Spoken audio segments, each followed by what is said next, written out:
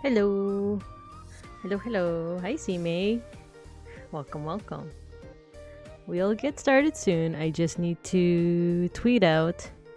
And, oh my gosh, I'm so full. I'm so full. We'll get started soon. Stop, Matthew, stop. Oh my god. I'm too hyped for Axel 3. Oh my god, that's right. That's tonight. That's like in 30 minutes. I understand if you guys wanna catch that. I actually might go a little longer today, but we'll get to that soon. Let me just tweet out, get some water, and then we'll start. 30 minutes. Ah!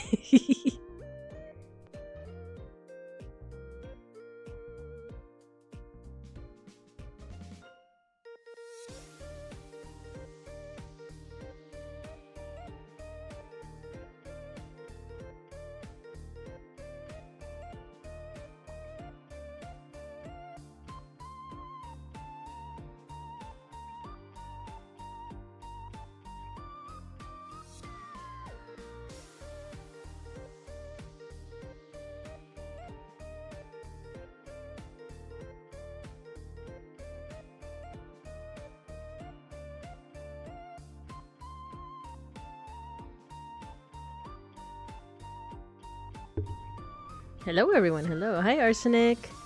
Hello. I didn't remember anything yesterday. Being awake at 3 a.m. is really something else. Oh no! Were you able to get any rest? I hope you're able to get some rest. Let's go to my Zatsu screen. Yeah! Let me adjust myself a little bit. There we go. Hi everyone. Hello. How are y'all doing? Oh wait, I should have music. Keep forgetting the music. Actually, since I have since I have Spotify, what if I play some Spotify? So a couple things. Oh yeah, C-May, I have a new like overlay. I have a new overlay setup. I'm trying to go for like a classroom type vibe, but it's still in development, as you can see. I just had a new idea, by the way. I had a new idea like earlier today because, I have a light switch, I have a light switch. Ready? Someone get the lights? Yeah. So I have a light switch. I was thinking, you guys know those like glow in the dark stars that you could like put on your walls and your ceiling? I don't know if people still have them, but I know back when I was a kid that was a thing, right? Maybe I should have something like that. So like whenever I turn off the lights, it glows in the dark, right? But yeah. I did a new I guess layout. What's it? Overlay. I want it to be kind of like a classroom. Like let me show you. Wait. If I do this. Yeah, there we go. This is my gaming set, or like kind of my default setup. So, video games will be on the whiteboard over here. And actually, maybe I can show you guys this. This is gonna be oh my gosh. It's just my model. I have to like adjust my model every time.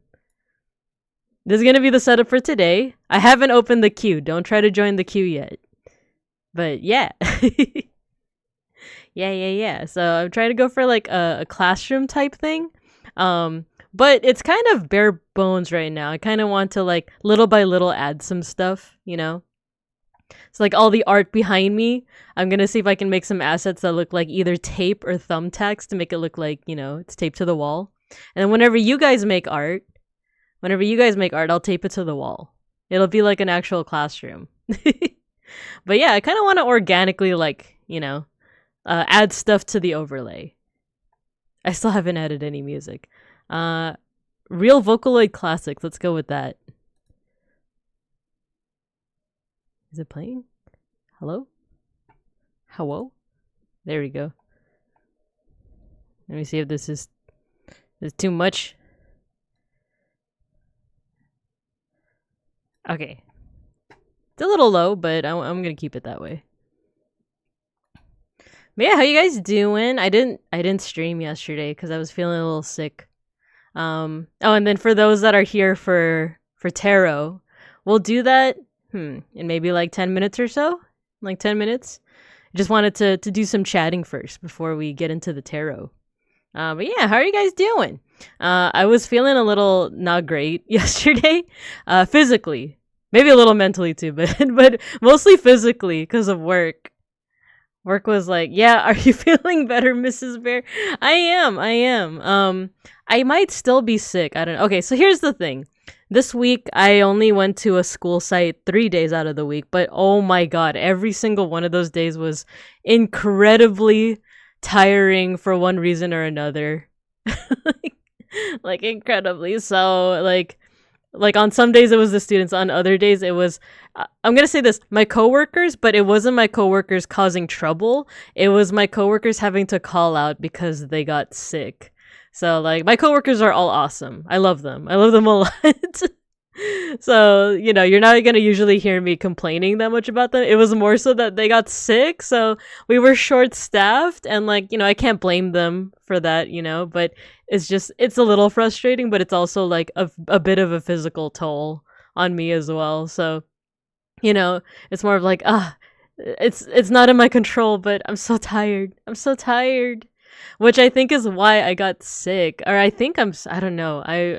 The throat's a little phlegmy. Yesterday and the day before actually not the day before, just yesterday. Just yesterday I had like a fever, but it was only for an hour. It was kind of weird. Like I felt like, like I had a fever. I laid down for a while, and then an hour later I was fine. So I don't know. Is that a fever, or am I getting hot flashes? Am I already I don't know. So, but yeah, that's part of the reason why I didn't stream yesterday is because I just wasn't feeling well physically. I went to see the ad board after work. Oh, did an apple a day keep the doctor away? I did eat a lot of fruit. Then I went to eat alone. Ad board. Ad board sounds familiar. What'd you eat though, Sime? What'd you eat? Did you get fruit? Like the ones on my desk? But yeah, so I wasn't feeling well yesterday. Feeling better now. But I do have a little bit of a phlegmy throat, and it doesn't hurt, but I remember this morning I like inhaled, right? I took a breath, and it didn't hurt, but it was a little like, ooh, I feel a little bit of pressure there. So I don't know. I'm hoping it's not the big C, I'm hoping it's not that. But, I still have my sense of smell and taste. I just ate. That's another thing, is that I'm very full right now. I'm so full. I ordered a lot of food because, well, first of all, Beans is out today. He's hanging out with some friends. He's hanging out, so therefore, give me a second. I miss him. He's hanging out with his friends. I could have gone too, but I'm sick. Or possibly sick. I miss him. But he'll be back. But yeah, it's because like it's been all day, or rather like he left in the afternoon, like a couple hours ago, and I asked him like, when are you gonna be back?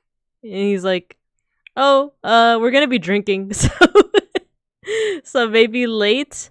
If we drink too much, we might not be back until tomorrow. No. But it's fine. I'm just being dramatic. I'm just being OA. As my parents say, I'm just overreacting. I just mess up. But yeah, so that's where I'm not. Oh yeah, so because of that, my mother-in-law also went somewhere over. She's staying overnight. Did you get your orb merch yet? Yeah, I'm gonna show you guys on the hand cam. My mother-in-law is also somewhere tonight, overnight. So it's actually just me and my brother-in-law in the house right now. And because of that, I was like, I don't feel like cooking. I'm just gonna order out. So I ordered a pretty big meal. I got some fries. I could show you guys on the hand cam too, now that I think about it.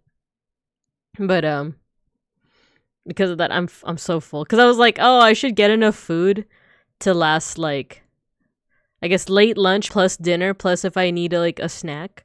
So I got lobster. Okay, for for non-Asian, or I don't know how to say this, for like, I guess, Western umfis, for Western bibimbap's. When I say these phrases, don't get your mind out of the gutter, okay? So lobster balls and fish balls. That doesn't refer to the testes of those respective species. It is lobster meat and fish meat that's been rolled into a ball and fried. So I got lobster balls and rice. So that's my main meal. And then I also got garlic noodles. I haven't tried them yet.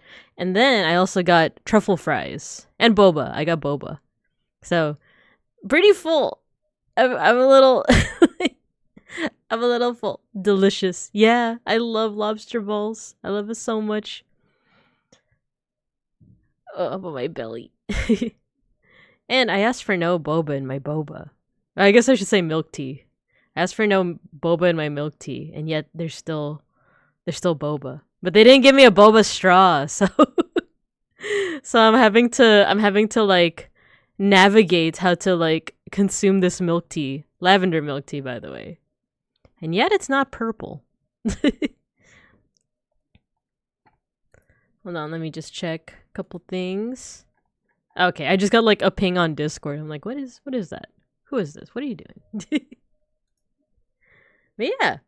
So I don't know. That's been my past couple of days. Oh my god, wait, I don't know if I should tell this story, but like going into the whole thing of like being super ultra tired this weekend and it possibly causing me being sick.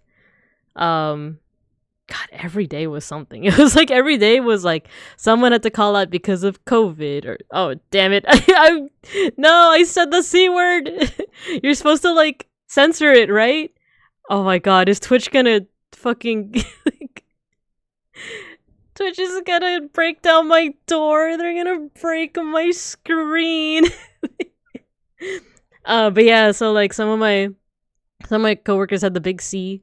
And then what about corvids? Yeah, I think that should be fine. Like, crows are pretty cool. I love them. Like I said, the main thing was like us being short-staffed because my coworkers were out sick. But oh my god, yesterday, the last day we were at that school, it was the students. It was, oh my god, I'd never been that mad before. Or I probably have, but like in recent memory, like two of them actually, like two of the classes I got were like infuriating that I had to like straight up give them like the lecture of a lifetime. Like, because my usual go-to is if students are being disruptive, I'm used to students being disruptive, right? I'm used to it. I know how to navigate that. One of my usual things is like, this is a little art program. This is optional. You don't have to be here. If you don't want to be here, you can leave. But but I don't know, like there was something about this class, like they were not only disrespecting me, they were disrespecting each other. And I think that's why I got so mad, because like, general courtesy is like, you learn this in like kindergarten. If someone's talking, don't talk while they're talking, right? And I understand why why students might do that to teachers. They're unengaged, they're bored, so they're gonna talk to their friends, right? I'm used to that, right? But when like a fellow student, when someone right next to you, like your peer, your colleague is talking, why are you also talking? Like, do you just not respect your fellow peers in that way too? And like, I don't know, it got me mad because like I would stop the class because like I would ask a question, right? It'd be like, I don't know, let me give a sample. What's your favorite animal, right? Like, what's your favorite animal and why is that your favorite animal? So like one student will raise their hand, I'll call on them, they'll explain, and then I'll hear like other people talking, and then I'll stop the class and say like, hey, like, we just talked about this, like, don't talk while someone else is talking. Like, I understand if you're doing it to me, but why are you doing it while your fellow students are talking? So this is what infuriates me, is when hi bear, where bear? Sorry, you entered right when I was ranting about students. So I stopped the class, and then the perpetrator, right? The talkers, they're like, oh, I'm sorry. And then we get back to the student, and then like they start talking again, and then the other part of the class starts talking again, and I said, yo, we just talked about this. And then they say sorry again, and that's what infuriates me when someone says sorry, but they don't, they're just saying it to say it. They're not actually sorry, right? And I got mad. I was like, don't say sorry if you don't mean it. And like, I don't accept sorry. I accept changed behavior, and your behavior hasn't changed. so oh my god, I got mad. And like, I like, they went about their like art project, right? Just like chatting with each other. And then like, I would occasionally hear them just make offhand comments about each other's art. Like being like, oh, why does yours look so weird? Like, how come yours looks like that? Like, what is that? Blah, blah, blah. And just being like all around like rude to each other. And I don't know, like I said, I don't even get that mad when they're that rude to me because I'm used to it. It's like, it's when they're rude to each other that, I don't know, that just like flips a switch in me. Of like, you guys don't have to be like best friends, but at least like, I don't know, give each other like a modicum of respect. That's what I've told my exes. Oh no, Bear. Oh no. And then like they finished their art projects, right? And then like they eventually started, or not finished. There were parts where like some of them finished, some of them didn't, and then like people were offering each other like extra clay, which is fine. That's fine. But then they started fighting over the extra clay. Like one student would be like, "Oh, who wants some of my clay?" And then like 5 students would be like, "Oh, I want it, me." And then they would like physically start fighting over it. And I had to like break them up and tell them to stop. And then the very end of class, right? The very end of class, like I told everyone to like, no, wait, there's one more part before the end of class. After a while, I tell them to clean up. I say like, all right, guys, it's time to clean up. And one student straight up yelled like, no, it's not. And that activated like the like, excuse me, in me. I was like, what? And then I was like, no, wait, we have to clean up. Like, you guys have to go to your next class, Like, and then, yeah. It's like, it's time to clean up. No, it's not. Excuse you? I'm the teacher. So I told him to clean up, and then like a student is like, is not eat the child instincts. Yeah, there's certain things that like, you're taught as a teacher to like, try not to yell at them, try not to like demean them, try not to be mean, right? But there's certain things that can trigger just like the like, what the like, excuse you? Uterus the fetus. And then there was like one student who, like I said, it was time to clean up. They weren't cleaning up, and then like I just got mad. I was like, everyone, like, take a seat right now. Like, you, like, all of you take a seat. You guys are wandering around too much. Take a seat. I had to like repeat it 5 times, and then like everyone took a seat, and then I dropped this. I was like, based off your behavior today, like based off like the way that you disrespected me and my other fellow educators, do you think you deserve to take your art project home? Even me saying this right now, I feel bad saying it. I feel bad because they just made this like awesome art, right? Yeah, they were like throwing shit and like being rude to each other, but they still made like cool art, right? I felt bad saying that, but I was like, do you think you deserve to take your art home based off like everything you guys did today? And like surprisingly, they were like they were legit like, no, I don't think we deserve to take it home. So at least they were, I guess, self-aware. There was at least that, but I kind of like I said, I feel bad, but I did kind of go off, and I was like, the way that you treated us is like unacceptable. Like, you it went kind of deep, and I don't know if this is gonna be like scarring. Like, if this is a little too much, please tell me if I went too far by saying this, but like the way that you guys not you guys, the kids, the way that the students disrespected me makes me feel like you guys aren't treating me as a fellow human being. And I was like, do you guys see me as a fellow human being? And they're like, yeah, of course we do. And I'm like, well, then why, like, how come every single time I told you guys to do something, you did the opposite? Or every time I told you like not to do so, or yeah, basically like every time I said something, you guys did the opposite. You guys disrespected me, you guys disrespected each other, blah blah blah blah blah.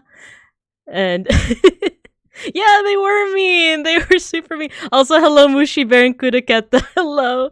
I'm sorry. I'm sorry. I think in another stream I was like, I'm never gonna rant like that again. But man, hi Mushi. I'm just talking about my day yesterday at work.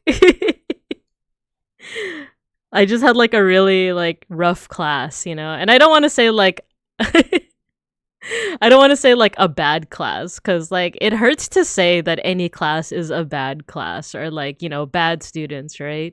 But for sure, like there were like they were a struggle for me to deal with. And like, I don't know, maybe there's just some like, I don't know. Like, you love my rants? Oh no. That's true. That's true. Students do have whirlwind days. That's the thing. Like I'm used to that. It's the fact that it was so many of them. I'm used to like 1 to 2 students being like chatters, right? Like that's fine. Cuz that's easy to just like, I need to take them outside and just have a chat with them, right? Just being like, "Okay, if you don't want to be here, you don't have to be here." That kind of stuff. And usually the students come around.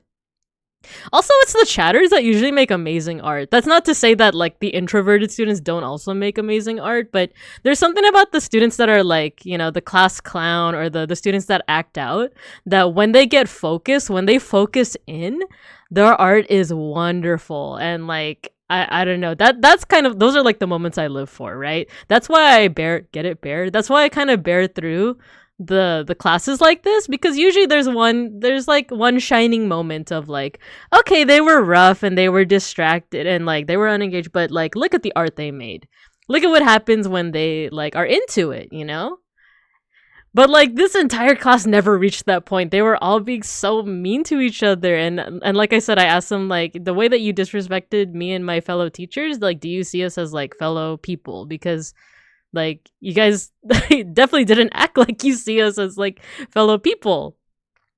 They fell silent. They fell super silent. And then a couple minutes later, their teacher came in because their teacher had stepped out for most of the class and then came back. And then she asked like, how were they? And I was like, I gotta be honest, it was a bit of a struggle. And she was like, oh my god, I'm so sorry. And here's the kicker. She was like, are there any specific students that were just like really, really bad? And like it broke my heart to say like it was kind of all of them. Like it's easier for me to point out the students that were like on task and not being mean to each other. And she, like, the teacher herself was like, I'm so sorry.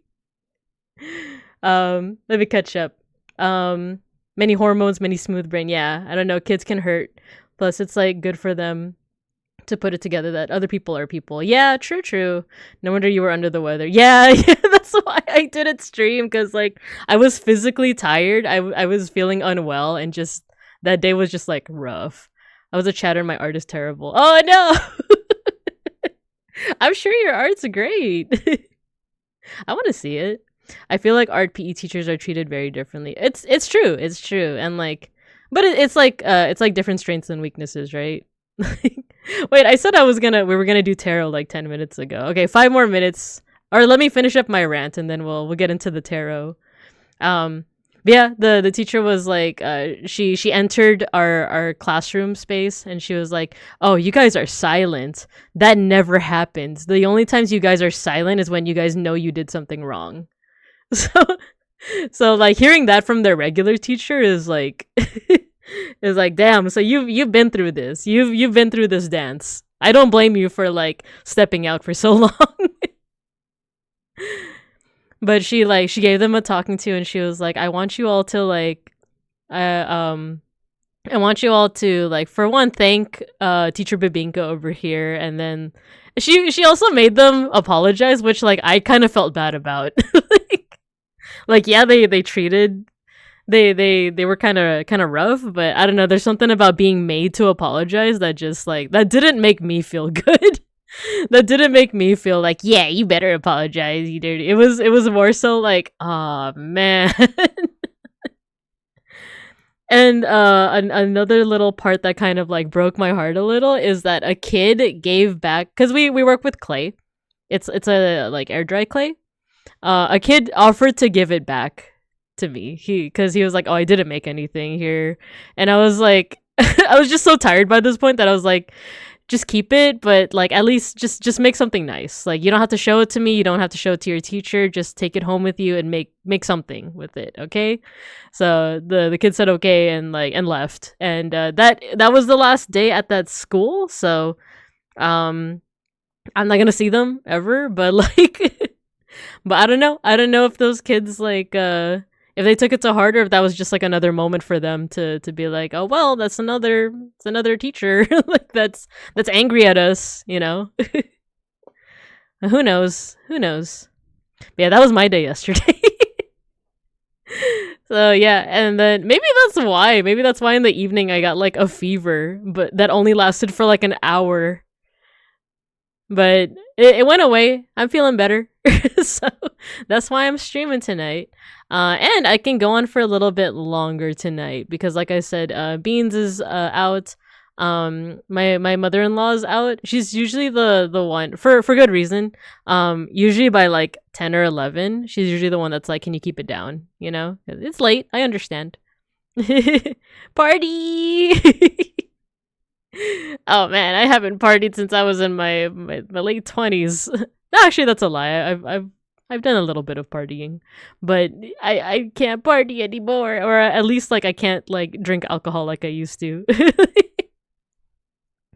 But yeah, I can go for a little bit longer. I might still have to put my volume down once it reaches like 10 or 11 if it gets to that point.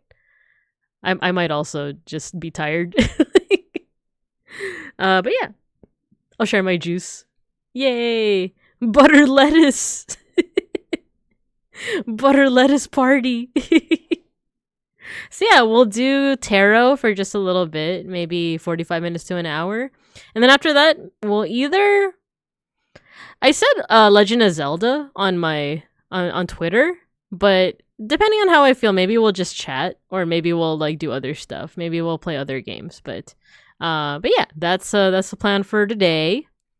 So with that, let's let me get set up. Let me get my hand cam set up. Heckums.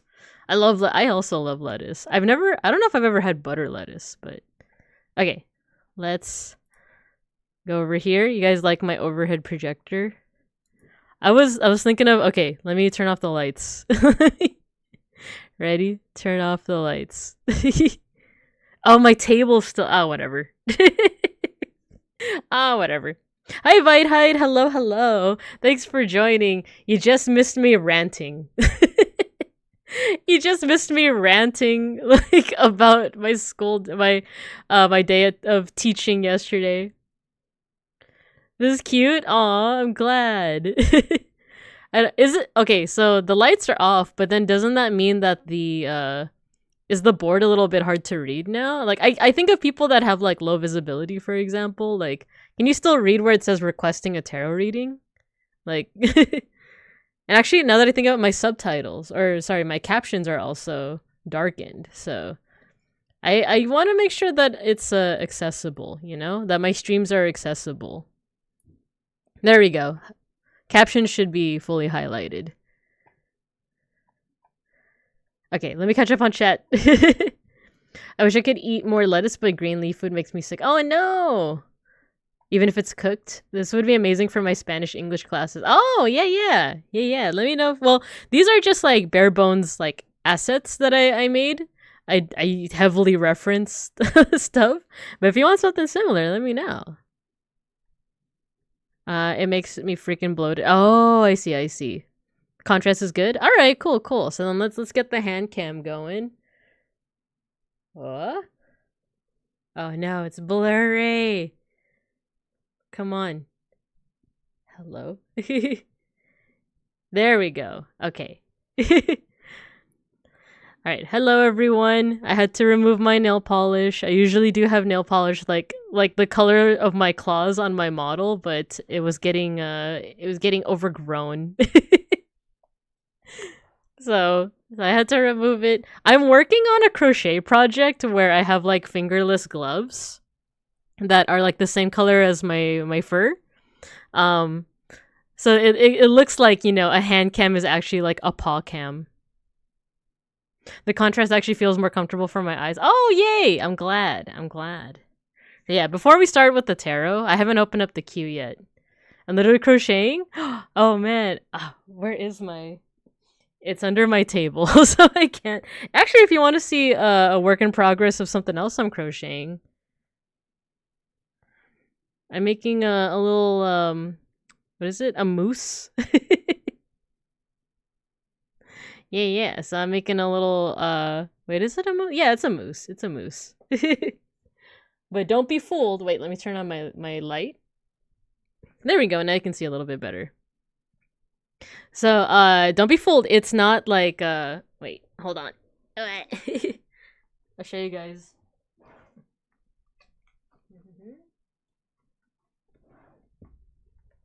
Oh, it's a reindeer. It's a reindeer. So I use this thing called Woobles. I think it's thewoobles.com. And I can't show you the password, but... So it's like a service that like they send you all the supplies you need to like learn how to crochet. So like this is one of those projects. I still have to make the antlers, and I'm actually working on that. I was working on that earlier today, you know?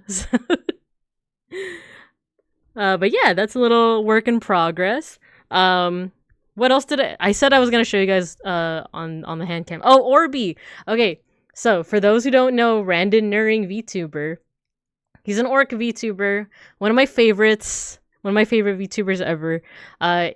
Recently he released some merch with a another streamer. She's also artist and like, you know, creator, Omona. So I got all of it. So the one thing that I got, the orb. Look how like massive.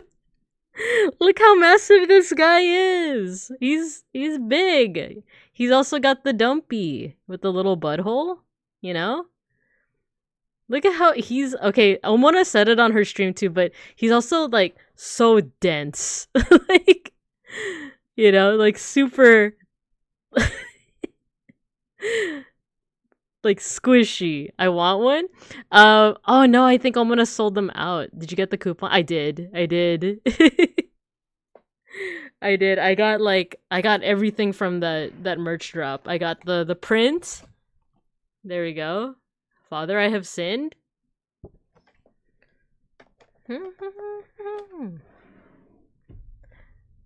He bounces. I don't know, should I... Oh my god, that was not a bounce. That was not a bounce. Just like random sometimes. Oh my god, yeah. just me saying like he's so fucking dense. Like, he got the thick dumpy. He's so fucking dense. Just like Randon himself. No, but yeah, I love him. I got my orb today too. He's so much bigger. Yeah, no, me too. I thought it would just be like a small, like, I don't know, like the little moose that I'm making. I thought it'd be like that big. Like, look at the size comparison. You didn't get a coupon? Oh no. I think you can probably like... Do you think you can like DM Omona about that? I don't know. Let's see. Or maybe do you think it was like you had to get like the full set or something? I'm actually not sure. I was broke during sale time. Oh no, it went so fast. It sold out so fast. Like, I think these might have been the first to sell out, or I think it was the Minchie stickers. I got the stickers too. Let me see if I can get it.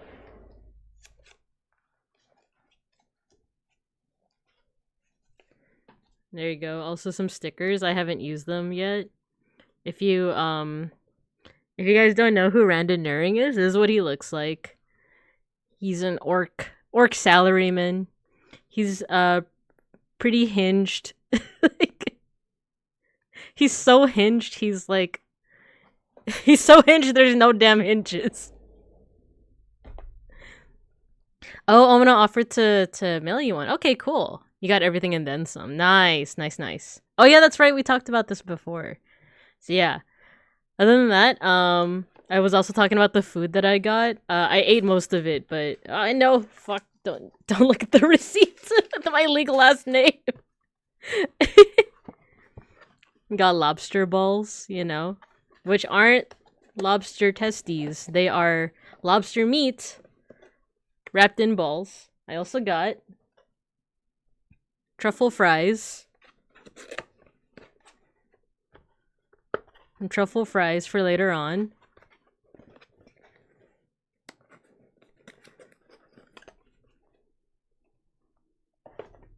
Put a pic in Discord of my receipt. Truffle fries. And then I think these were garlic noodles. Yeah, you see, I got like a whole ass meal because I was like, I don't want to cook. There we go. See? Some noodles. Those fries you need. I'll ship them over to you. I'll I'll teleport them over to your location.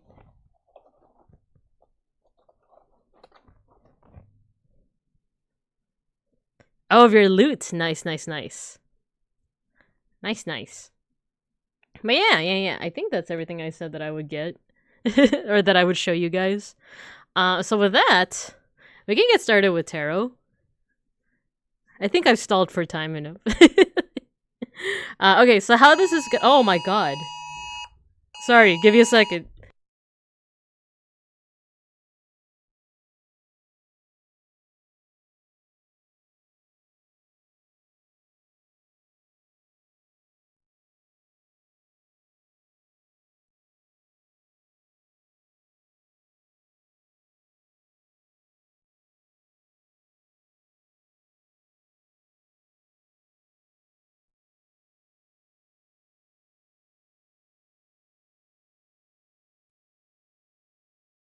Give me a second. Give me a second. It was one of those like emergency alerts, but give me a quick second.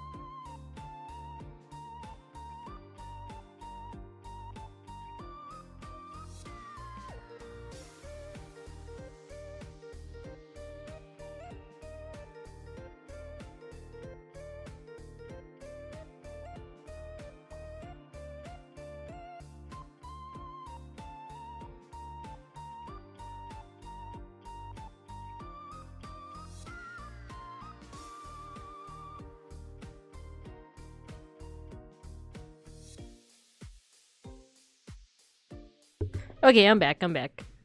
We're good. Yeah, it was one of those like emergency warnings for weather, and the weather in Los Osos has been kind of crazy, but I had to step away because I was like, wait, this location sounds like kind of familiar.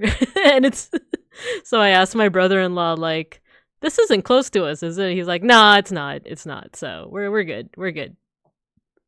Yeah. Sorry if that was super loud because my phone was literally right next to my microphone. So sorry about that. But oh yeah, I turned this off. There we go. But with that, let's go ahead and start with once the camera focuses, we'll go ahead and start with there we go, with some tarot cards. So before I open up the queue, this is how this is gonna work, especially for those who have never tuned into any of my tarot reading streams before. Do we need to evacuate? We could. Essentially, yeah. It was like, do we need to evacuate right now? But no, we're good. It's far. It's cause like the not to dox myself or nothing, but like it's because the warning was like this seems familiar, but it turns out it's because like there's a similar sounding location. And stop doing that, Matthew. Don't summon him. You summon him, I'm gonna draw nothing but towers. So, but yeah. So, how this works is that this is the deck that we're gonna be using. We're gonna be using Tarot of the Divine. And I think a lot of you have tuned in before to my tarot reading streams, but just to explain, like it's gonna be just like one card readings because that's kind of all the energy that I have for tower defense. That's the only energy I have like much for. Play Orcs Must Die on stream. Oh my god, what is that? So I'm gonna shuffle it and make sure that there's a good mix of like right side up and upside down cards. And then as you can see, I do have a disclaimer that's like scrolling by to my left. You haven't? Oh, you haven't tuned. Oh, tower defense against orcs. So for me personally, there's different first time I've gotten them read. Oh, okay. So as you can see on my oh yeah. So the queue is not open yet. The queue is not open yet because I want to explain it first. So as you can see with my disclaimer, I use tarot for reflection and introspection. I personally don't believe them to be, magic or otherworldly or anything like that. I just use it as a way to direct your thoughts. So if you, let's for example, draw a card and get this card. This is the strength card. I believe we drew this for Akashi. Then like I don't believe it's saying that like, oh, in the future you're going to be magically granted with strength, or like in the future like you will have strength. This is more so for you to like think about the meaning. So for example, like what is your personal definition of strength? How can you apply it to whatever your current situation is? Another thing is that when a card is reversed, or that's what it's called when it's like upside down. When it's reversed, it doesn't necessarily mean the opposite. It doesn't mean that like, oh, the cards are saying you're weak, for example, in the case of strength. It's more so thinking of like there's something blocking you from manifesting the original meaning of the card. So you might want to ask yourself like, what is preventing me from manifesting inner strength? Stuff like that. So weak ass. So yeah, that's basically how the tarot card readings usually go. It's not necessarily like predicting your future or predicting how other people like think of you or other people's actions. It's more so for you to direct your thoughts. So if you're a fan of journaling, then think of this as like the theme for the day for your journal. It's like okay, how can I manifest strength? Or let's see what happens if I draw another card. 4 of coins. 4 of coins. I have to. I'm trying to remember the meaning of this one. This seems like it has to do with shelter. I also have a cheat sheet. Let me get my cheat sheet out. So the way that I personally read the cards too is I do a little bit of mix of the cool thing about this deck, for example, is that it mixes folklore, religion, and mythology with the traditional meanings of the cards. So like the cards themselves have like their own meanings. Like the 4 of coins is usually associated with like let's see. Having like money on the mind, essentially. But here it's mixed with like other symbols from like a specific story or specific like religion or mythology. So it's intermixed with that. And then for me personally, because I'm an art historian, I also do a little bit of art analysis. So for example, this card it has like symbols of like protection and like protection, but also being kind of withdrawn, like the figure in this card seems like she's being sheltered by the bird, by the vulture. So it's a little bit of a mix of like the traditional symbolism, the story that's being shown here, and then my own personal like interpretation. So yeah, that is I'll also explain like what it means by like the coins and stuff like that. You really like that art? We could look into like what this one comes from. It looks indigenous, right? It looks indigenous, specifically like it reminds me personally of like Peruvian or South American. Yeah, it does look native, but let me see. So the 4 of coins. I just drew this as a sample, but let's see. Oh yeah, and I have a little book here. It's a little cheat sheet. The Condor's Wife. Oh, it is! It's Peruvian! I was right. Okay. Aymara folktale. 4 of coins represents greed and unwillingness to open up or share. Condor covets his wife, who does not like his lifestyle or living with him. He recognizes her unhappiness, but is unwilling to make changes to set her free. So hoarding, possession, financial stability, reverse gambling, and recklessness. So yeah. Yeah, that's just like a little sample of what to expect. So with that, I'm gonna go ahead and take the deck out. Oh no, there's like a little like string that's usually helps me take all the cards out, but it's buried, so I'm gonna have to do this little by little, or just do this.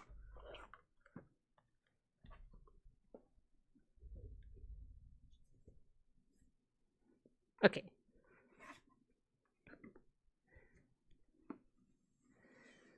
And let me do one thing before I open up the queue, and that's adjust the Spotify a little bit. Because as you can see, the Spotify, like, the music is not showing outside the desk.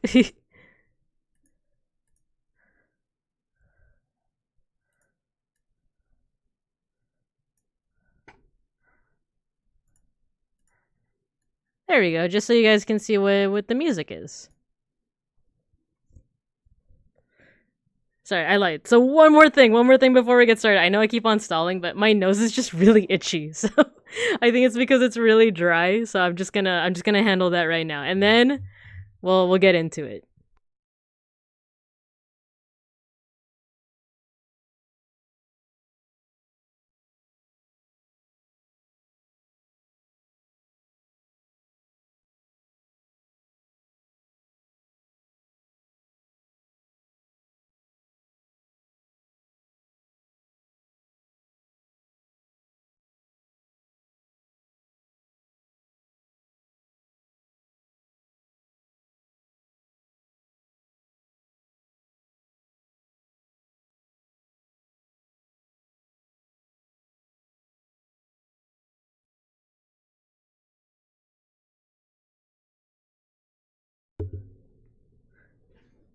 Bear sneeze.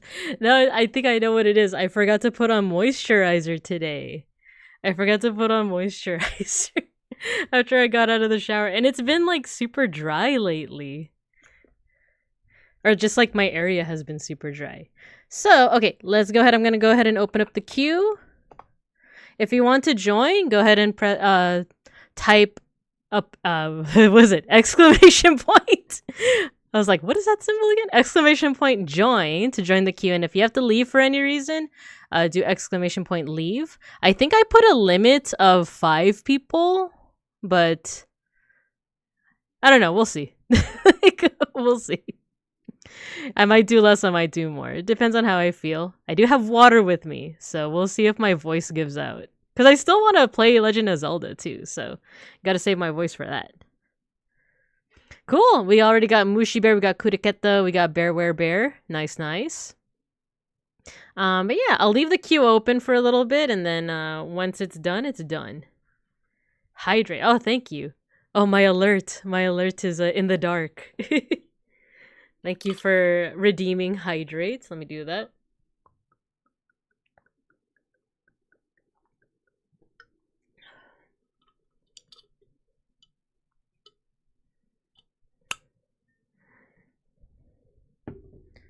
Gotta save your voice to go, yeah! Ha! Thanks for joining, Matthew. Okay. Alright, so let's go ahead and get right into the swing of things then. Let's go ahead and start with Mushi Bear. Let me do my command real quick. I believe it's next. No, I accidentally. Okay, I didn't mean to skip Mushi Bear. Don't worry, I'm not gonna skip you. So I just wasn't sure if I need to click next in order to like put it to Mushi Bear. So we're gonna do Mushi Bear, then Kureketa, and then Bear Wear Bear, and then Matthew. Okay. Actually, is there a way to do like previous? Is that like a command that I can do? Previous? No, it's not a command. Okay, we're just gonna go ahead and go with Mushi's. So here are the cards. No, I'm sorry, Mushi. You're still getting your reading. You're still getting your reading. I just keep forgetting how the bot works. So I'm gonna shuffle right now. Usually when I do readings for people in person, I have them shuffle, but obviously we can't do that virtually. So what I do is I shuffle it myself, but I have you on the mind, you know. And like I said, even though I don't see the cards themselves as like supernatural, I am like a little bit like, I'm not superstitious, but I'm stitious, you know. So sometimes I am like, you know, you wanna get like the energy in there, right? The energy of that person in there. What does the tower mean? Ah, that's a fun one. So the tower is like infamous. Because it's seen as like kind of like the bad card in tarot. It's funny because like there is two cards that might seem like they're bad at first glance, like death. Death is one of the cards in here, but it's actually not a bad card. Usually death represents like transformation or like a big change or like upheaval. So it's not always negative. It's more like the death of something else. I'll also explain what the game is, don't worry. Another one that is seemingly really negative, it also can be pretty negative, is the devil. There's a card called the devil in here, but that one is also not that bad because it's more so like it's like calling out a vice that you may have. So like, oh, like you might be like addicted to something, you know, or you might want to think about what you could be addicted to. That's what the devil would represent. But the tower is infamous because like the symbol for the, or not the symbol, the meaning of the tower is usually like if death is like a big change or upheaval, tower is that times 10.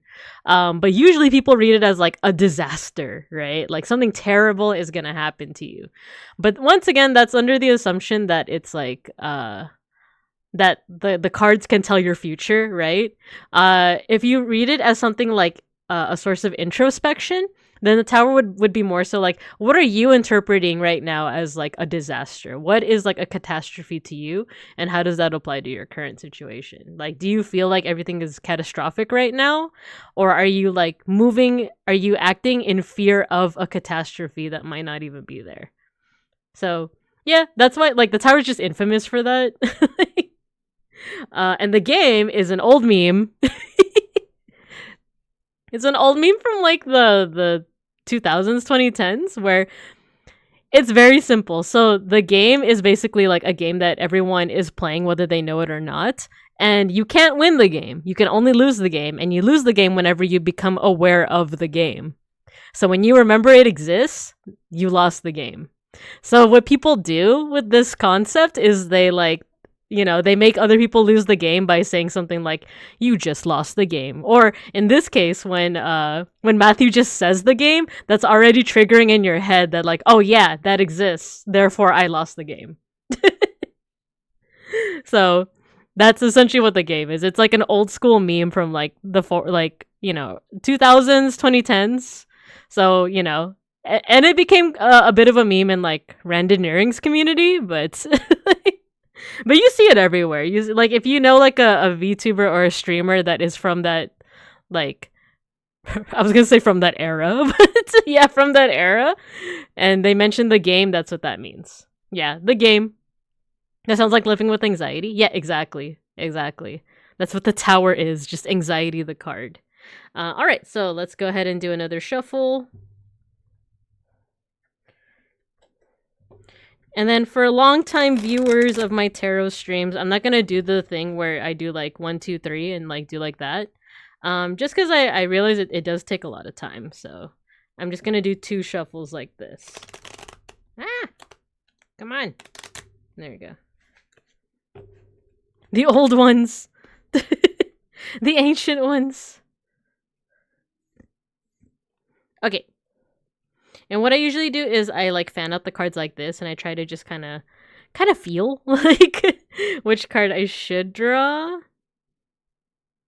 I also love this song. All right, so this is Kursamushi with the reverse. No, Kuraketa. And also, yeah, not all reverse cards are negative, but there's a running gag of like Kuraketa just always seems to get reverse cards. The game. Hello, fellow olds. Yeah, exactly. Hi, Dia. Hello, hello. You caught us as we're doing tarot readings. So, all right, here is Mushi Bear's card. Oh, we were just talking about this. We were just talking about this. You've drawn the death card, Mushi. Dun, dun, dun. But don't worry, like I said, it's not necessarily like a negative card. It's not necessarily saying that someone in your life or you are gonna die, you know? I'm so excited. I love death. No, yeah, it's not saying hi Arsenic. Oh wait, you're here earlier. Yeah, it's not saying that like, you know, anyone or anything in your life is gonna die. It's more so think of it as like, is it the first death card? I feel like someone else drew death before. Because I remember seeing this artwork. If you guys want to take a closer look, my nose is still itchy. Okay, here is the death card. My camera is having trouble like focusing, but you can see a couple of details in there. Does losing the game count as death? I wouldn't say so, because this is you know, for death it's usually like the symbolism is usually with change, you know, like big change, some kind of upheaval or something in your life that's just like going through some kind of transformation. The image here, I forgot the original like myth, but we can look into it, or the original like tale. But if we analyze the card, just going off of the imagery, we're seeing like a female or female coded figure that is kind of like about to unveil or about to like pull the covers on another figure that is sitting up in bed. You could see like that's kind of implied here with the hand that's just like on the bed, but this figure is also casting a shadow on the veil with a skull. So this figure, you can kind of imagine yourself as this figure, like you're about to kind of unveil something, or you know, you're about to like reveal something that could be changing, like life changing. Maybe not like life changing, but just changing, like instead of life changing, think of it as like moment changing. Like this part of your life, there's gonna like, you want to think about like, is there gonna be some kind of like big change? I do hesitate to, like I say that like, oh, there is gonna be a big change in your life, because like I said, I don't want to make it about like something that will, like, this isn't predicting the future. This is predicting your own mindset about the future. So like, is there something in your mind that you are kind of like thinking about in terms of like a big change, or something that you're interpreting as a big change? Because it could be something as simple as like, I didn't even think about the game, you lost it first. Mushi face reveal. Because for example, like you know, for my streams, I just I have the overlay now. I have the like little classroom overlay. That isn't so big of a change, right? But like, depending on how you feel, or depending on like how I felt when I was making this, it could be seen as like, oh, this is going to be a big change to my streams, because now like it looks like it's a little bit better quality. So it could be something that is like an actual like small change, but you could also be interpreting it as something that is going to like change the game. Also the game. Typing the game requires thinking about the game. We lost the game. So yeah, like those are just a couple of like interpretations with the death card. That like something big is going to be unveiled. It could be you unveiling something big, kind of like you were saying like, oh, Mushi face reveal, you know.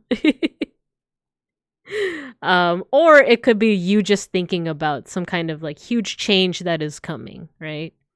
It could also be like, It could even be like, I guess, negative, kind of like what we were talking about earlier with like the Tower card, where it's like you could be anxious about a big change. There could be something on the horizon that you're thinking about, and you might be kind of hesitant to like face that change because you can't really read the expression on this person's face.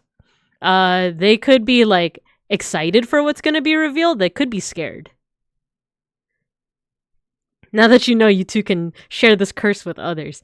Yeah, exactly. The big change, Mushi Bear, might have been the fact that you know what the game is. And now you could just like curse people with it. Or it's a surefire way. It's like a litmus test, you know? It's like a litmus test to see who are the old people in your chat. Now you could be like the game, and then whoever reacts, you could be like, I know what you are. So that's both the traditional meaning of this card plus my own interpretation based off the tale, or sorry, the imagery. However, we can also refer to the book. God, I love this song. +1 in internet citizenship. Interesting. So, the tale is from the White Bear King, Valamon. It's a Norwegian fairy tale. It says here, death is a huge upheaval, potentially representing the death of one way of life and the start of a new one. Life changes irrevocably, and there is no way to go back. Change is necessary. The death of childhood is important in order to grow up. So upright, it can mean metamorphosis, evolution, loss, transition, or change. And reversed, stagnation, immobility, stubbornness, festering, and decay. So what that basically means is that, like, had this card been drawn like this, it could represent that, like, you're being resistant to change, that, like, you're either being stubborn or you're kind of hoping that things stay the same, that things stay, like, stable, or things stay the way that they are forever and ever. Because, you know, there's a certain comfort in that. But because it was drawn this way, this is almost saying that, like, you might be welcoming or expecting change right now. Yeah, festering. Exactly. Do I level up? White Bear? Yeah. Eventually become a meme lord. Exactly. I don't know too much about the original tale. I love this song too. It's Matryoshka. Okay. Valimon White Bear King.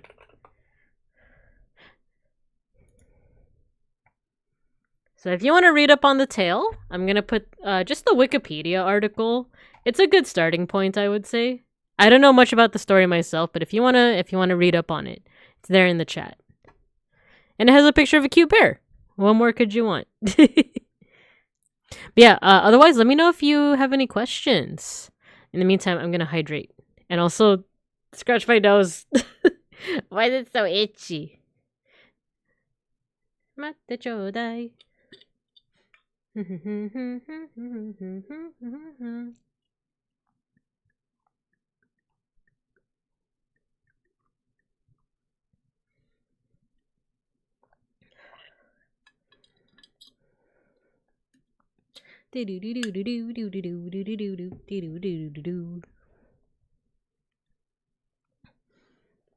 Alright, if you have no other questions, the children gave you the itchy nose.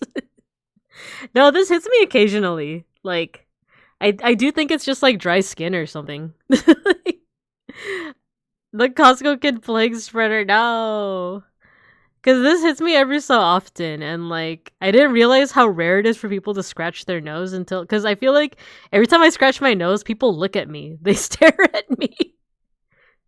And I have to be like, you know, like, I'm not the cocaine bear. I'm not on the stuff. Never touched the stuff. Just the fact that the devil's lettuce, it makes me paranoid. I can't be doing anything stronger than that.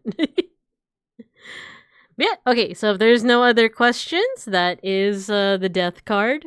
Making sure you're not picking it.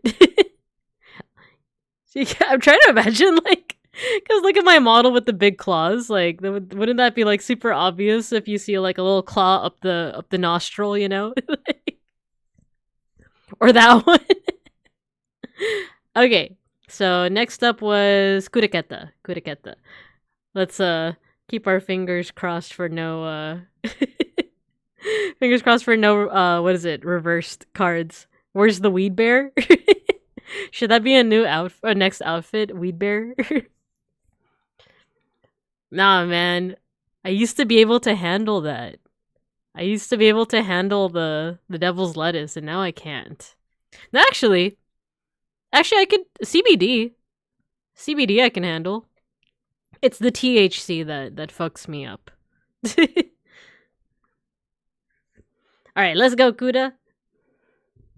Let's do the double shuffle. Ganja bear farmer outfit. Oh my gosh. I thought we were talking about the other stuff. Oh, I love this song too. We talking about the ganja or are we talking about the CBD's fine. I actually had CBD coffee the other day. Beans got it for me. And it made me relax, but it made me a little too relaxed. Like I really needed to like nap throughout the day. So I think CBD actually might be good like if you have anxiety. Like I don't know. It felt really nice. The CBD coffee. It felt really nice. But like I said, it worked a little too well. I was like very sleepy throughout the day.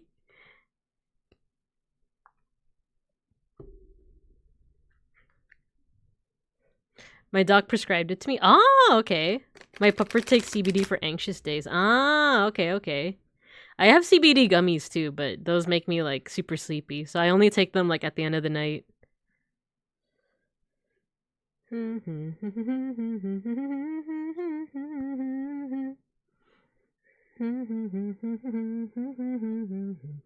Okay. Let's do this. Good at the manifesting a right side up card. This song actually makes me like very pumped. Actually, I'm gonna put the volume up a little. You guys need to hear the disappearance of Hatsune Miku.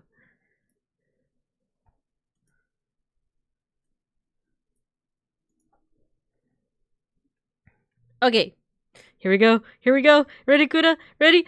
Oh, god damn it. I'm sorry. At least it's a card we've seen before. It's a card we've seen before, right? I'm sorry. Couldn't get the... It never misses. There was one time, wasn't there? Wasn't there one time where it was right side up?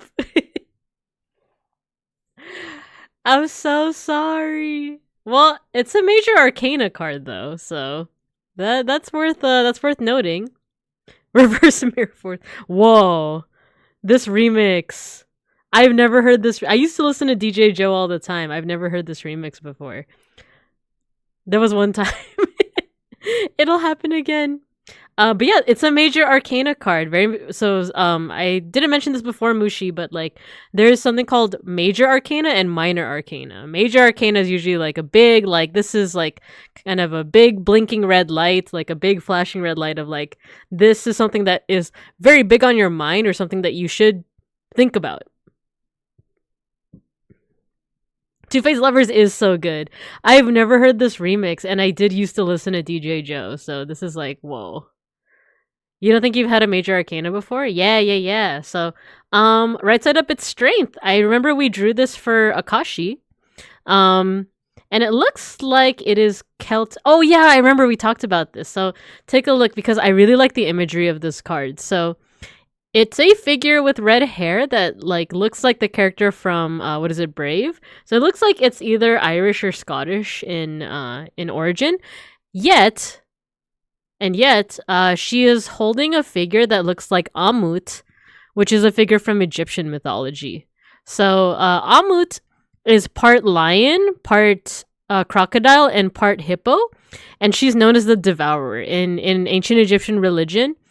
It's believed that when you die, your heart is going to be weighed against a feather that represents truth. So if you lived a good life, then your heart will be lighter than the feather and you get to have an afterlife. If it is heavier than the feather, that means that you did a lot of bad things in life and Amut will devour you. So she herself is not evil, but she is the one who punishes evildoers by like eating them essentially. And she's doing it on behalf of like truth and justice. So she's a positive figure essentially, but a fearsome one. And yet here, this figure over here from another region entirely is kind of taming the beast. They're holding it, they're closing the mouth, but it's not like a forceful like, it's not a forceful closure of the mouth, if that makes sense. She's like gently taming the beast rather than like forcing it down. So this card can represent like, being able to tame your inner demon, so to speak. I do remember that it was reversed though, so we'll get into that. But yeah, so like this idea of your inner strength, taming your inner beast, essentially, or your inner worries. If you think about like Amut, what she symbolizes, like I said, she's a good figure, but she's a fearsome one, so she can be scary. So this can also be like taming your inner fears. However, oh my god, it's Popipo. It was drawn reversed. So this can mean like not necessarily a lack of inner strength, like we were joking around before. It doesn't necessarily mean the cards are calling you weak, but more so that something is preventing you from manifesting that inner strength. If I'm trying to imagine like the reverse of this, it would be like, I guess Amut is a really good symbol because, like I said, she's a symbol for justice. She's a symbol for good, but she's scary. So it could be realizing that, ooh, hello. Thank you for following Tiriara Yan. Thank you. So it could be like this idea of like you might be misunderstanding something as a fear or a weakness when it's actually a strength or a good. Because like I said, Amut gets this reputation of like, oh, she's evil, because she eats the evildoers, but when in fact she is a force for good. So it could be like you might need to kind of rearrange your mindset of like, is this thing that's negative? Could it actually be a positive? Hello, Bear. Hello, chat. Hello, Tiriarian. Hello, welcome. We're doing a little bit of tarot card reading for today. Feel free to sit back and chill. If you would like a tarot reading, there are directions on the board next to me. But right now we are reading Kurikata. They drew the strength card, but reverse. So we're talking about the symbolism that we're seeing here. So yeah, it could be a matter of that, like trying to assess like what do you see as a negative, and could it actually be like a net positive for you, or something for the greater good. The actual figure that's holding Amut's, though, I have to look into it.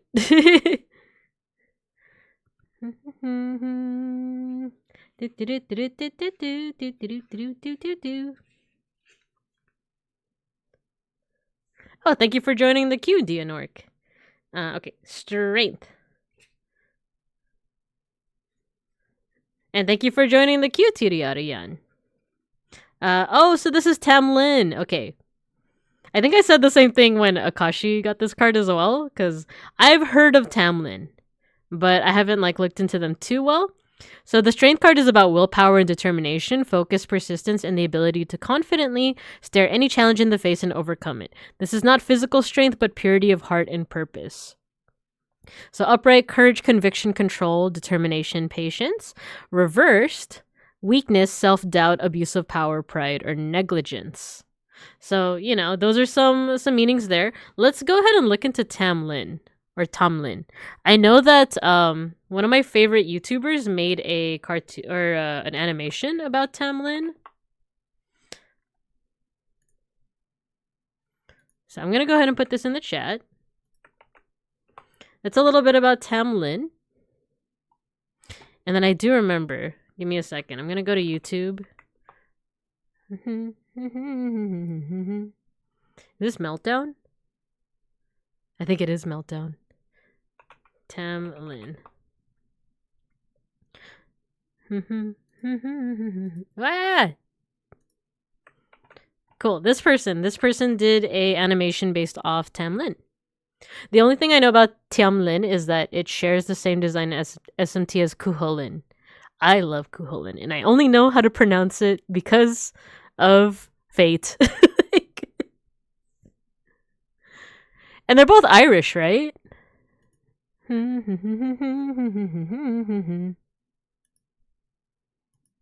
Ah, cool, cool. So yeah, I'm gonna need to review all about Tamlin, but yeah. They're both Irish. Cool, cool, cool. Yeah, I need to look into it a little bit more.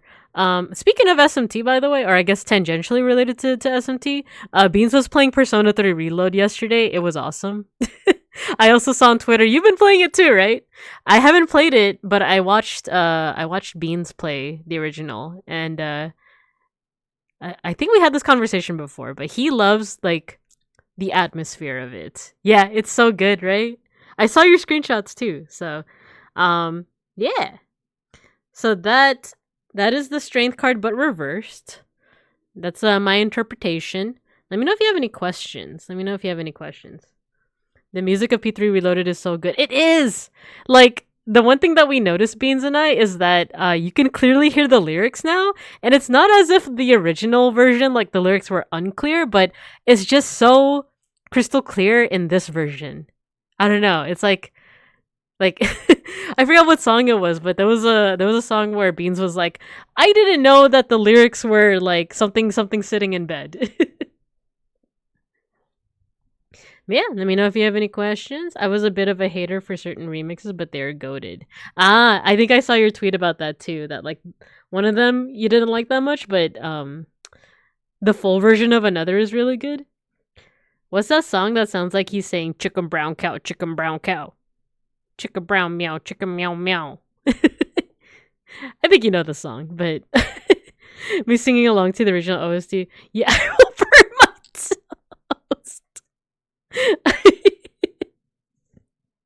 Oh my god. Yeah, that one song that I just said, like I keep hearing it as like chicken brown cow, chicken brown cow, chicken meow meow, chicken meow meow. And I'm like, is that not the song? Is that not? And then speaking of SMT, the oh my god, I have to show you guys a meme. It's I feel like Kuraketa, have you seen the one that's like play a real SMT game?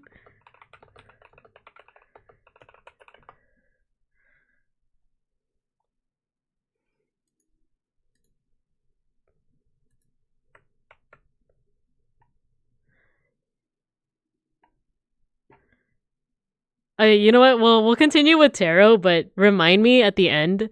I want to show you this video. It's just called "Play a Real Shin Megami Tensei Game," and it has to do with like the music and Persona and SMT. But me and Beans like make reference to it all the time. But yeah, let me know if you have any questions. Otherwise, we're gonna go ahead and move on to the next person, which I believe was Bear. But let me check. Yeah, it's Bear. You've seen it, Kuraketa? You've seen it? Awesome. I'm gonna play it later. You guys gotta remind me. Okay, so that is strength reversed. Thank you for the read, all clear. Awesome. Thank you, Kuraketa. Thank you for always requesting a reading too. It's fun to hopefully not get like reverse cards, but you know, it's nice to kind of like see the development, right? Okay, so let's go ahead and start a reading for Bear.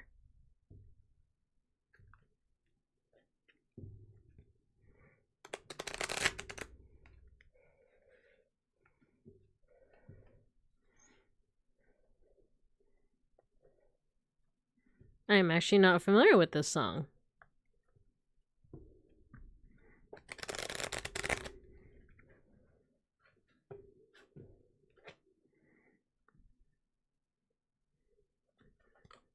And let me shuffle a little bit more. Ah!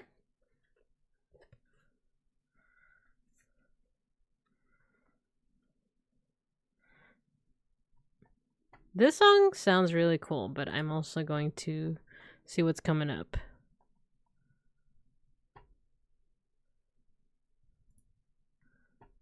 Oh my god, I love this song.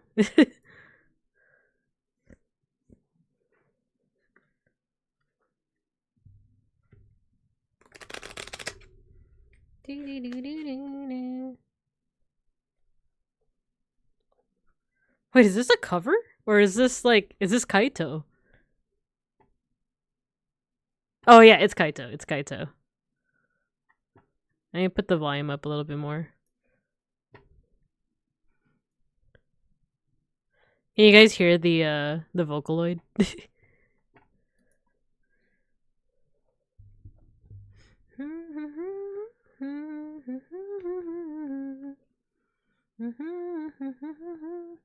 Kaito, my boy, so goated. Okay, let's go ahead and pick a card for Bear. Beans! Beans! Beans! Beans! I miss you! Hey, Mega Bronson, thanks for joining. Thanks for joining the queue. How's the hangout? You guys having fun? I think I mentioned it earlier, but Beans is out hanging out with friends. That's why I miss you. I miss you, and I love you, and and I know I fucked up, and have you guys seen that video? Have you guys seen the? I didn't fuck up. I'm making a reference. What position am I in? We're sloshed. Are you guys coming home? Are you coming home? Hold on. Let me see what position you are. I just have to remember my, the commands for this bot. It's list. We are currently on Bear. Then we're going to do Matthew, Dia, Tiriara and Mega Bronson. Not that sloshed? Okay. Okay, let's go ahead and draw a card for Bear.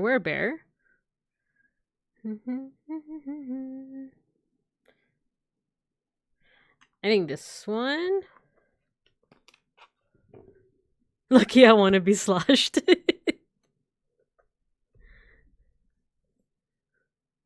Okay, let's go ahead and get this card for Bear.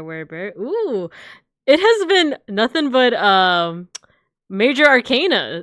Like, we've been getting a lot of major arcana cards. So, all right, you got the Hermit reversed. Hello, welcome Fenrir Adra. Yeah, give us a second to yeah. So once I finish this reading right now, Fenrir can take your slot. Type in leave Mega Bronson if you want to give your slot up. And then Fenrir Adra can come on in. But yeah, thanks for joining the stream.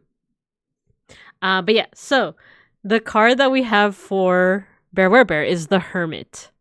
I think I've gotten the Hermit before. Oh man. I think so, because I've definitely drawn this card before. Was it for you? Or because I remember you said that this is this your first time?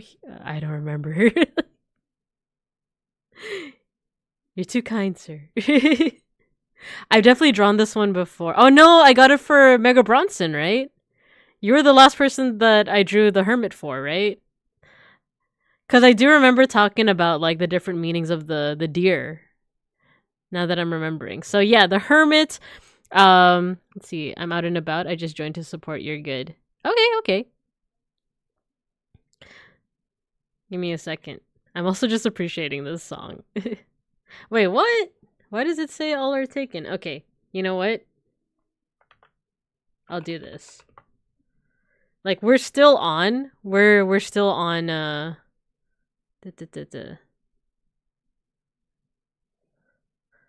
Oh, you know what? I think it's because. Oh, it's because Mega Bronson didn't put leave. Mega Bronson, you have to type exclamation point leave, and that'll also free up a spot. But I also just freed up a spot by doing next. But yeah. But we're still doing Bear. Don't want to interrupt Bear's reading? Yeah, no worries. Yeah, we'll go ahead and do this reading. So as you can see, there's a solitary figure in a hood, and they're traversing through the forest, right? Right behind them is this white deer, stag, right? Is stag like that's the term for like a male deer, right? It has the antlers. Or reindeer. I'm actually not entirely sure. There we go. Fenrir Ardro, you're able to join the queue. Nice, nice. But yeah, so the hermit is traditionally associated with like it's like loneliness without loneliness. It's like being alone but being being okay and comforted with that feeling of being alone. Um it's funny to say this while playing this song, Kokoro, because I remember there's a lyric that's like, being alone is so lonely. But this is more so that like it's not loneliness. It's being by oneself in order to like reflect. And if you're introverted, it's to recharge your battery.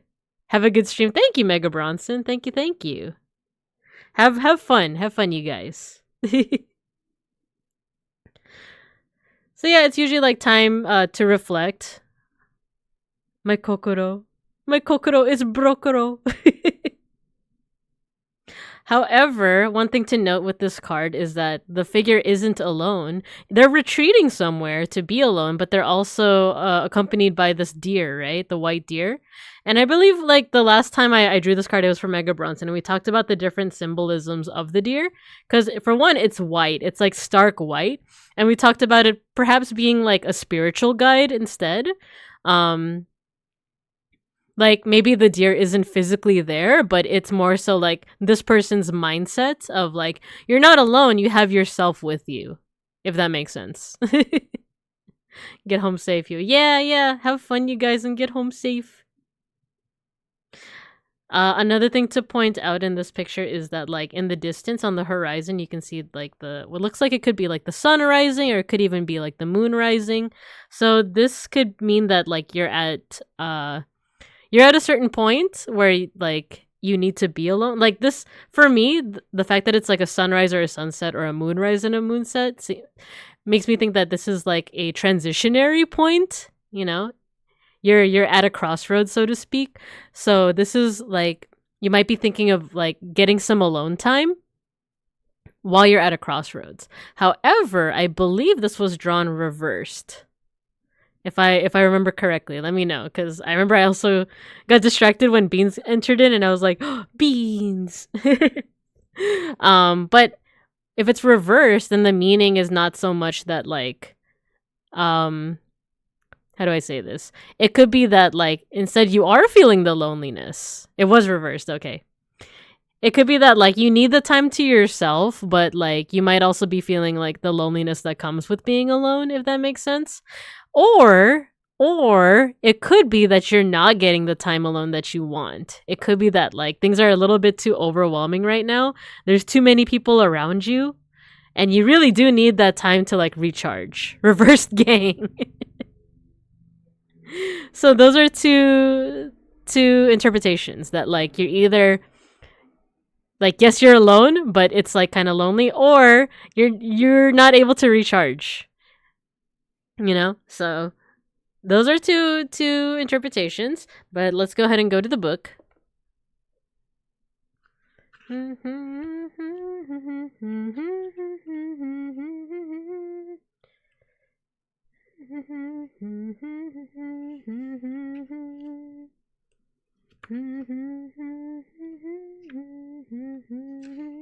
Where is it?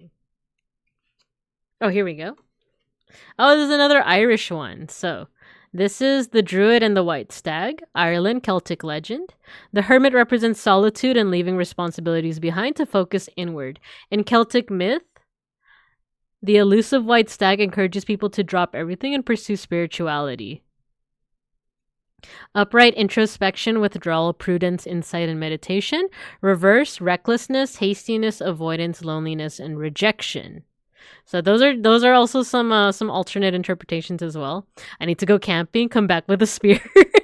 Oh man, you just gotta go on the randoneering, like the randoneering journey, right? But yeah, so it could be the one that I highlighted was just like the loneliness part. But this also says stuff like avoidance, hastiness, rejection. Let's see if we can find like the folklore that goes with this. So the druid and the white stag. Oh no, what did I just click on? Okay. Druid, white stag. Ooh, interesting. So this didn't link me to a Wikipedia page. It linked me to one of them old school pages. One of them HTML pages.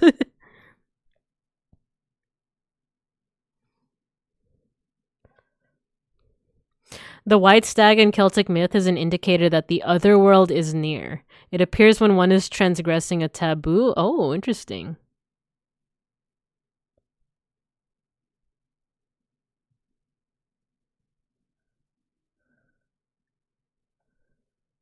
Ultimately, the white stag is not a creature of the gods, but is a god himself, symbolizing the creative life force of the universe. Ooh, interesting. So, with that in mind, as I say, like if it's reversed, that means that something is preventing this from manifesting. So, this almost seems to be like a call to like some kind of like introspection, but something is blocking it. It might be that, like I said, there's too much on your mind right now, or it could be that like it could be like what I was ranting about earlier, that if you're physically tired, like if you had a physically taxing day like I had yesterday, then of course like introspection isn't going to be the first thing on your mind, right? So this could even be a call to like at least let your body recover first, and then maybe your mind can also follow suit.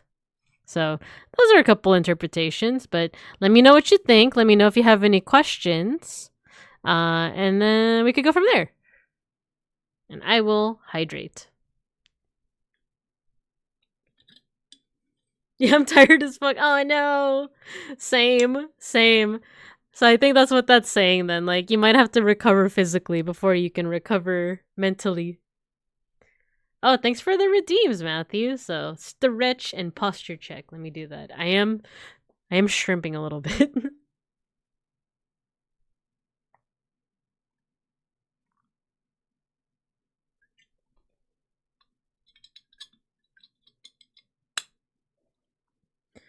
Oh my god, it's Cendrillon. I love this song.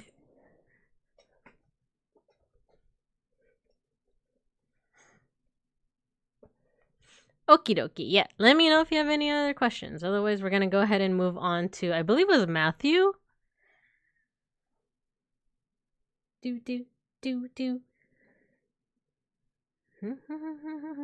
I feel like 3 different sets of VTubers like did covers of this song. Because recently it was like the Regloss girls, and then before that it was like 2 folks from Niji Sanji, and I think before that it was 2 other people from Niji Sanji. It is a good song though. Okay, let's go ahead and do Matthew, right? I believe. Let me do list. Yeah, we got Matthew, Dia, Tiriara, Yan, and Fenriradra.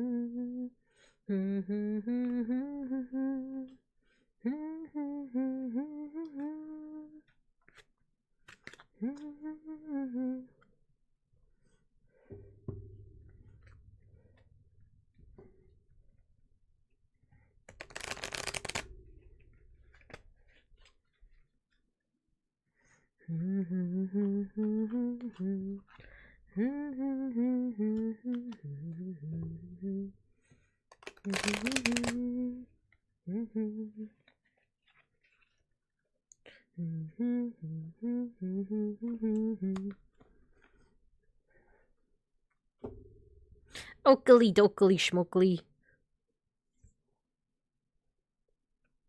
go ahead and draw a card for Matthew.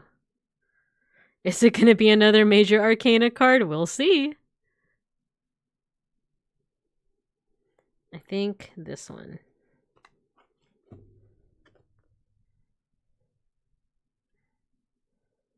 Believe in the heart of the cards. Oh, it's reversed. And it's another Major Arcana? Really? Yo, this night is on fire for like Major Arcana cards. Okay, sneaks into the class. Hello, Mayshark. Hello. We're doing tarot card readings. If you'd like to join in, the directions are on the board. It feels funny to say it's on the board. It's like I really am a teacher. Reverse, gang. Ah, this is an interesting one. So this is the Lovers. I don't think I've drawn this one before, but it looks like, just gonna take a guess here, it reminds me of Beauty and the Beast, right? Like this figure and this figure. It's reminding me of that, but I could be wrong. Ooh, thanks for joining, Mayshark. Hello, hello. Everyone getting the reverse treatment today. Oh yeah, and with Mayshark joining, I am gonna go ahead and close the queue. Don't worry, everyone that's currently in the queue is still going to get their reading, but this just prevents anyone else from joining. Just because I feel like I'm going to run out of steam, and I do still want to have some steam for video games. So, yeah, we have the Lovers. Traditionally, like, the actual, like, imagery with this usually has to do with, like, for one, it could overtly mean... like, you know, lovers as in like romantic interest, but it could also mean any kind of like partnership or any kind of let me think.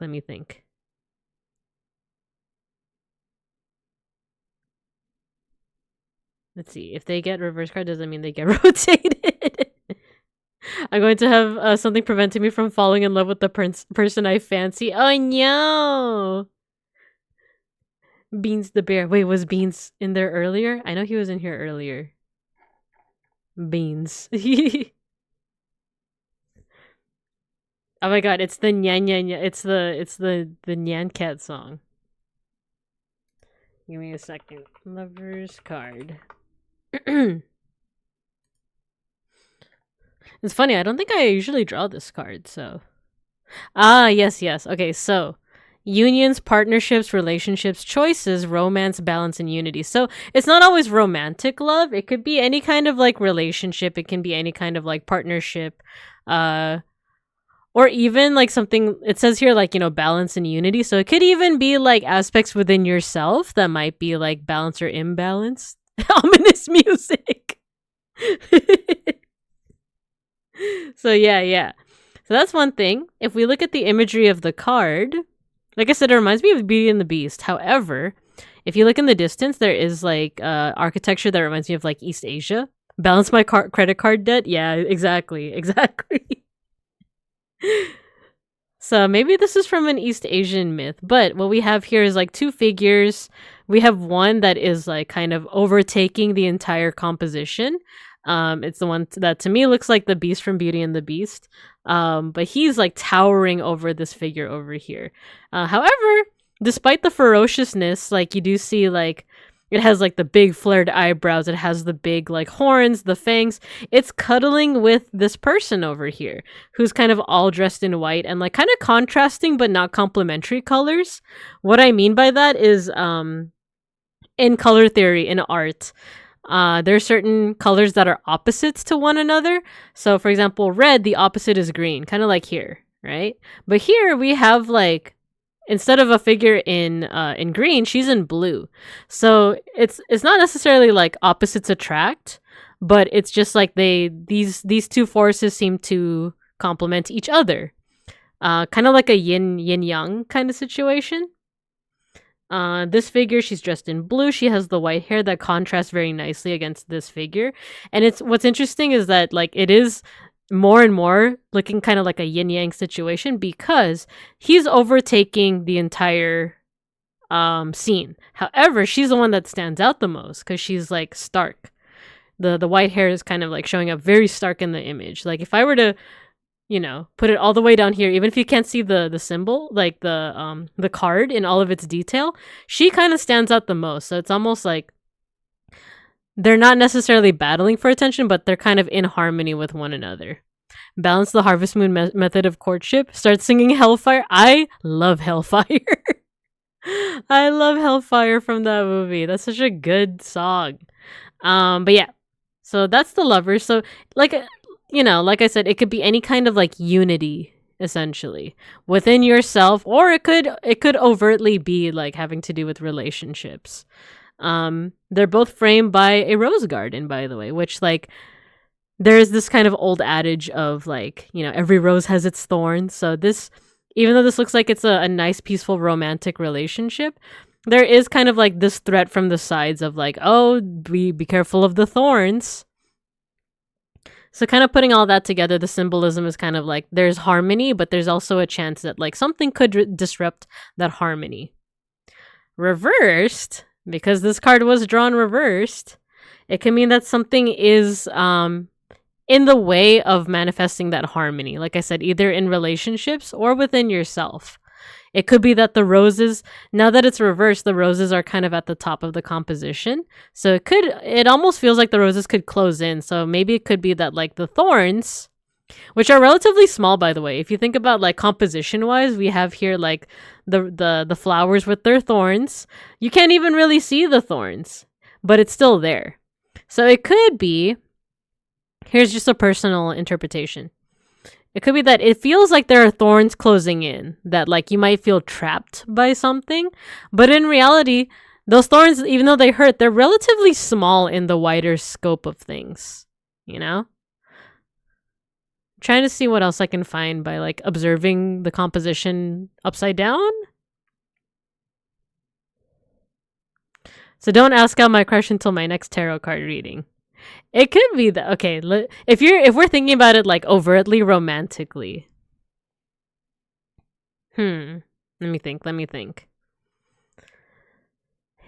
I never want to say like, oh, don't, yeah, like you said, like, yeah, don't ask out your crush or anything. It could be like, this could be like a call to, I guess, introspection on like, think about why you're hesitating. Why is it you're hesitating to ask out or to like speak to your crush essentially? And see if that negativity is actually smaller than you think it might really be. That's one of my interpretations. But you know what? You gotta get good. Let's refer to the book, shall we?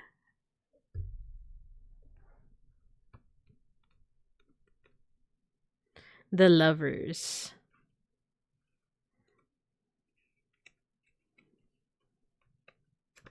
Oh, here.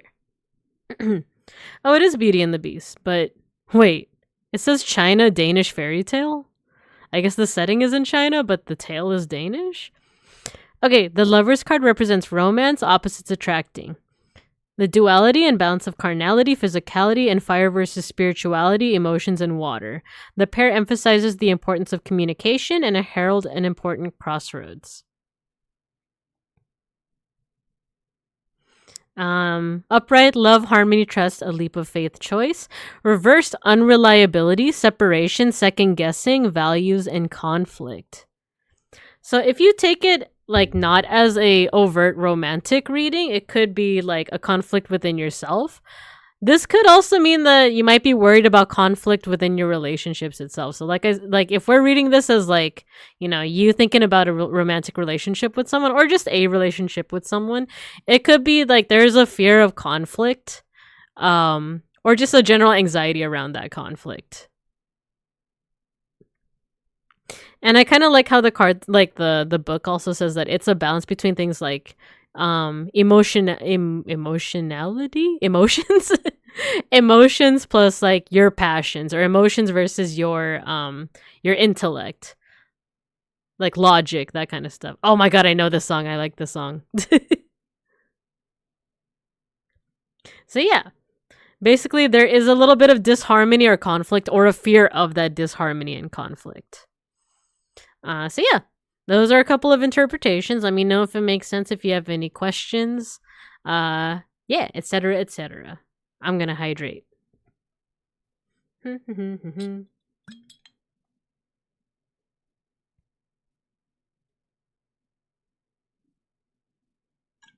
I also want to check on some DMs that I just got. Oh, nice. I got a message from my brother-in-law's girlfriend. She's really sweet.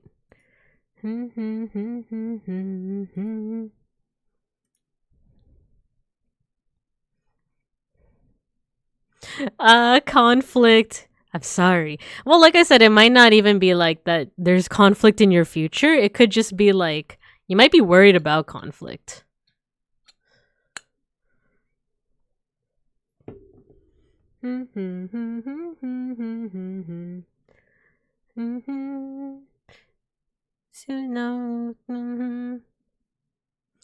So, fun fact about this song.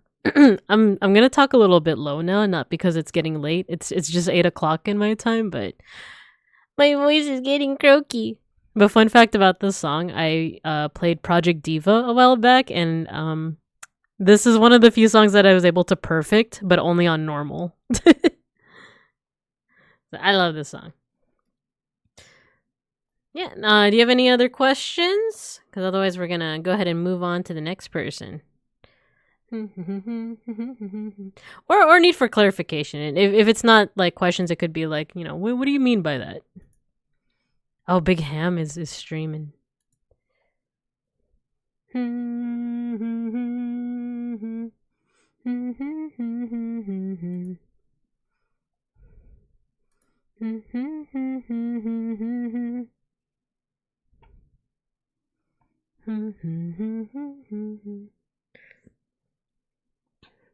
Alright, let's go ahead and go on to the next person.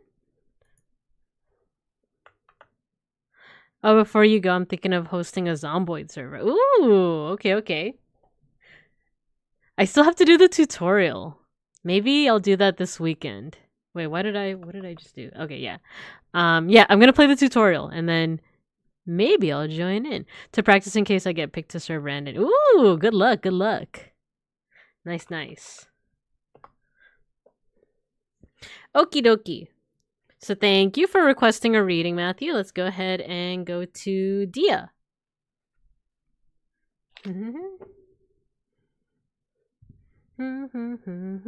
Oh, this card got left over.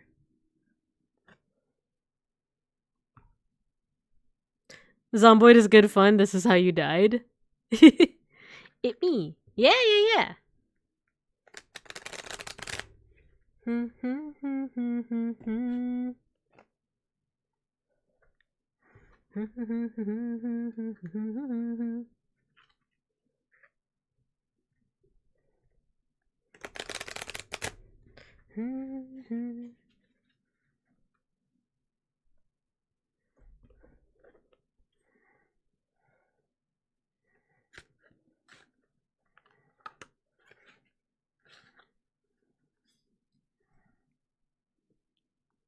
All right.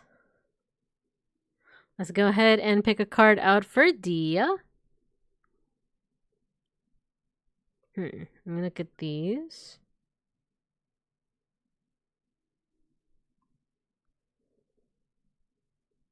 This one.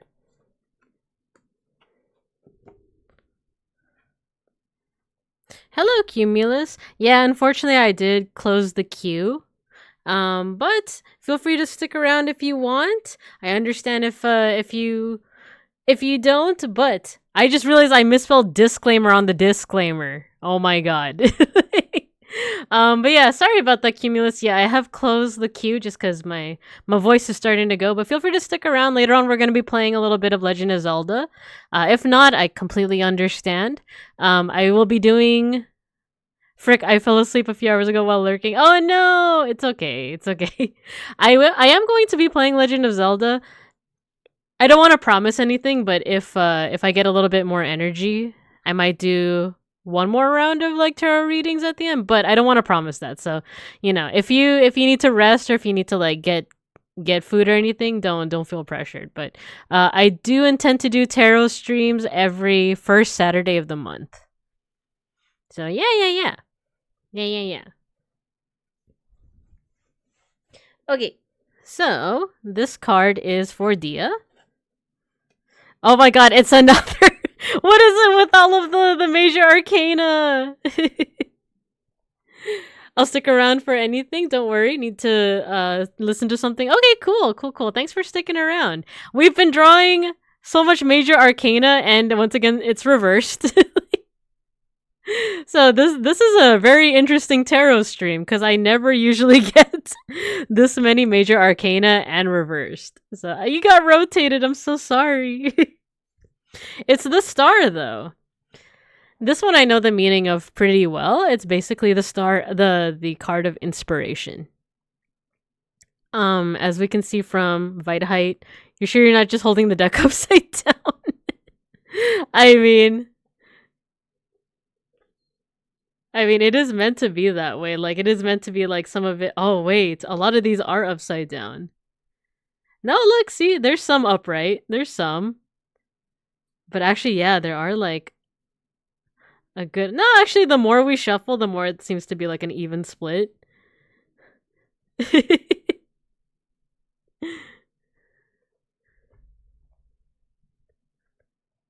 Mine wasn't upside down. Yeah, like when it's upside down, it basically just means that like something is preventing the original meaning of the card from manifesting, from actually happening. Uno reverse, gang. So yeah, if we look at the imagery for this card, Bear Wizard, what do the cards mean? Yeah, also let me know, Whitehead, if you get interested as well. Unfortunately, I have closed the queue, but yeah, I'm glad you're sticking around as well. So, if we look at the imagery of this card, we see a figure holding a little lamb. She's gazing up at the sky, where we see 1, 2, 3, 4, 5, 6, 7, 7 stars, and then one really bright star. So, usually this is a card associated with inspiration, but in this case, it looks like she's gazing up at, like, the theme here is, like, hope. Because I do remember looking at this story before. It's a Russian story in which, like, her little brother, like, this girl, she has a little brother who got turned into a lamb. And she's kind of looking at the sky, kind of, like, in prayer and in hope to, like, save her brother. Hi, Milky. Hello. An acetate projector. Are we in 1999? Hello, Milky. I hope your stream went well. Also, like, I haven't checked out the after 6:30. That's when I started streaming. But I love that you're drawing indie VTubers. It's such a good idea. I would have joined the queue, but I'm supposed to be in D&D at the moment. Except the DM and 2 players are in Pal World. Oh no. Oh no. Well, feel free to stick around. I'm glad to have you here as a fellow bear. If we look at other imagery on the card itself, she has her toe dipped in water, as well as like a little bit of her hair too. Water, when it comes to tarot, usually represents like emotions or the unconscious. So it could be that like as she's gazing up at the sky, she's also kind of like doing so in the, how do I say this? Like, it's not that she's looking up at the stars like with logic necessarily at the front end, but emotion. Like I said, this is more so a card of hope and inspiration. And another thing is that if you see, like, she's surrounded by this super dark forest, the only source of light is the star itself that she's looking to. So it could be that she's kind of like in a dark place right now. After all, like I said, in the tale, her little brother has been turned into a goat. So this is kind of her darkest hour, and she's kind of looking up for hope. However, because this was drawn upside down, ooh, you know what? I kind of want to analyze how it looks upside down too. I'm like looking at my screen as this is happening. Because now the water is up top. So like it could be that emotions are up top. That the emotions are kind of drowning out the like the inspiration or the need for hope. And then as we go down.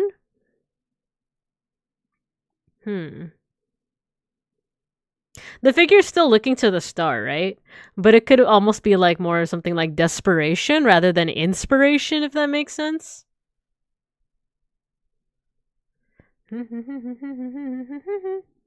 I'll finish them off like, yeah, no worries, no worries. My sister praying for me to finally get married. What rules are you running? A barn animal? Me, a barn animal. How about a game of Goblin with a fat ass? Oh my gosh. 5E Haunted Manor mystery setting. My character's a ghost with amnesia. Ooh, interesting. So yeah, looking at this upside down, it seems more like I said, desperation or kind of like emotionality over inspiration. It's almost like usually when someone looks up at the stars for inspiration, it's like almost a hopeful type of thing where it's like, wow, I do hope, starlight, star bright, I wish on the stars tonight, like that kind of thing. But this is more of like, God help me, someone, like someone help me. I don't know if that's specifically the situation you're in, but it could feel like something in your life is like feeling kind of desperate, or feeling like you need help from someone. That's one interpretation. Once again, let's go to the book.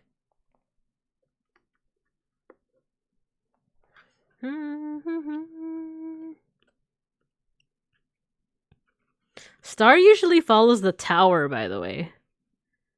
We were talking earlier about how the tower usually represents like disaster or catastrophe. This is usually the card that follows it up, or it is the card that follows it up. So it's usually like a rest right after something like terrible has happened. Sister Alyonushka and brother Ivanushka. The star is a symbol for hope after a disaster. The need to remain positive after misfortune, to remember that things can get better again. It is staying calm and open to future possibilities, seeing your situation with open eyes, mind, and heart. Excuse me. Upright, hope, serenity, inspiration, insight, spirituality. Reverse, crushed dreams, insecurity, despair, dejection, exhaustion. So yeah, I think based off what I had said earlier about like it being upside down, this seems to be signaling some kind of desperation. In terms of like what to actually do about it, because that's essentially just me being like, oh, you seem to be in a tough spot, without offering any kind of like solution, right? So in order to manifest the upright position, the upright meaning, it could be that like you need to, how do I think about this? If we put it back right side up, the water is now at the bottom once again. So it might be saying that like you might need to take a look at what emotions you're feeling at the moment.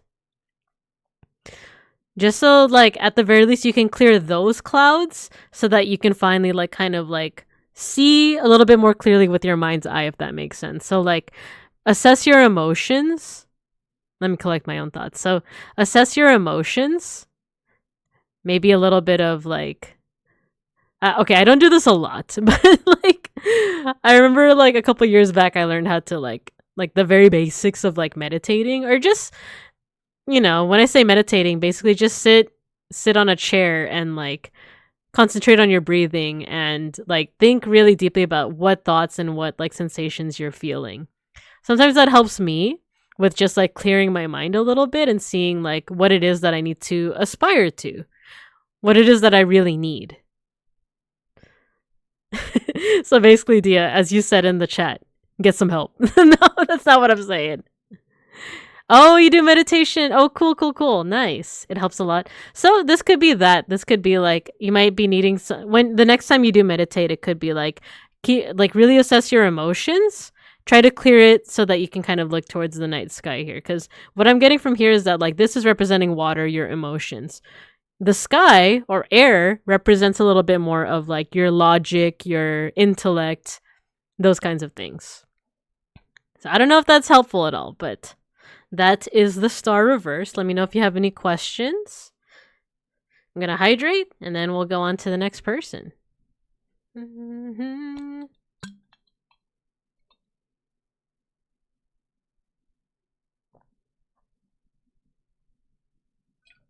Speaking of elements, have you guys played that one game where you like... Someone posted it on Twitter. It's like one of those combination games. I'm going to link it to you guys and maybe I'll play it after. Because I don't know if I'll actually end up playing Legend of Zelda today. I might end up playing like just chatting or doing something like this. Have you guys played it? You just like combine things together and they make other things. We might just do that instead. But it starts out with like the 4 elements, so that's why it like like came to mind. Understood makes sense. Okay, cool. Thank you for requesting a reading. So let's go ahead and go on to, I believe it's Tiriara. Cool, yes it is. Tiriara Yan. The song! Yay, thanks for joining Tiriara. Okay, let's go ahead and shuffle the cards for you. Oh my god, it's Servant of Evil, this song. I love this song.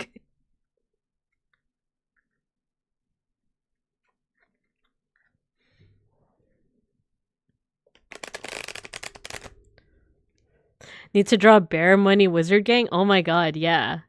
Wait, it could be like, since you say Bear Wizard, it could be like Weidheit, myself. Who else? Bearware Bear? Mushy Bear? Could be Mega Bronson, Beans, you know? I know, the poor twins. They made a musical drama based on this song. Oh my god, I remember when it was just a song. And then, like, I found out that, like, a light novel series came out. And then, like, now you're telling me that there's, like, a musical drama? Hello, Mushi. Oh, I did not shuffle that well at all. No, it's because, so Mushi, it's because Diaz said, like, we need to draw the Bear Money Wizard Gang. And I'm like, we gotta get all the bears together. We gotta draw ourselves as the Money Wizard Gang. Oh, hell yeah. I will get references for all of them? Hell yeah.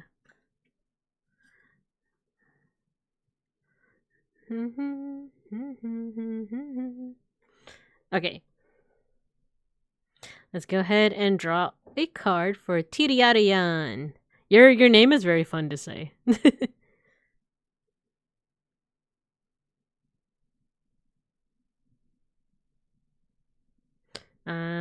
Thinking here.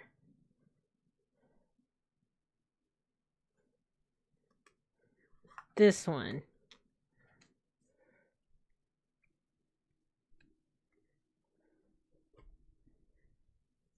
Okie dokie. This card is for Tiriarayan. Let's see what it is. Oh my god! Why does this keep happening?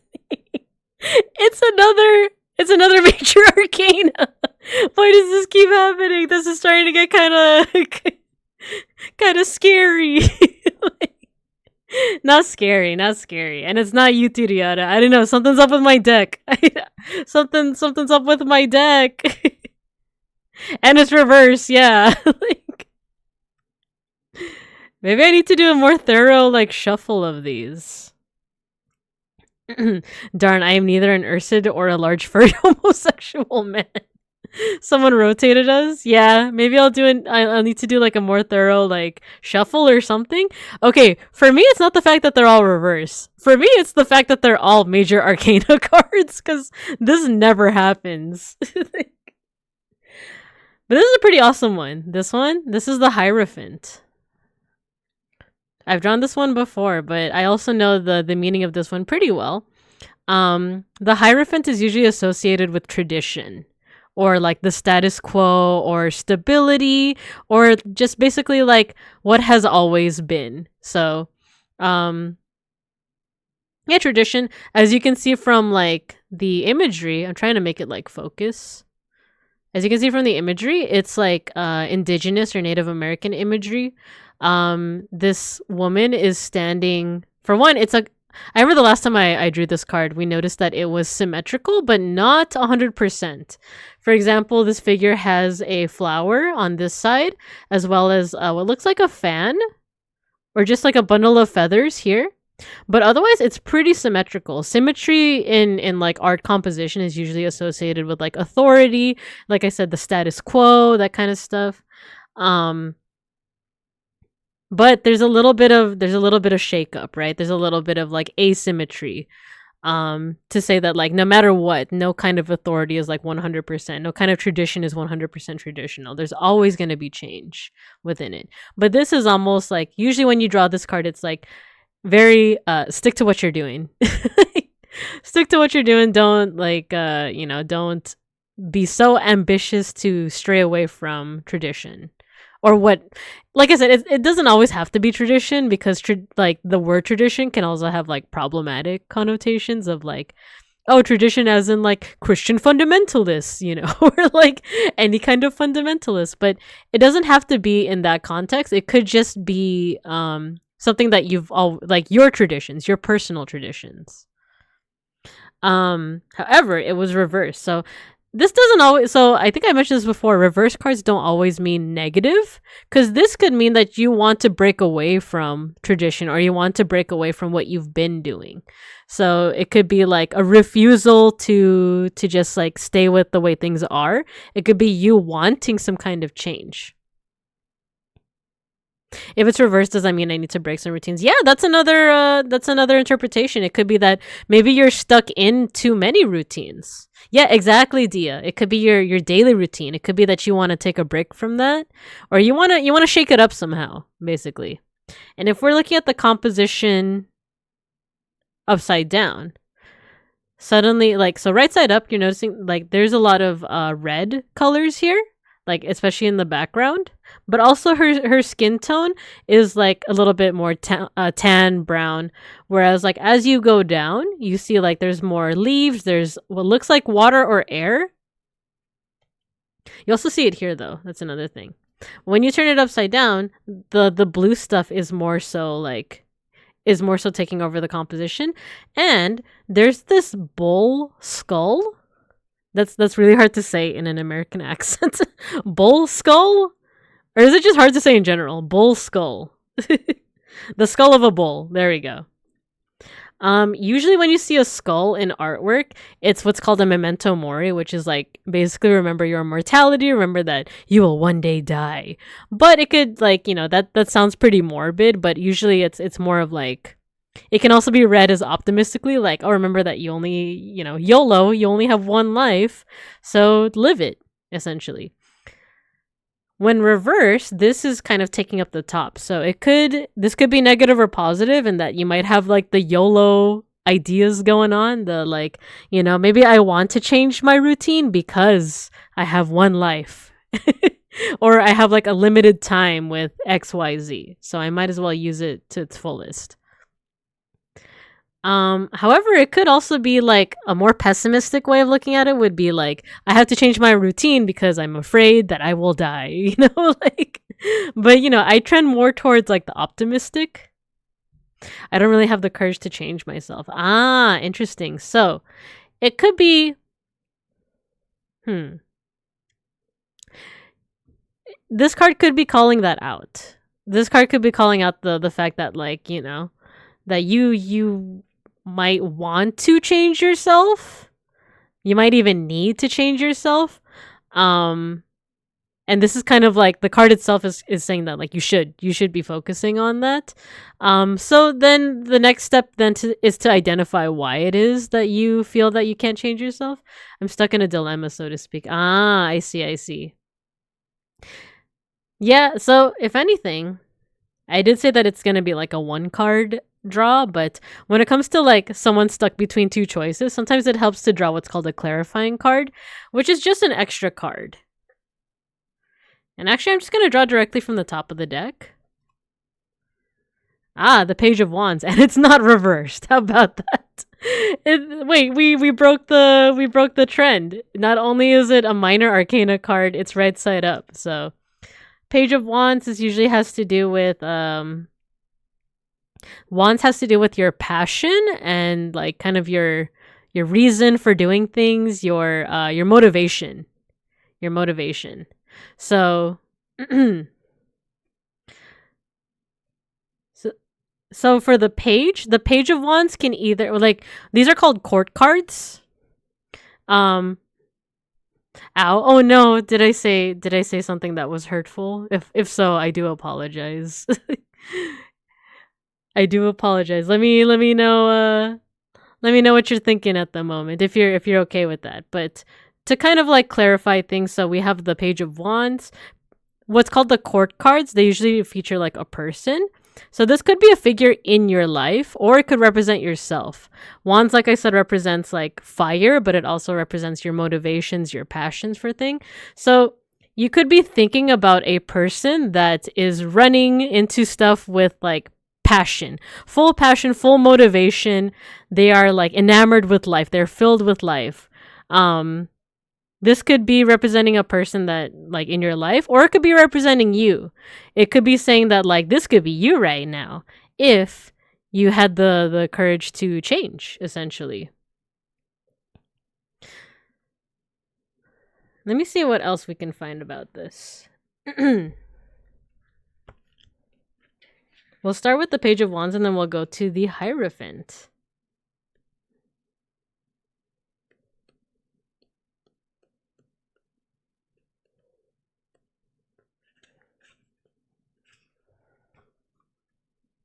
Window. The Page of Wands represents a childlike optimism and carefree rebellion. For Muindo, every situation is made fun by a swish of his magical fly swatter. He makes many enemies, but just as many friends who help him in his journey. So, upright playfulness, charisma, discovery, a rogue, or enthusiasm. So, this could be saying that, like, you know, you might want to think of someone in your life, or you might be imagining this as yourself of like returning back to childhood qualities. Like, oh, you know what? Like I said, want has to do with your motivation. And because the meaning of it usually has to do with like this figure is like full of childlike optimism, right? This could be saying like you might need to go back to your roots. What is it that motivates you and what was kind of the spark for that? So for example, like just as an example, if art is like a big spark in your life, like a big motivation, try to think of like when did you first get interested in art, or what is it that motivates you to do art? If it's something like streaming, who or what motivated you to do that? Think about your motivation, but two, what got you into that motivation. That might be a way to help you with that change, that hesitation to change, and it could help you kind of like chug on. So yeah, that's the Hierophant reversed as well as the Page of Wands. Let me know what you think and if you have any follow-up questions. Thanks for the motivation tarot card, spirits. Yeah, depending, I don't know, like I said, I'm not superstitious, but I am slightly stitious. Sometimes the cards are really good at calling people out. I have a personal deck. I'll show you guys my personal deck. This deck is not afraid to like call me out. Ah! Here we go. This one, Tarot Wave. Every time I draw a card, it like, I don't know, it just says it like it is. You're okay? Thanks for reading. Okay, cool. Thank you for requesting a reading. Let's go on to our next person. Thank you. And yeah, let me know if you have any questions. All right, Fenriradra. I believe you're the last one. Let me see. That deck looks cool? Nice. Oh no, it's Fenriradra and Mayshark. Okay. Yes, hello. Okay, let's do this.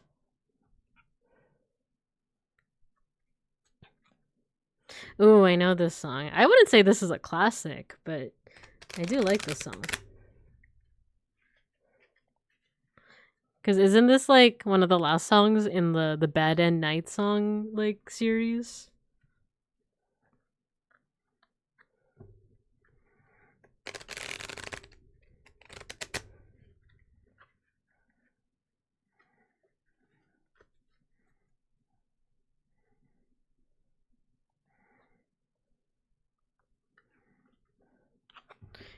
Everything is a classic if you're old.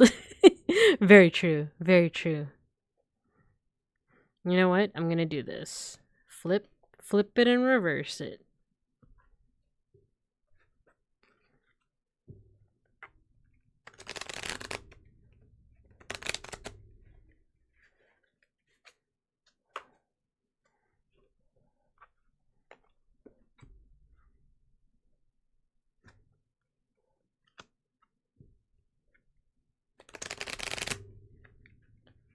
May I lurk for a while here? I'm getting a calming vibe. Of course.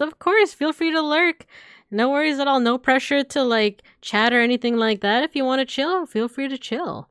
My question for the tarot is about my parents' health. Today was particularly difficult with potential for, oh no, terminal diagnosis. I just want to ask what the deck what thinks is happening or going to happen. I also hope things are getting better for you. I do have to say, like, don't take the reading as any kind of like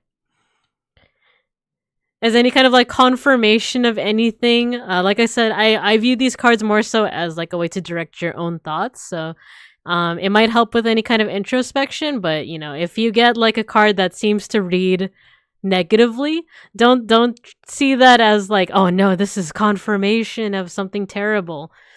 It could be like, for example, if you get a card that is like either the Tower or Death or anything like that, it could be more so like your own inner thoughts surrounding that.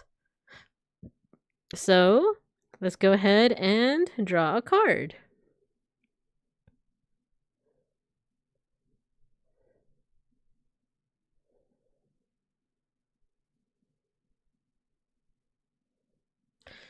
Actually feeling something from this side of the deck. This one.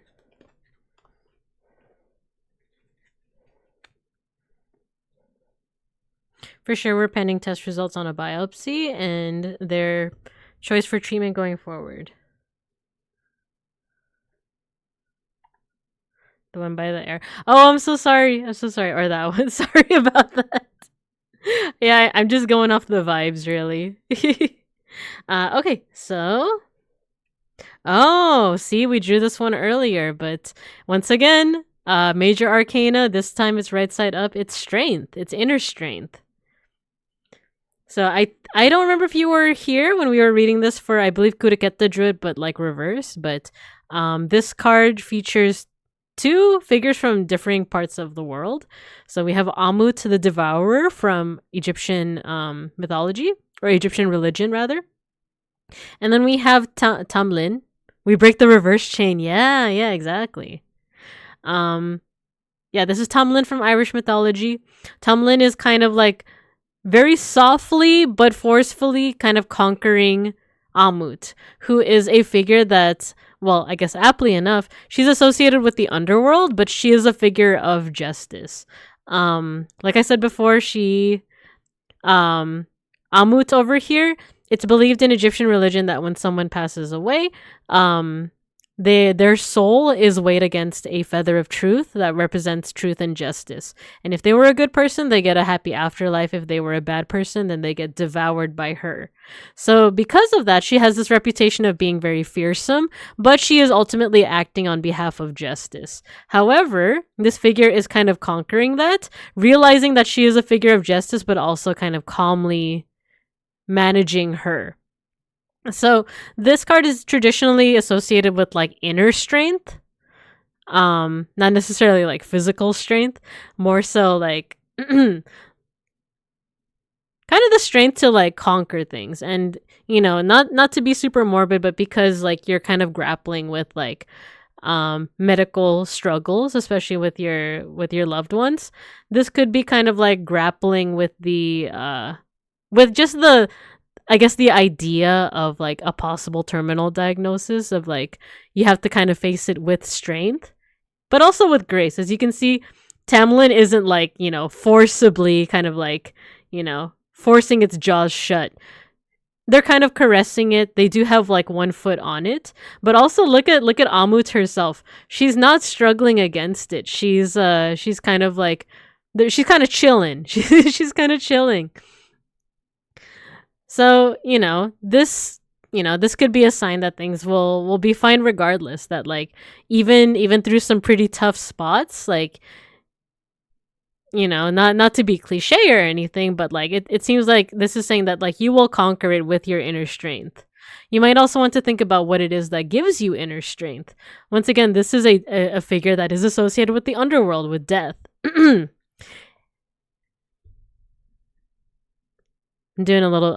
thinking a little more on it. I also need to hydrate.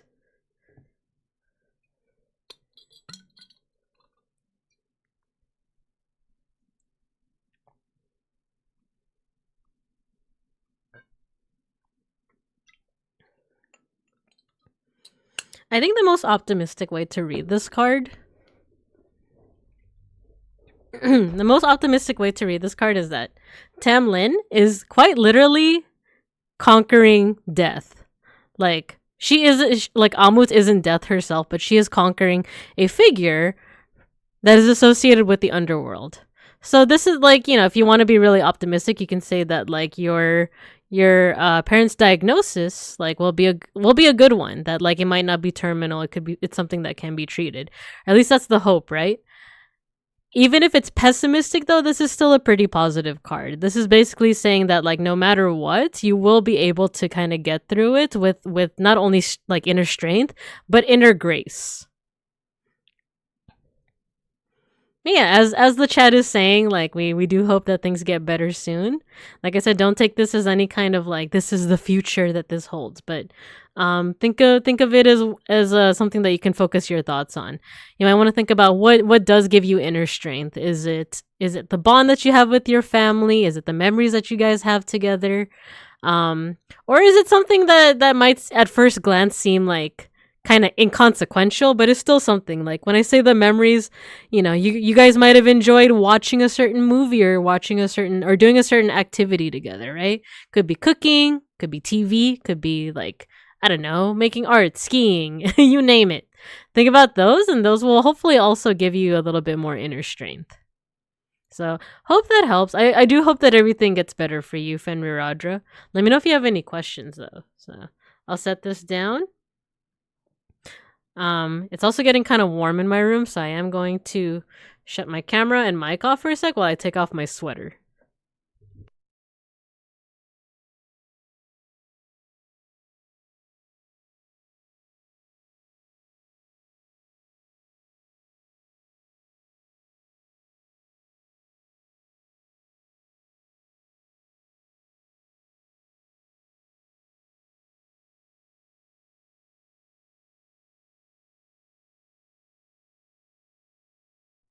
Okay, I'm back. Oh, that feels good. Taking off the sweater.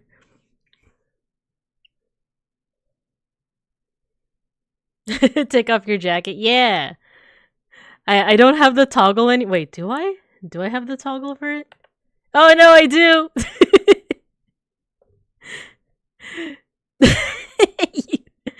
You redeemed that at just the right time, jacketless bear. Yeah, I'm jacketless. Oh no. But now it looks like I'm naked. Well, I guess I'm a bear, right? So I'm a bear, so am I truly naked? Mushi. Just oh my god. Jacketless. Absolutely jacketless behavior. But yeah, thank you, Fenrir for coming in to stream. Feel free to lurk if you want to. And let me know if you have any questions. Otherwise, let's go ahead and go on to, I believe it's Mayshark. Stream elements, you're a little late there. All right, let's go ahead and do a reading for Mayshark, and that'll not naked, just natural. Exactly. All right, this will be our last tarot card reading for the stream, but we will still stream a little bit more. I'm gonna see if we're gonna do just chatting or if I'm gonna play a little bit of Legend of Zelda.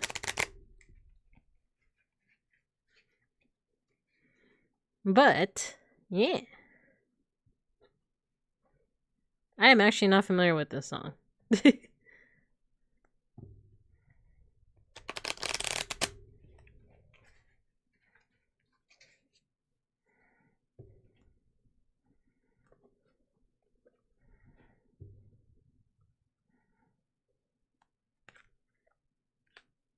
Ask the tarot deck if you're gonna play Legend of Zelda or just chatting.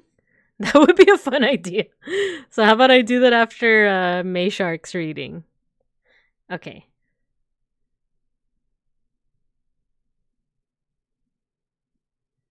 Let's do this one. Alright, so this is gonna be the card from Mayshark. Oh my god, it's not a major arcana. It's a minor arcana, but it is reversed. So let's go ahead and analyze it. Oh my god, it's Porter Robinson. Wait, how did it go from Vocaloid to Porter Robinson? Oh, this is still the same. What the heck? This is still the same playlist. Okay, whatever. Okay, this reminds me of the Arkham comic where the doctor gave 2 ace tarot cards instead of a coin to make decisions. Oh, wait, that's interesting. I used to read a lot of DC comics during the New 52. I haven't yet though, or I haven't. Excuse me. Oh, Two Face, yeah. Oh, so he gave the doctor gave Two Face tarot cards instead of. Oh wait, that's so cool. Do you remember the name of that comic? I might want to check that out. That's pretty cool. Yeah, big fan of DC, and the New 52 comics, but I haven't followed up since then. But let's go ahead and analyze this one. So this is the King of Cups. I don't know if I've ever drawn this one. She depends on you. Cups is associated with water, which also is associated with emotions, the unconscious, stuff that you don't always think about but is in the back of your mind. Mostly emotions. The king, this is what's called a court card, as it could represent a person or yourself. But someone who represents the King of Cups is ultimately someone that is in control of their emotions, but with a little bit more of like a masculine or active role. So let me actually look at my cheat sheet really quick. Oh, I didn't take notes for this one.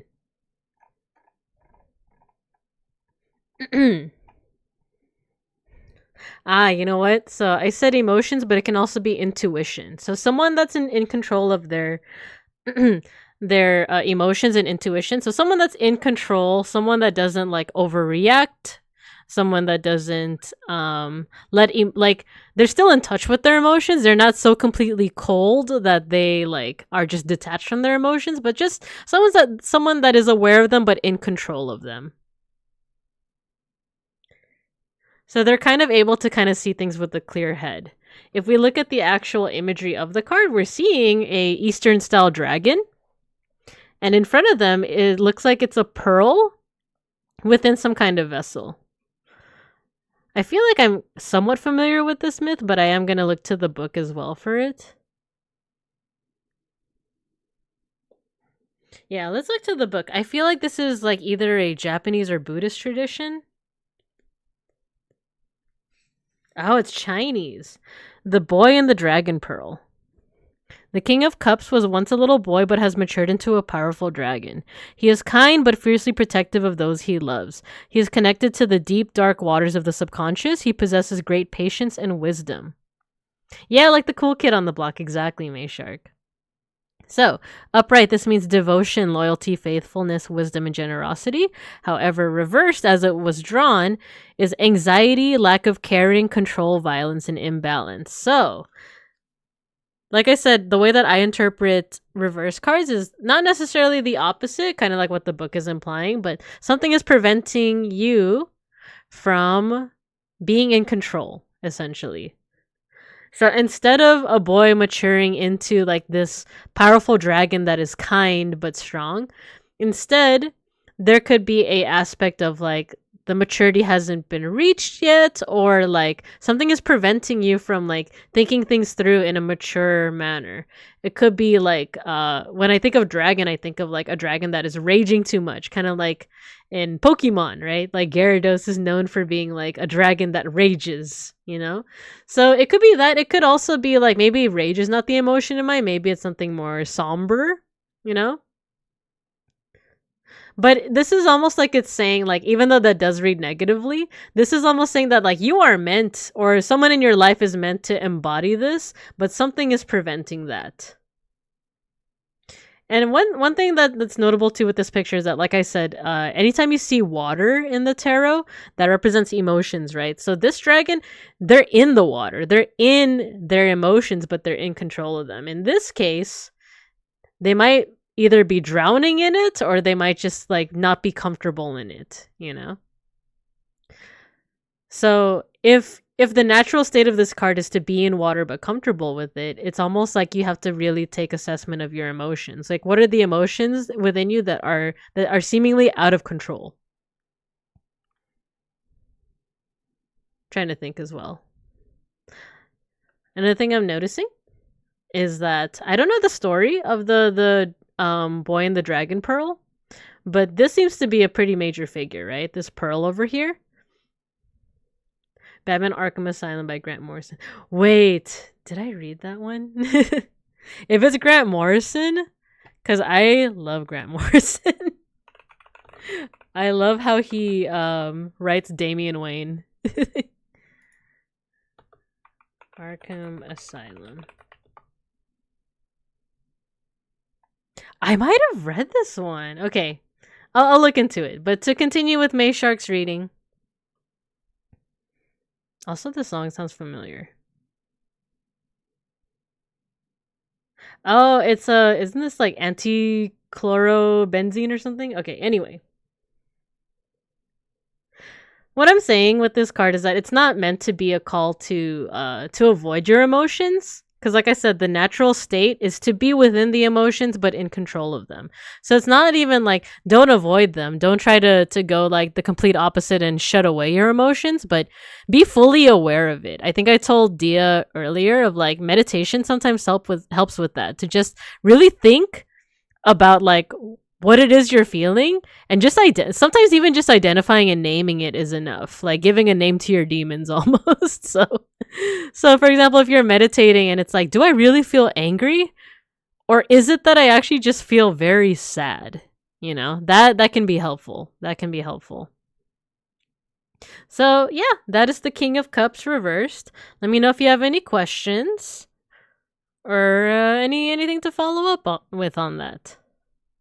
Once again, time to hydrate.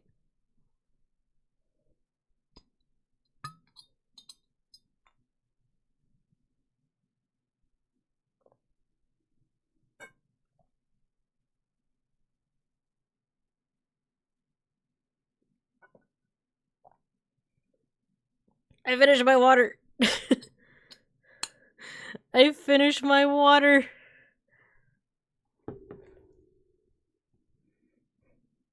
Thank you, May Shark. Thank you. I'm glad. Okay, really quick. Not sponsored by G Fuel.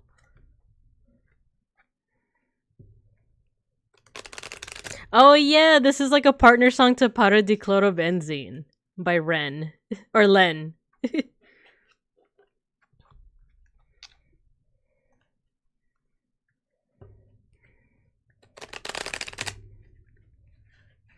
And let me do next. I do believe that's the end of the queue. Oh wait. Hello? Next. Alright, yeah, that's the queue. Thank you, everyone. We're gonna keep on streaming, but I'm gonna ask the cards what I'm gonna do next. What am I gonna do next? Legend of Zelda or just chatting? Three of Cups. Three of Cups is celebration, but it's reverse. No celebrating. No celebrating allowed. Like, that's my quick and fast like interpretation, right?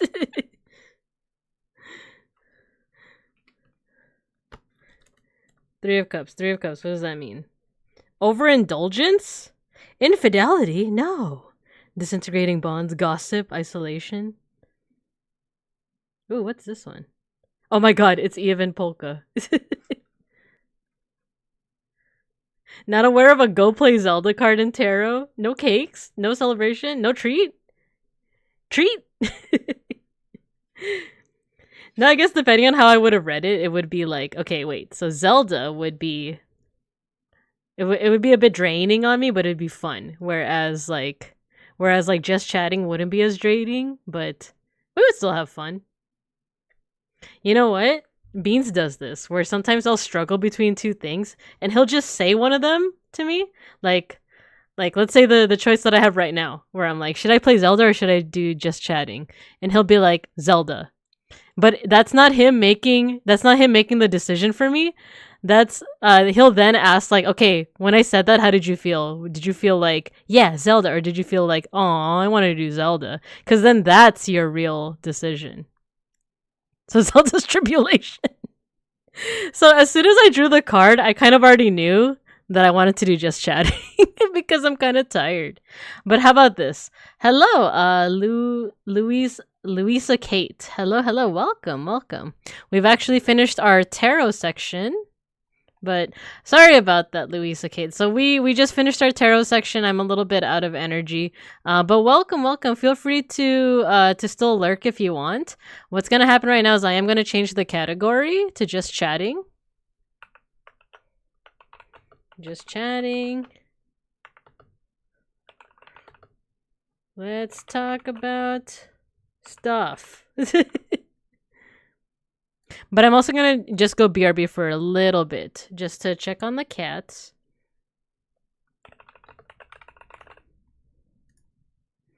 And then we'll see if I feel a little bit like I have a little bit more energy. Maybe we will do Zelda after all. But for now, let me go BRB just for let's say a little less than 10 minutes.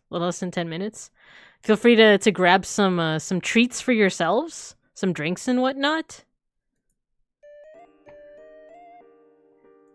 But I'll be back. I'll be back in about less than 10 minutes. All right?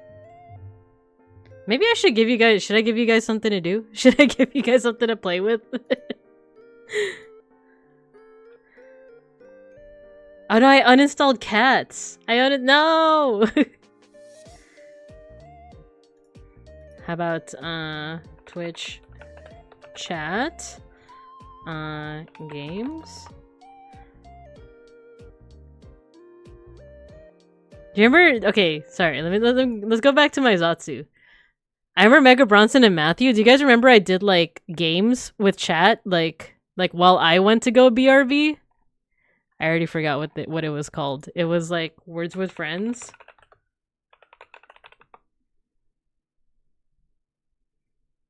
No treat.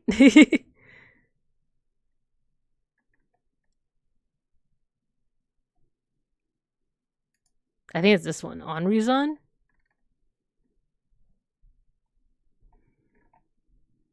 Oh, I think I found it. Okay, it's Onryzon. It was Gartic.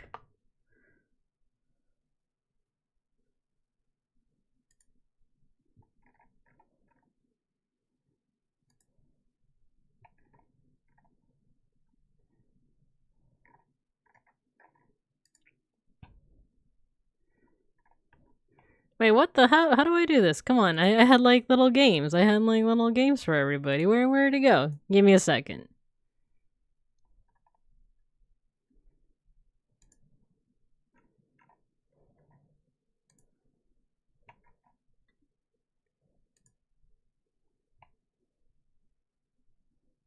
Found it. Okay, give me a second.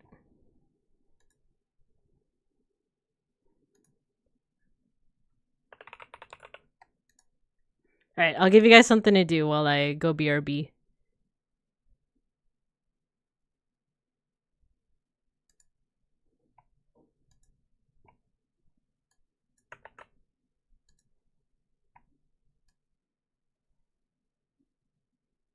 Oh no, wait, you know what? It should be... It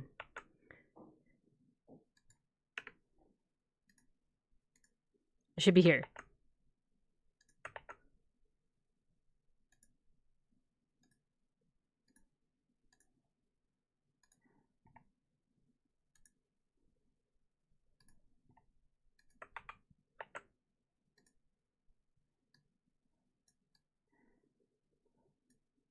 Okay, so here's what's gonna happen.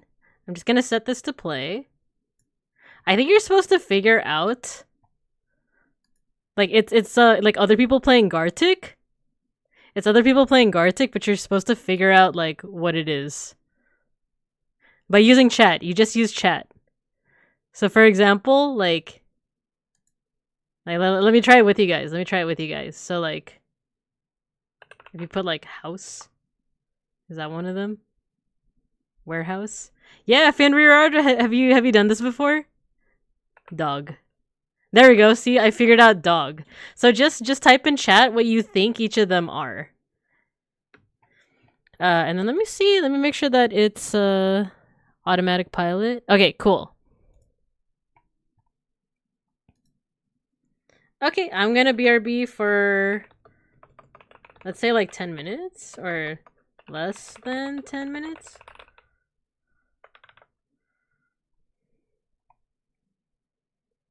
So you guys play. You guys have fun.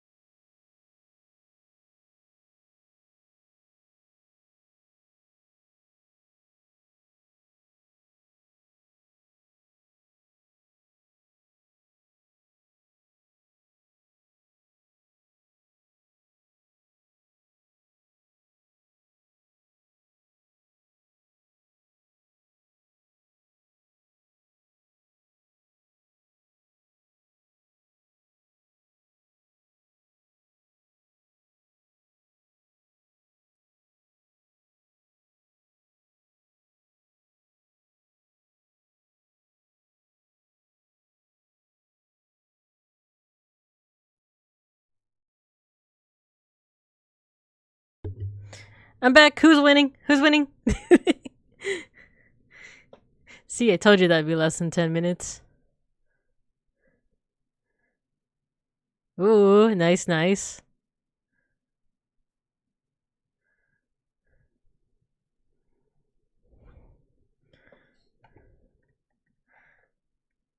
Oh, hello, Ursa Major VT. Hello. Sorry I'm a little late. I had to BRB for a little bit. Hi, Ursa Major. Hello, hello.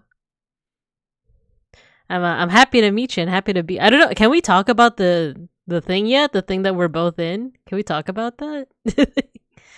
like like are we allowed to, or is it still like a surprise? Good job, everyone. Good job. Good job.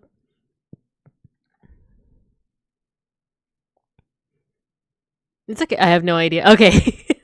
Well, me and Ursa Major and a couple other folks are gonna be, and I believe Bear, where there's something happening in the coming days. I don't know. Game over. Okay. Who won? Well, you guys are all winners. Is that like a teacher cop out thing? You know, like. Okay, nice. So Matthew, Mayshark, Fenriradra. Nice, nice. All right, I'm gonna stop it here if that's okay with y'all. Good job, you guys. Good job. You're all winners. You all get a gold star. Y'all get a gold star. Oh my god, I should make that as like an asset. I should make like a gold star asset for you guys. I could like award it to you guys. Also, I'm gonna put my clothes back on. There you go. It's a ways out, so I'm not sure. Yeah, I'm also not sure. Yeah, you all get a gold star. Wait, can I do it via chat? That should be an emote. Okay, let's use the like default.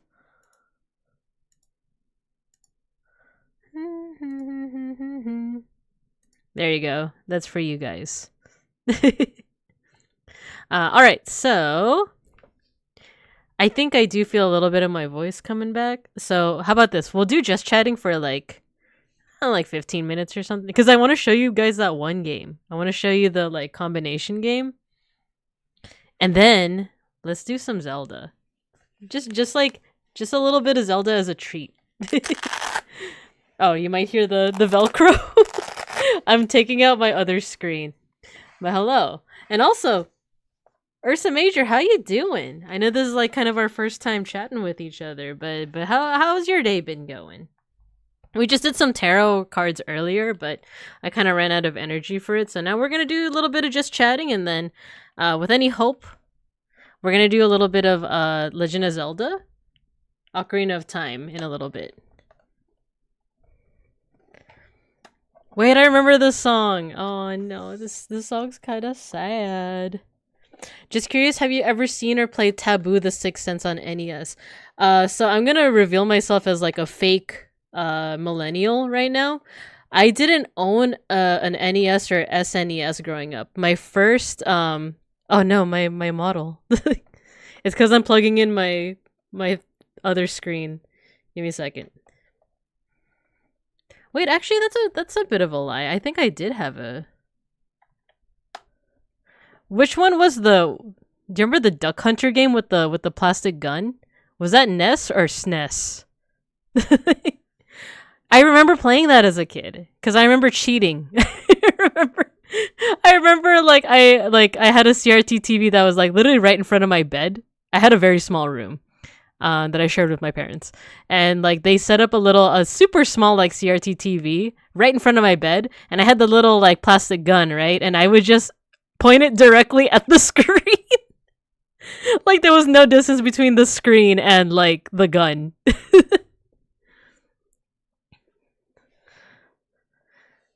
It's a tarot reader developed by Rare.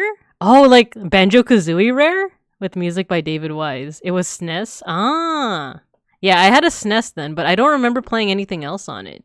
I just had the Duck Hunter game.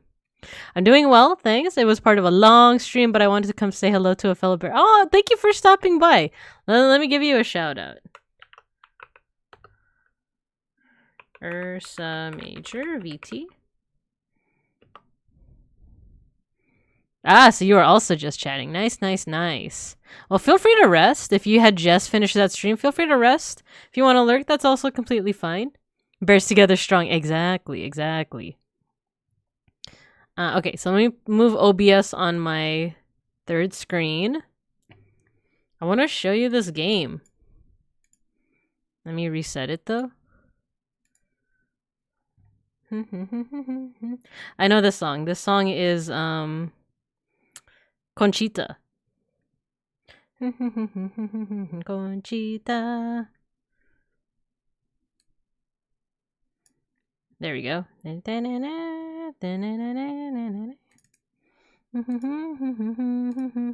Okay, this one. Have you guys seen this on the twits, on the Twitters? Thanks for the shout out. Yeah, of course. I'm gonna be chatting with you. Don't worry. Okay, yeah, no worries. You know, no worries.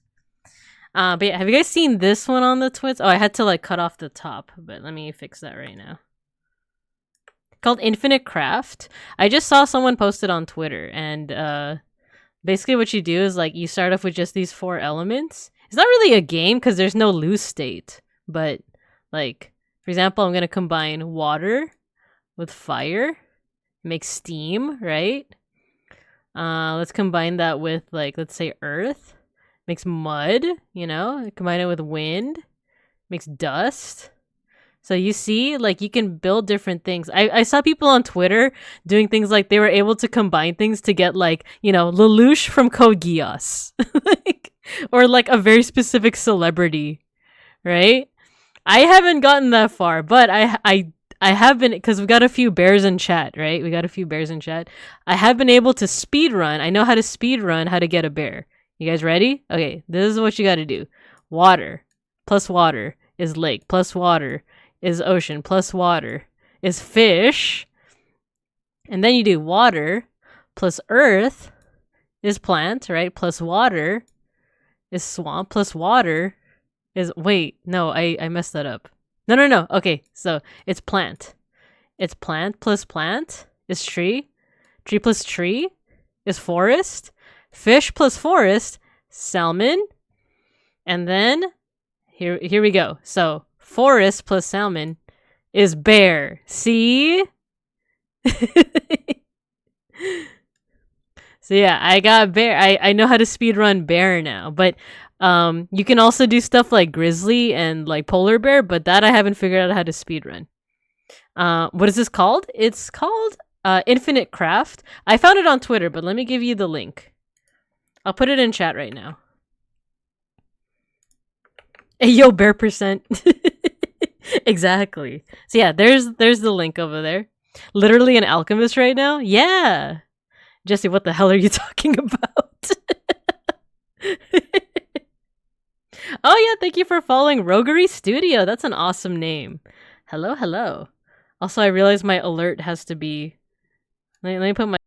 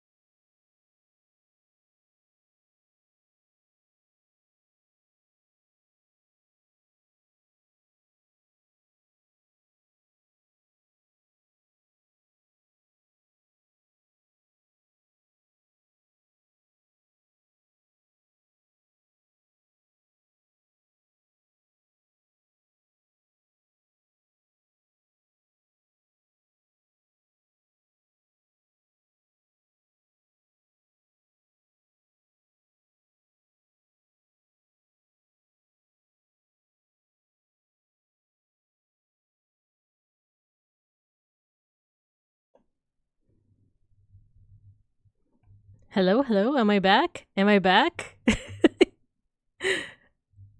Don't mind why I'm Space Bear, but am I back? Have I returned? Oh no. I straight up blue screened. Yeah, the internet just couldn't handle it. If I'm back, can you guys put Space Bear in the chat? Put Space Bear in the chat. That way I'll know that I'm back. No, what happened? How could this be? How could this be? Oh, cool. Cool. So Matthew's saying Space Bear. Cool. Thank you guys. Thank you. Space Bear, the bear from space. Yeah, looks like my computer couldn't handle it. This actually happened before the blue screen. It happened before. Beans fixed it, but I wonder if he said it was something with like my graphics driver or something, but hopefully restarting, refreshed everything. I lost my Windows, but I'm kind of okay with that. So let's see if let's do some alchemy again. If it happens again, we'll see, but thanks for bearing with it. Thanks for bearing with it, everyone. And also, like, Roguery Studio, thank you for following. Okay, what was I doing? We were doing some alchemy, right? I think that link... There we go.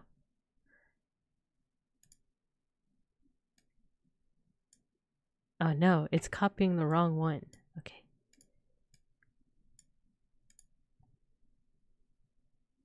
Oh yeah, and I need my music back. Yeah, they didn't like the alchemy. They're like, you're playing God. You're playing Bear God right now, and we don't appreciate it. Bear speedrun, let's go. Oh no, the universe threw a rock at your windows for breaking the laws of equivalent exchange. Well, guess what? We're doing it again. Oh wait, look, it saved my progress. I just realized it saved my progress. How about let's try to do let me put on the music. Let's put on the music. What are we listening to? Oh yeah, we're listening to Mothy. Nice. Okay, let's see if we could get a polar bear going. Wait, what happens if we combine the bears together? Okay, just bear. Joke's on them, the forest has no windows, only Linux. Exactly. Oh, that's actually kind of loud in my ear. Let me lower that. Okay, so to get polar bear, we need some kind of ice. So I feel like that's like water plus... oh wait, I have an idea.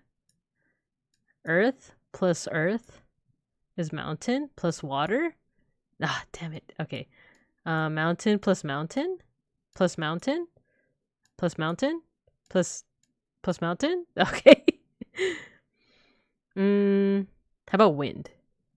What the heck is Aeol? That sounds Greek. That sounds like what are we looking at the Greek gods now? Okay. How about mountain plus wind?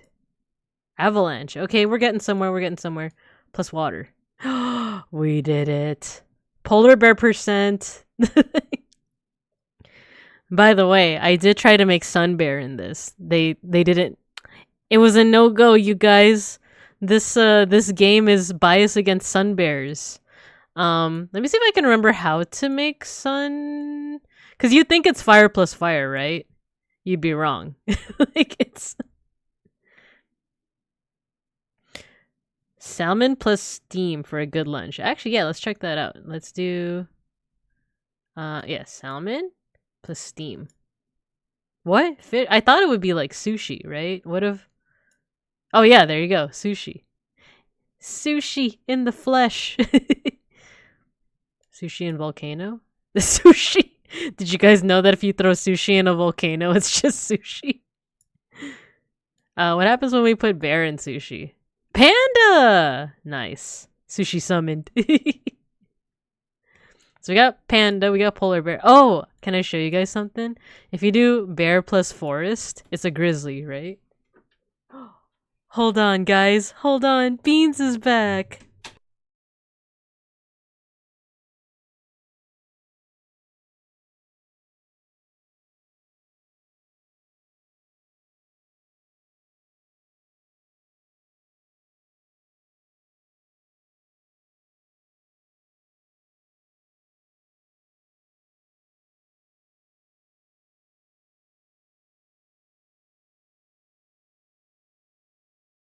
Beans is back!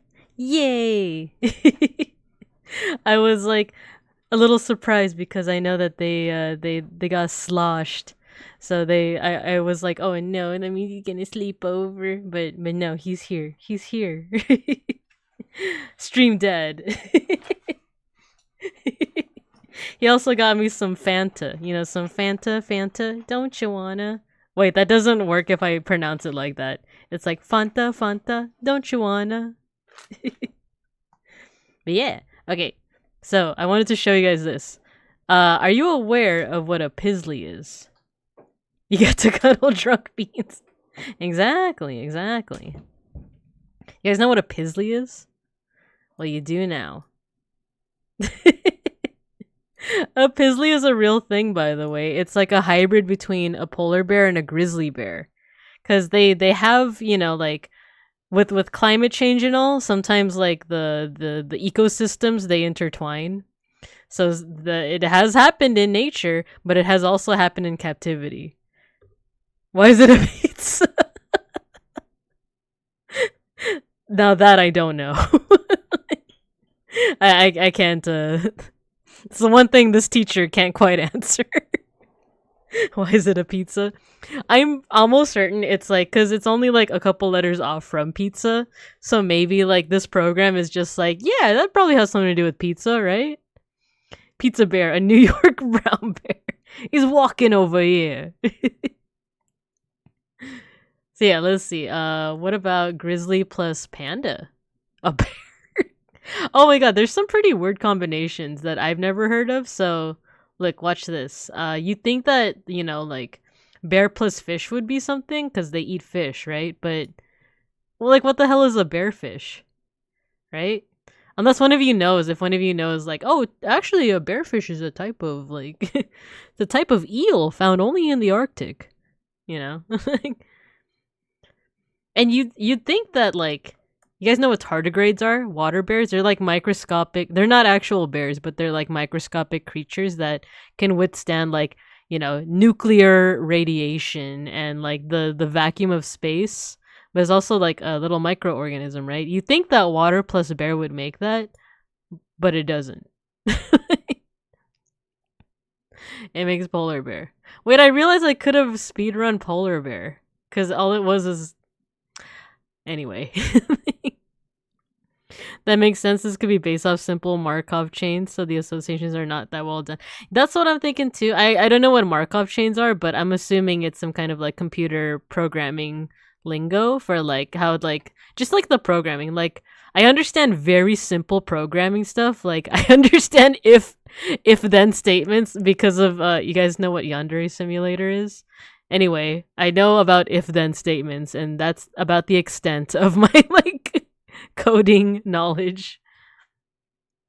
Also, RPG Maker, I think mostly operates on if-then statements, but like I said, that's the only thing I really know.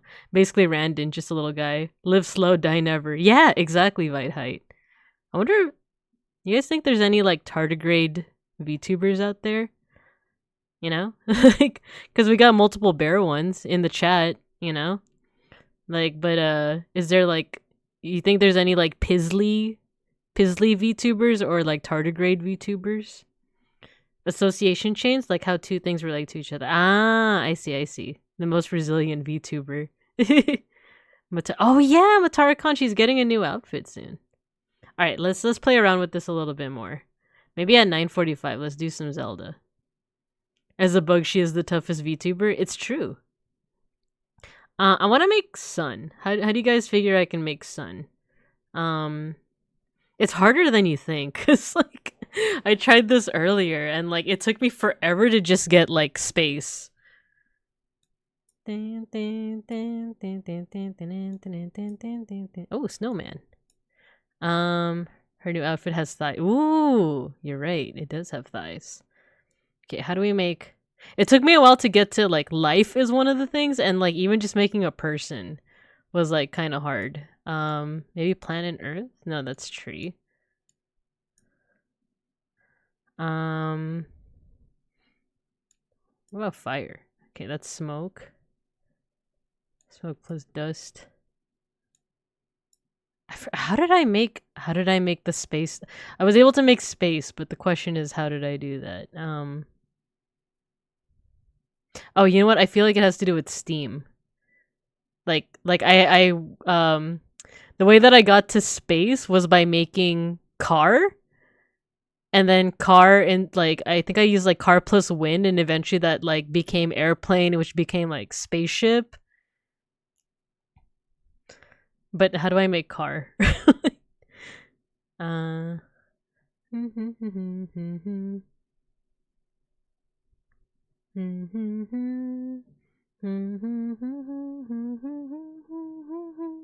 How about steam plus steam? Oh no, that's cloud.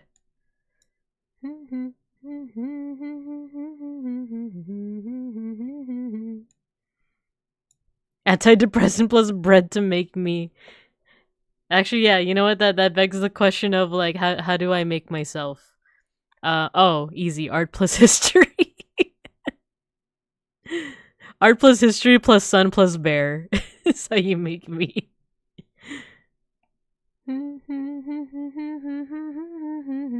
How about lake plus earth? Oh no, that's swamp. You'd think that earth would easily like lend itself to space stuff, but not really. See? How about cloud plus cloud? Nah, that's rain.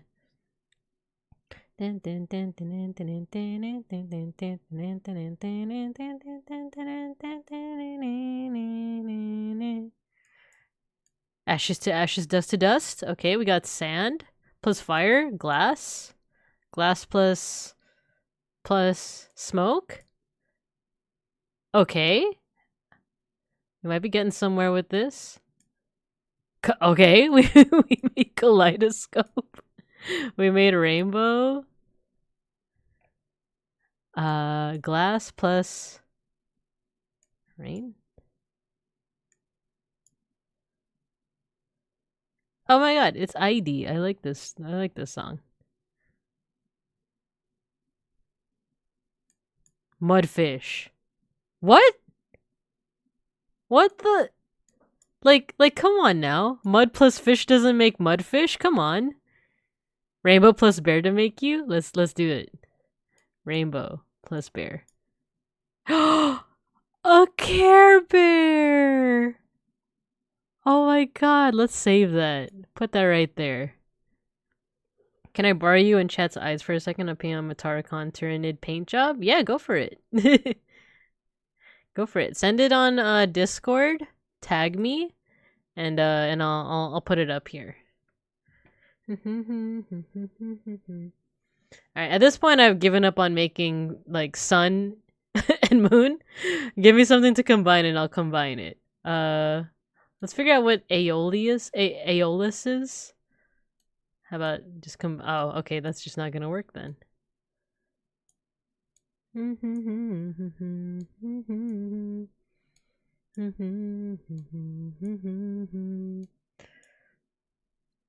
How about wind plus wind plus wind plus wind? Okay, it's just tornado plus fire. Oh, you guys think we can make a Sharknado? Oh, there you go. Ah, we got a shark. Okay. Aeolus. Aeolus. Speaking of which, Axel's 3D premiere was recently, right?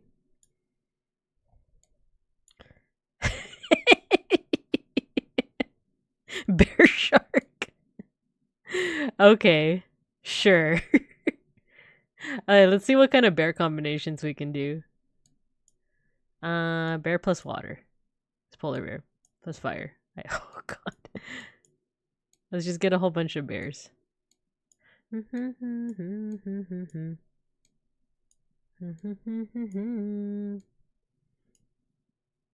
Cookie plus shark. I don't have cookie yet. I don't know how to make it. Let's do kaleidoscope. A rainbow, okay. Volcano bear, lava. Oh, that's kind of morbid. Mountain bear, yeti, okay. Marsh bear. Turn into an alligator, okay. Swamp.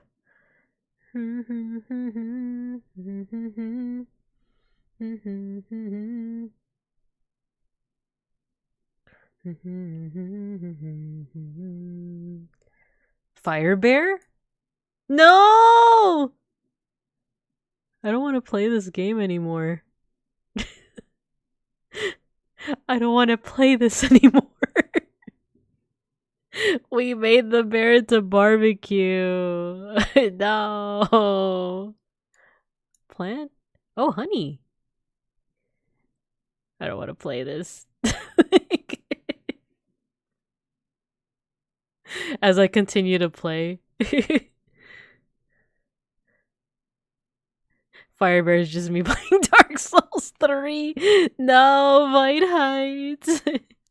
Barbecue. Oh, honey bear. It's a good idea. Winnie the Pooh. Winnie the Pooh. Aw, that's cute. Mirror?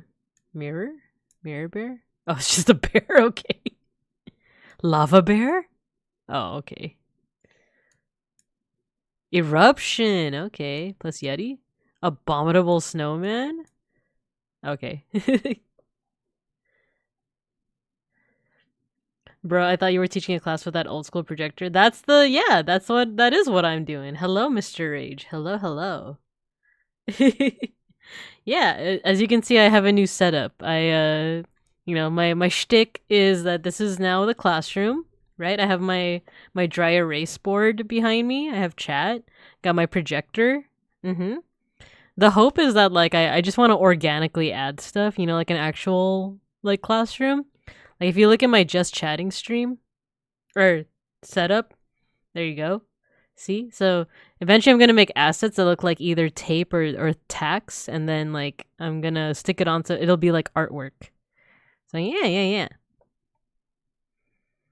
Oh, you know what? It's 9:45. I do want to play some Zelda, but we need to figure out how to alchemize public domain.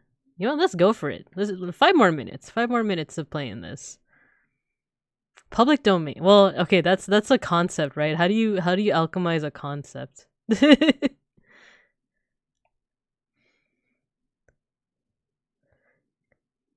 see. How about mirror plus...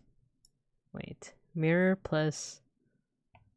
How do you think we can get to a concept? Plant plus mirror? No? Wait, what happens if we do fish plus fish? Okay, shark. Fish. How about ocean plus ocean? Sea? Okay, we're getting... Okay, it's back to that. Oh, that's right. I got mad about mudfish. Mud plus fish not being mudfish. How about Winnie the Pooh plus bear? Pooh Bear! There you go. So I was right. I was bamboozled into thinking it might have been part of the game you were playing. Nah, this is my setup. This is my new setup. How about panda plus panda? A baby panda! There you go. Okay, how come bear plus bear doesn't make a baby bear? How about polar bear plus polar bear? A baby polar bear! Mr. Rage, are you aware of a Pizzly? A grizzly and a polar bear? It exists. Can we get Kung Fu Panda? Yeah, we gotta figure out how to do like Kung Fu.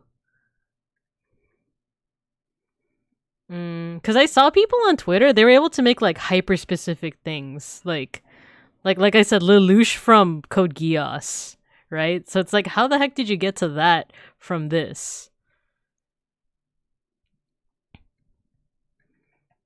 Kung Fu Panda. How do you make like... I feel like to get to Kung Fu, you would need like martial arts. But how do you get to martial arts? Like fight, eruption?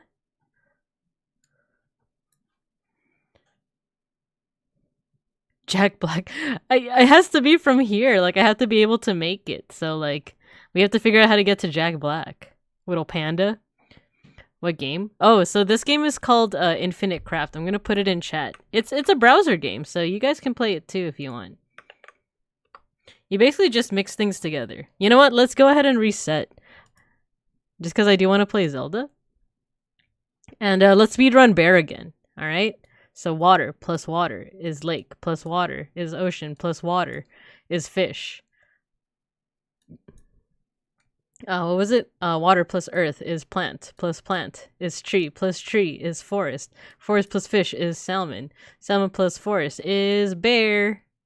And then speedrun to polar bear. There you go. There you go. Bear percent. That's the only thing I know how to speedrun. And then there we go. Baby polar bear. You know what? I definitely feel like there's gonna be like speed runs of this. Like people are gonna try to do like, you know, space any percent. Or space percent. You know, because I can't figure out how to do it. I did it once and I forgot how to do it. Where's the meme channel in the bungalow? Oh, I don't have one at the moment.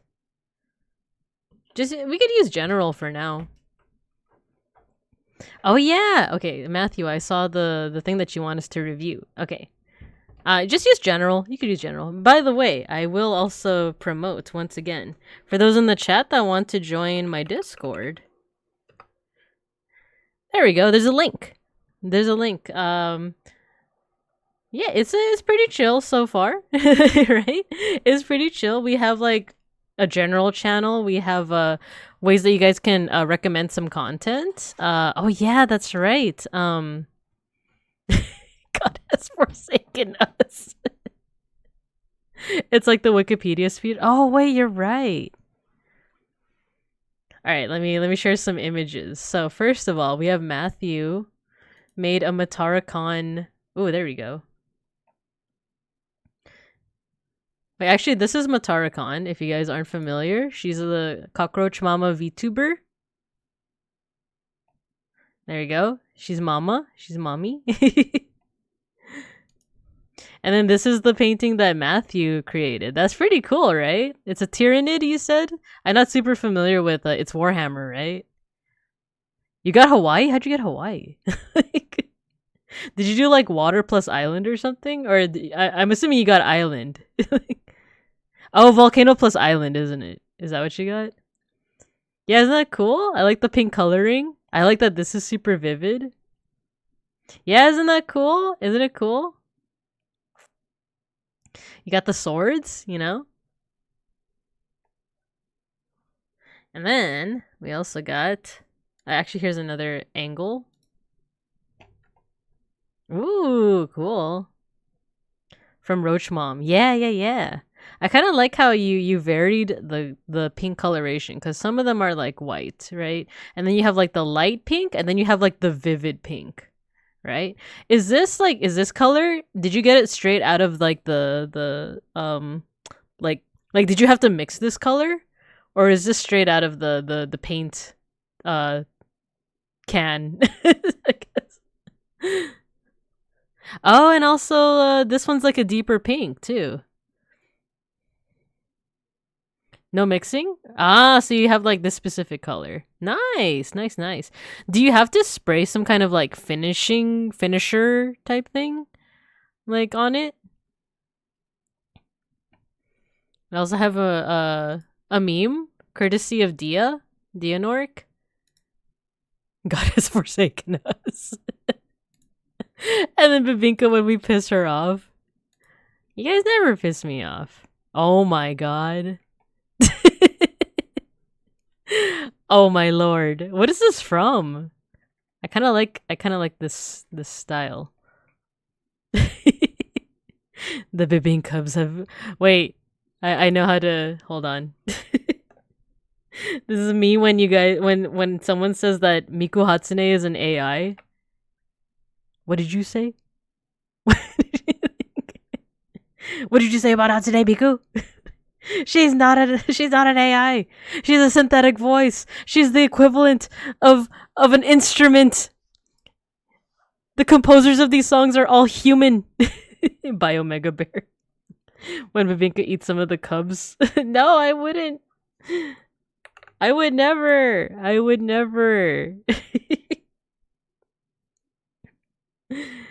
No, why do you accuse me of these things? One more. Oh wait, there we go. See, if you guys want to send me images like this, consider joining the Discord. Oh my god, what is this from? Like, what is What is this? What's the matter? Never seen a bear before? Holy shit. Oh, you said is Bio Mega Bear the name of the manga? Oh, okay, okay, yeah. So that's the title of it. Okay, no eating of cubs, only gummy bears. Yeah, exactly, exactly, exactly. So yeah, yeah, yeah. Thanks for sending those, everyone. Let's do like let's do a cheeky little I'm gonna set up Citra right now. I'm gonna set up. Oh yeah, lights on. I'm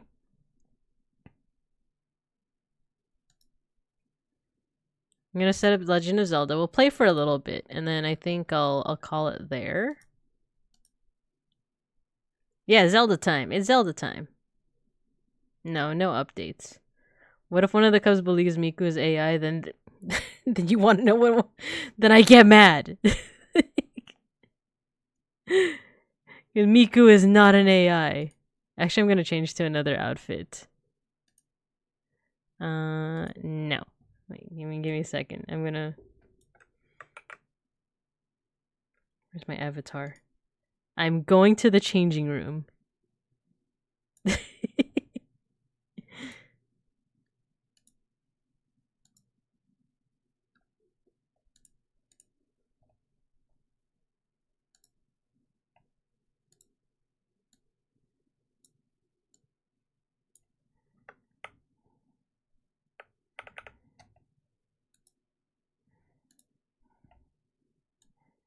Okay, I'm back. We censor him. Permanently get devoured. Get devoured. Okay. Let's turn off the music. We Zelda. Oh wait, I have to let me get my controller.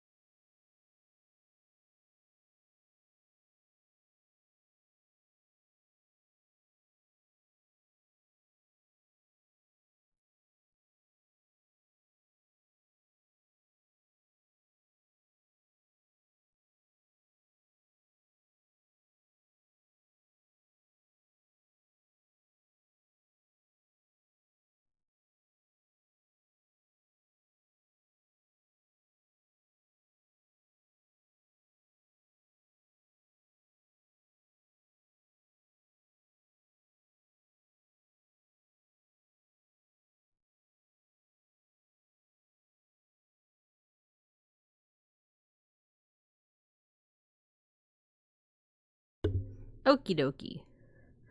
Let's go ahead and should I turn the lights back out? Wait, where is it? Where's the light switch? Can one of the Bibinkubs get the lights? Thank you.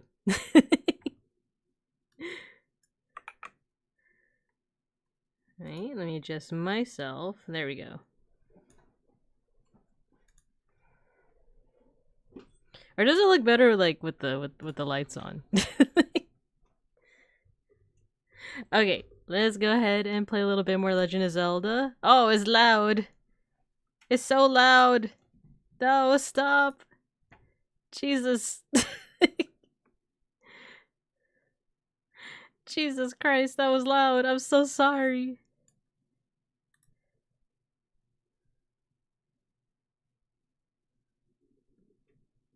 Okay, how's that? How's that? Is that okay? Looks good either way? Okay, cool. Oh, I forgot to change my my category. LOZ OOT. You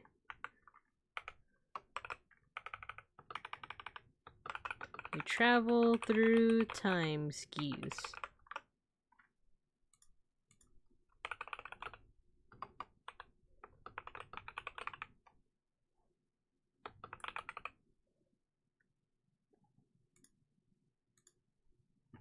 There we go.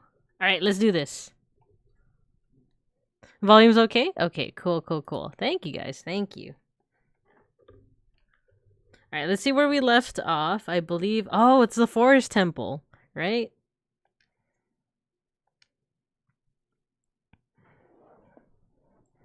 That's right, we are starting the forest temple. Oh, sorry, let me adjust something real quick. Sorry, let me just adjust my hand cam because I realized like the wire for it is directly in front of my screen. So for one, I'm gonna turn it off.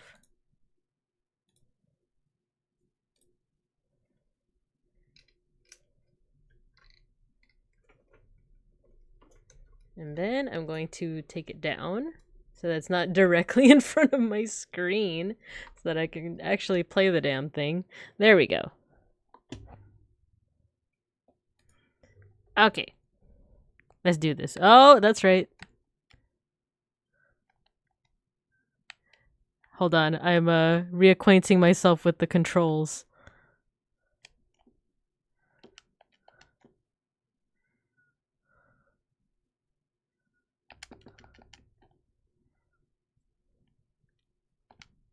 Oh, I didn't time that right. There you go.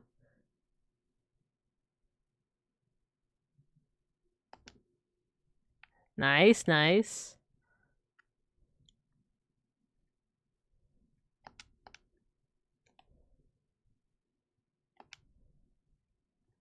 Nice, nice. Okay.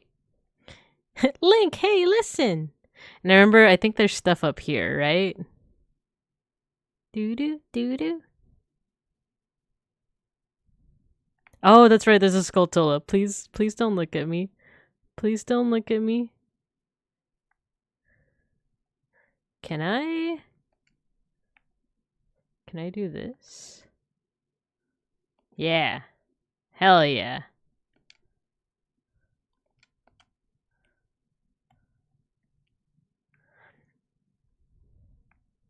So yeah, last we left off, we were here in the Forest Temple. We just started. And for those who don't know, yeah, I got a key. I have played this game before. I've actually played it multiple times as a kid.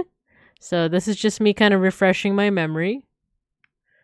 There's certain things that I remember very vividly, but I'm not gonna get everything perfect.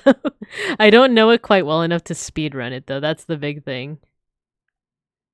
I hate this chest. This chest is the reason this dungeon took me hours because I never remember it's there. Yeah, it wasn't until I looked over and saw the vines that I was like, oh yeah, there's a chest here.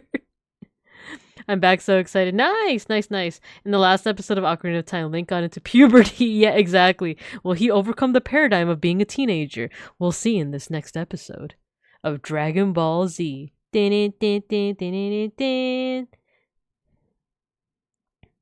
Oh, I see you. I see you. Get wrecked.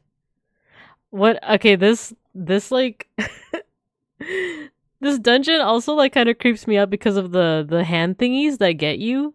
The wall, what is it? The wall masters? I remember as a kid it terrified me.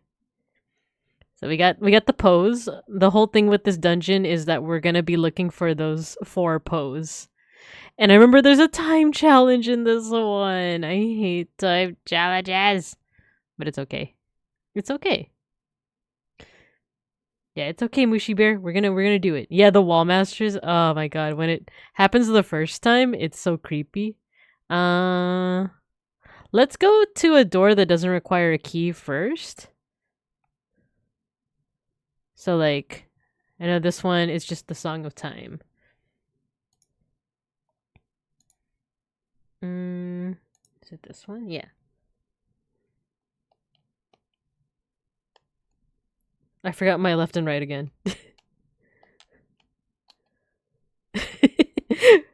For those who don't know, fun fact about me, I have a lot of trouble telling my left from my right. Oh no. Okay. It like lagged for a second. Are you planning on 100%ing this or just a storyline? Just storyline. What the? Ah, it like lags occasionally. That makes me worried because of the whole blue screen thingy.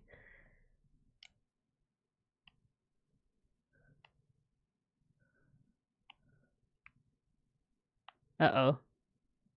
Come on, Navi, go up there. I need I need you to go up there. Oh, that's fine. Can I reach this one? Please. Please. What I hate is that if you can't get rid of the Skulltulas, like these little, like, tiny ones, if you can't get rid of them, they, like, charge at you when they see you. Nah, nice. Okay. Yeah, I think I'm just gonna go through the storyline. Because 100%ing it would mean going back to certain, like, dungeons.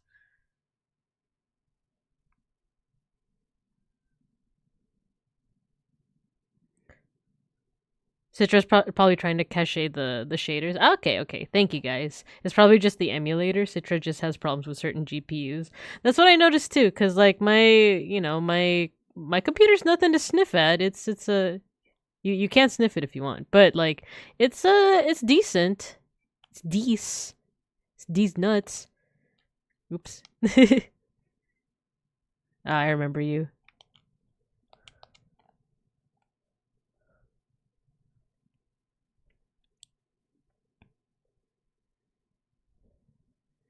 Yeah, it's like decent and yet it still like tends to lag sometimes. Or like what's it called? Citra, it still tends to lag. Sniffer. Got him. Nothing like the smell of hot metal and electronics. So flavory. Hey, you think it's the map or the compass? Do do do do. Nice.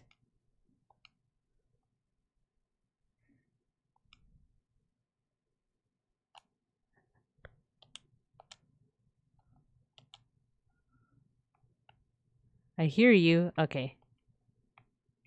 You. Can I climb up here?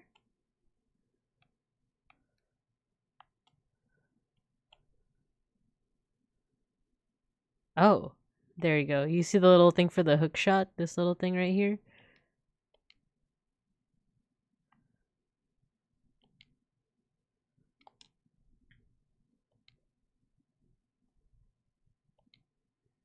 God, I miss gyro controls.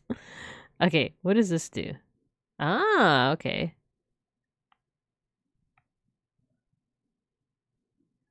The only thing is it temporary? Because that switch is red. Ah! Ah! Ah! Ah! Okay, I don't think it's like temporary. There you go. If it is temporary, I'm kind of fucked. But I don't think it is.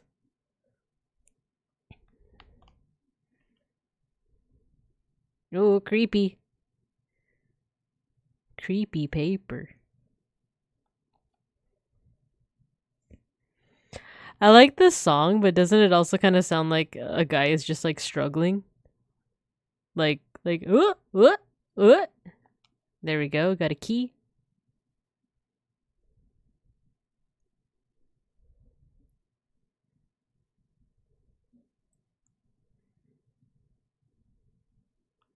Yes. I thought it was Navi for a second. Like Navi's just constantly struggling, just Lake, Lake. Navi, when you leave her behind. Okay. So we're back here. I don't want to go through that trouble right now.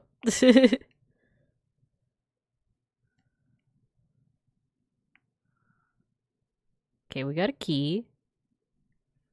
Let's see. Oh, I see you.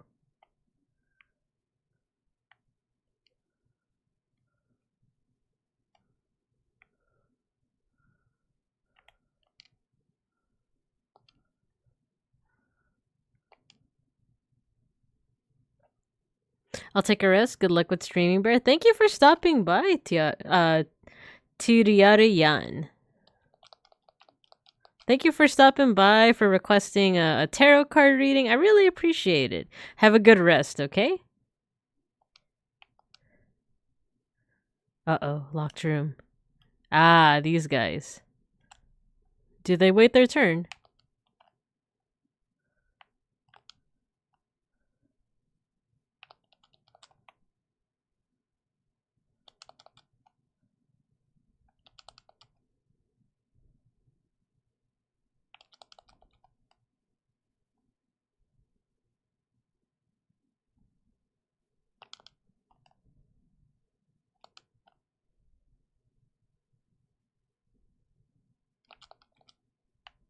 Other guy. I like that they wait their turn.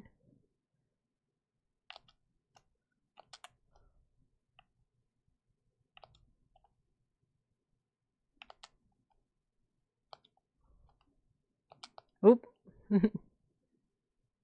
Nice.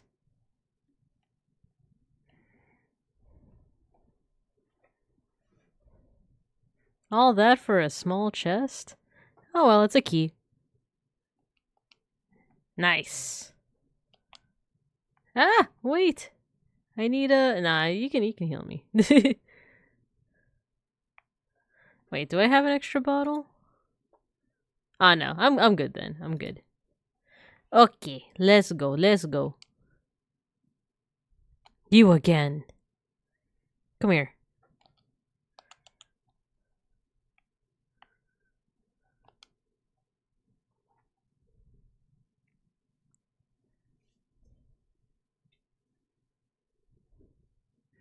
Okay, have we explored this room? Oh, no.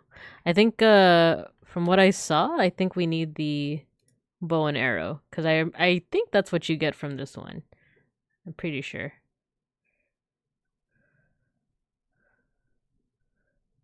Break the pot. Break the pot.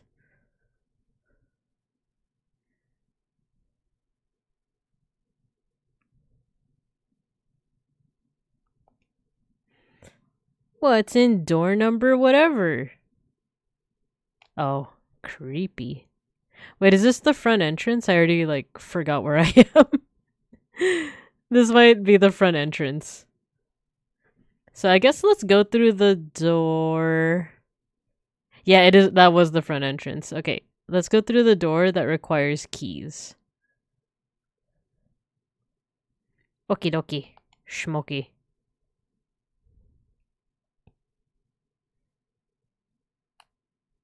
You like the slight, like, lag? Like the slight hang?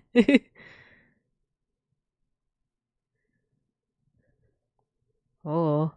I know. I think we're getting into, like, the creepy territory. What?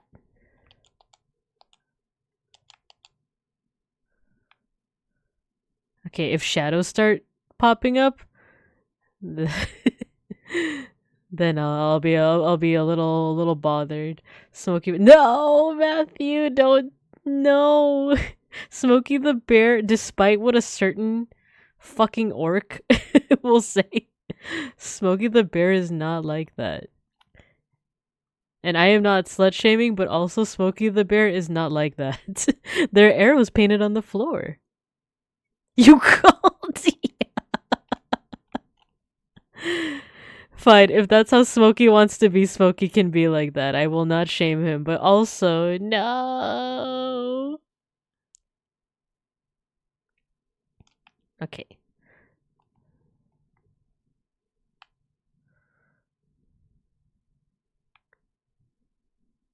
Ooh, ooh, what? Like that's what that sounds like, right?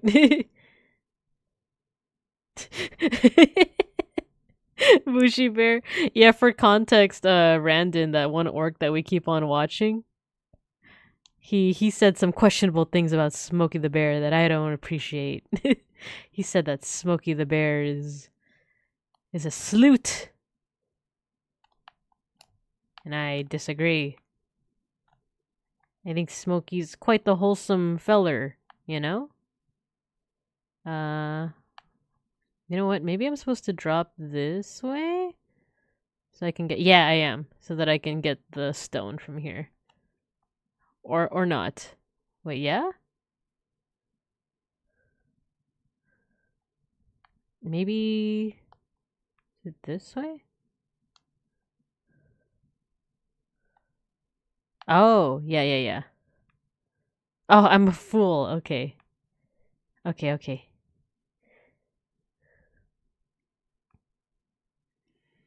Don't worry, I'll shame him. You go, Smokey, get the banana. Bro, that previous game you were playing meandered my way into Don Quixote. How did you how? How did you do that? How did you get Don Quixote? I got as far as like space. like, like I got to space and like I tried because I wanted to make sun for like sun bear, but it didn't do that. When I combined sun and bear, I think it just did honey.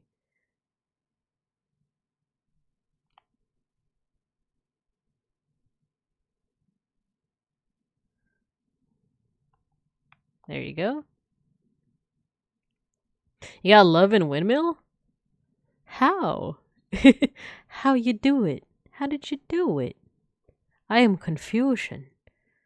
You got so many weird things, Roguery Studio? Oh man. You guys need to make like players guides or something.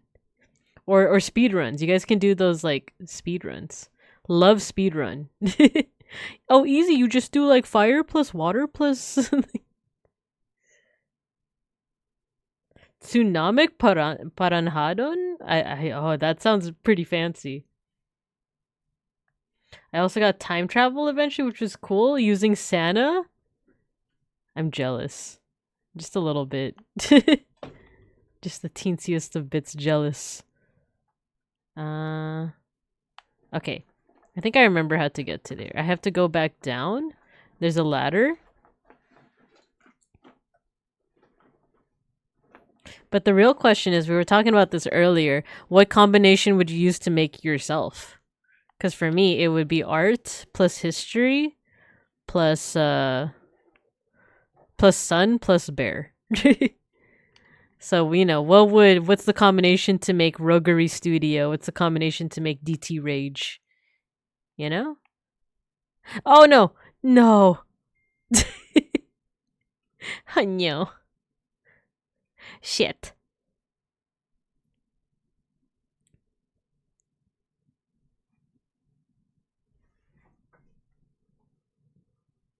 How did I do that? Okay, here. Now wait, you know what? What if I go up here first?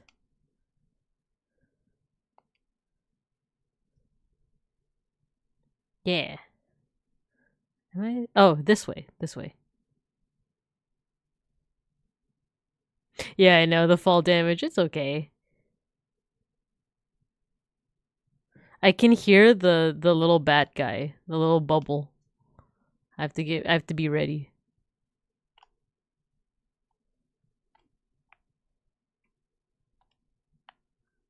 I hear you. Where are you? I hear you, but I don't see you. You think he's on top?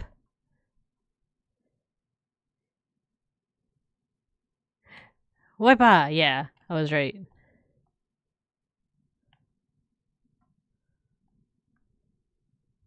Nope.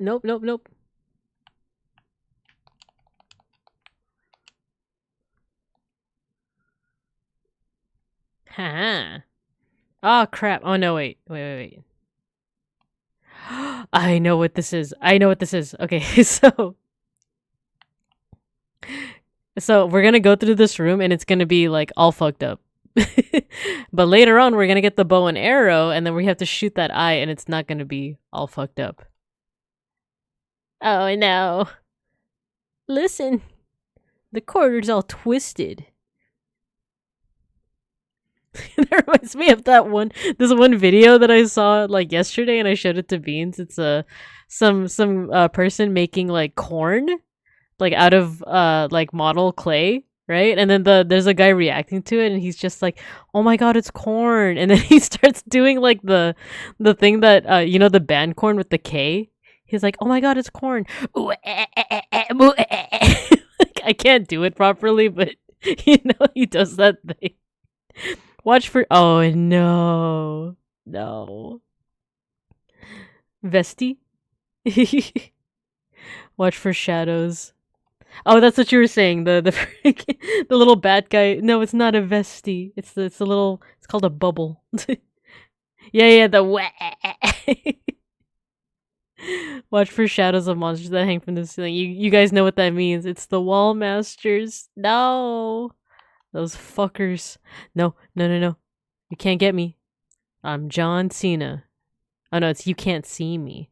Okay, so we can't get this Poe until we get the bow and arrow. So, see, he's gonna be all creepy, you know, gonna be all creepy until we get the bow and arrow, which is I think is in this room. Oh god, that actually kind of scared me. Why did that jump scare me? I don't understand.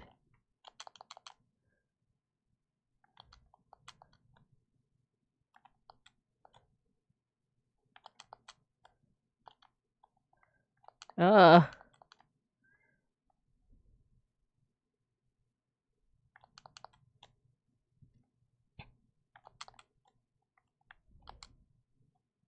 Nice.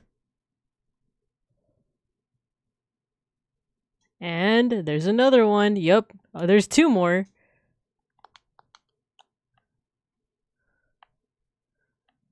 You're too close, man.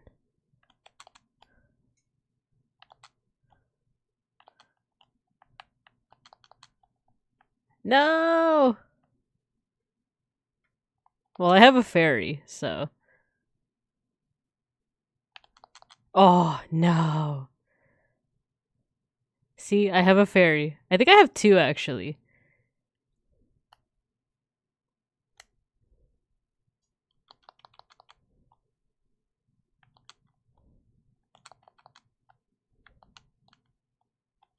What? How?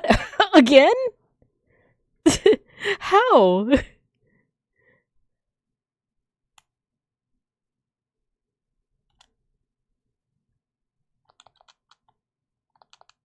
There you go.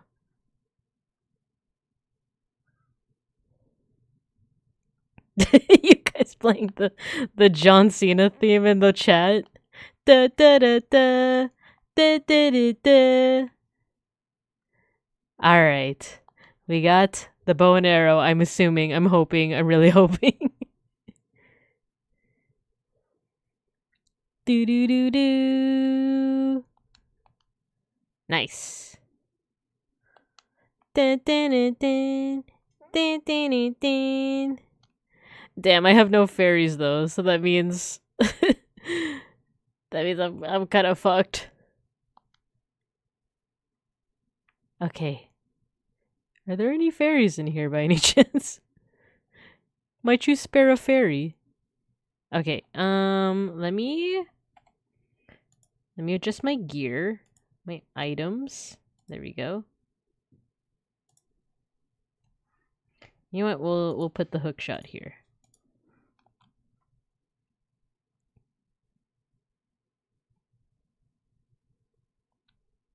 Damn it. Okay.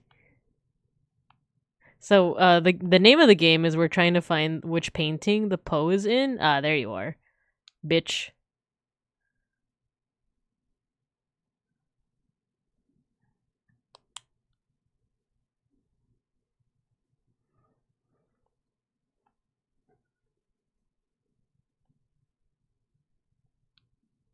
There you go.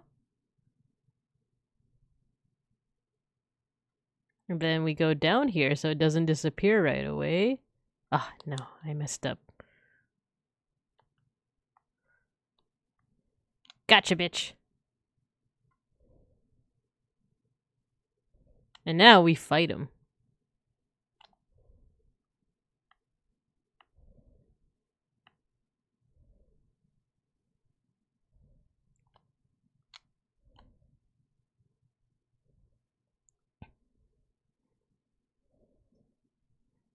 Just jam a fairy into your mouth and start chewing? You got it.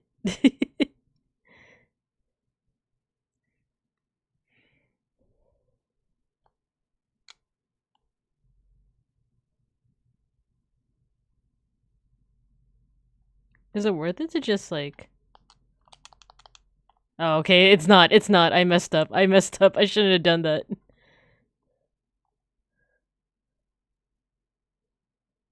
Come on, man. Don't be shy.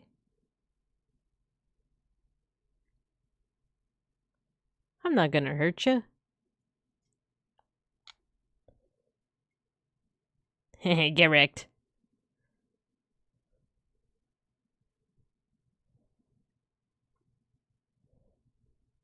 Why is Navi flying over it like she's choosing it to be like she's like I'm so dissatisfied with you. My new friendship with Babinka ended. My new friend is the Poe, the blue Poe specifically. Instructions unclear, not being dragged into the Phalanx. No. So I know the yellow Poe was behind us, but let's go ahead and see, is there anything up here? Ah, another locked room. Oh, but I don't have any keys. Okay. So we gotta come back. Doo-doo, doo-doo.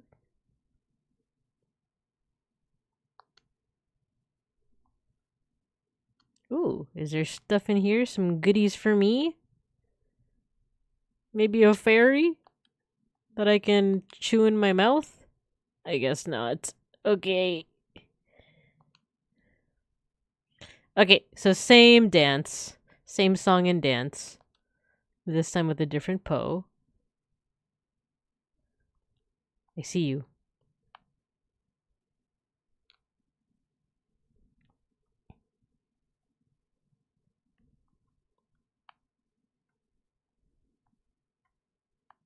Oh wait, it's here. Okay.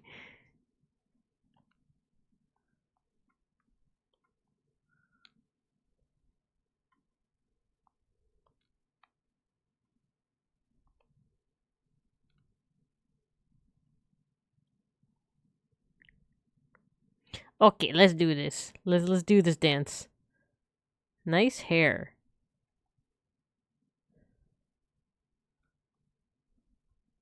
What? No! No! Gotcha.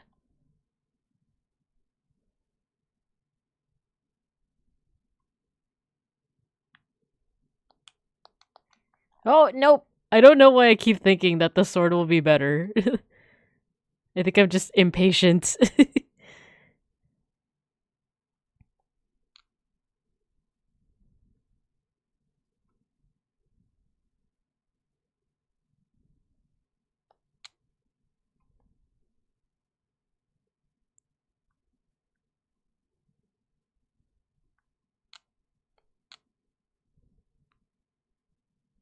Come on, buddy. Come on, buddy. Come on. Damn it, I always do it like too early. Please, I need to... Oh, there, arrows. Thank God. Nice, and we got a chest, presumably with some kind of key, right?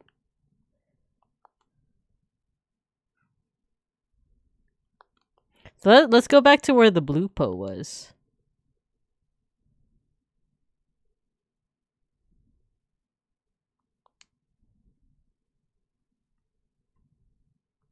Any stuff in here for me? Please. Just a smidge of arrow? Smidge of fairy? Please, sir.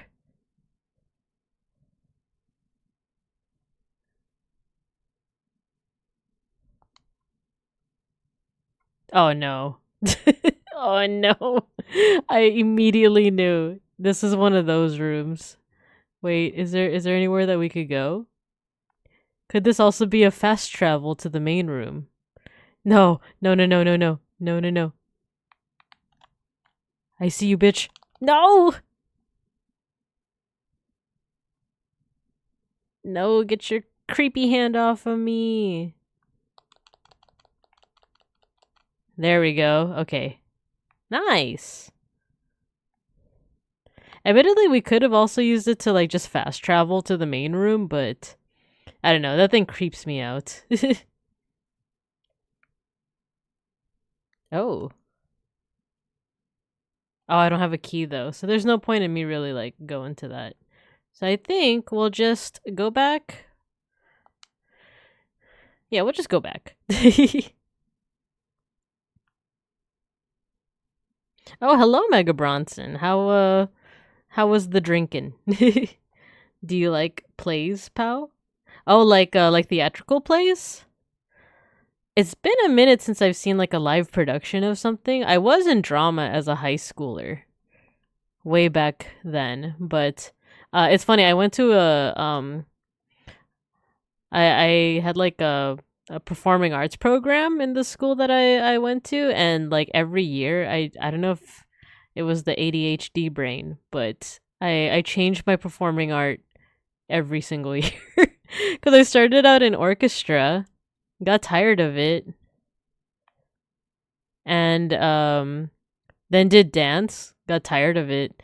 I can't even say got tired of it. I didn't get tired of it. I just got like too intimidated when when I reached like the advanced level. I was like, in the introductory levels, I enjoyed it, right? But then once I got to the advanced level and more was expected of me, I was like, no, no, thank you.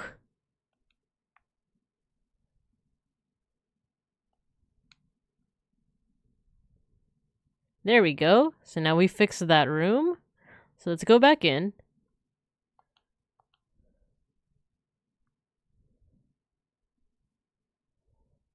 Drama kids, yeah. I was with the drama kids. You were a theater kid? Oh yeah, so after dance, I did drama. But then after that, for my final year, I just did stage production. So I did like the backgrounds essentially. I misheard you saying that I was the drama. I was the drama. Nah, I've always been a pretty like I want to say mild mannered kid, like ooh, what's the oh, it's the boss key, isn't it?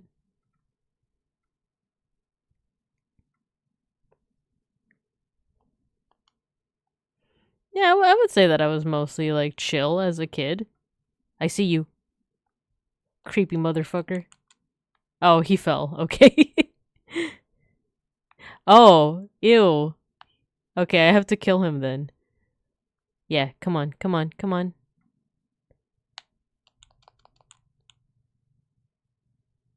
Nice. Look at all those rupees. Okay, so I go down here, right? Oh, bitch.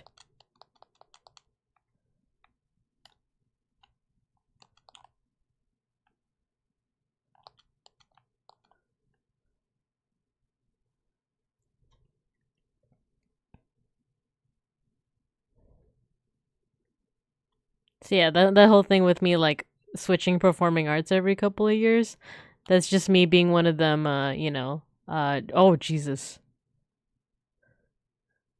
Jack of all trades, master of none type thing where it's like, yeah, I know a little bit of orchestra. I played the cello, the cello for a little while. But like, can I how much of it can I recall? I remember that I very much disliked Pachelbel's Canon in D because I was a cello player, and when you play cello and you play that specific song, it's not fun. Like it's the same four notes, or I think 8 notes. It's the same 8 notes over and over. Oh, you creepy bitch! No.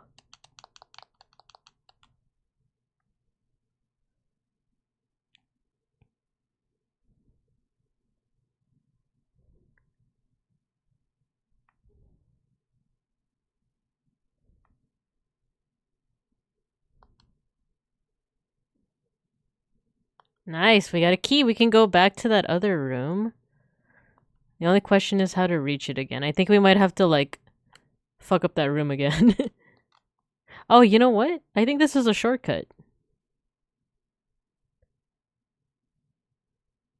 Right?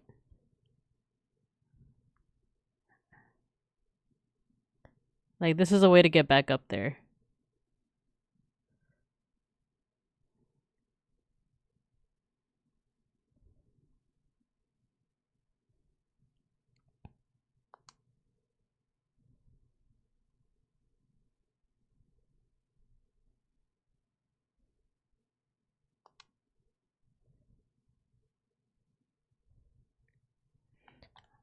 Oh yeah, and in terms of like being a jack of all trades, master of none, the dance class that I took in high school, the teacher was really good, and he taught us like different, I guess, genres of dance. So I know a little bit of ballet, like the teensiest bit, a little bit of jazz.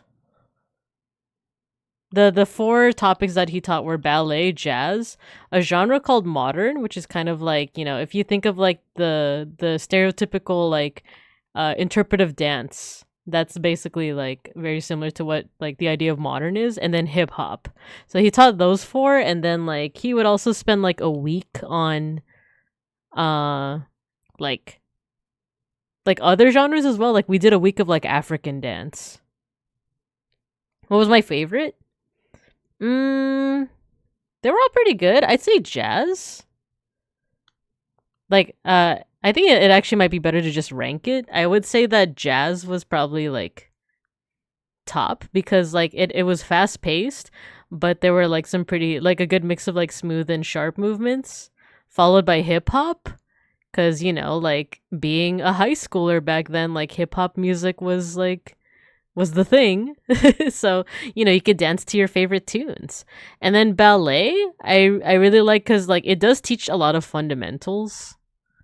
Like I don't know, like it helps with teaching stuff like balance. And then lastly was modern. Like I just personally didn't like modern dance that much. Please don't. No. Is the hand after me? Okay, no, it's not. Yeah, I personally didn't like modern that much, but it wasn't all terrible, you know. It's just like definitely more like emotional and emotive. Oh my god, what is this?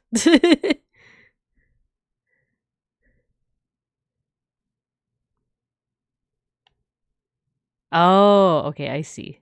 So desu ne. I have to align it.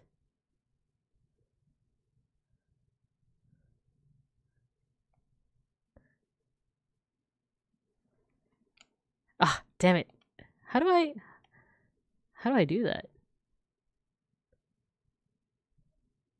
Hmm.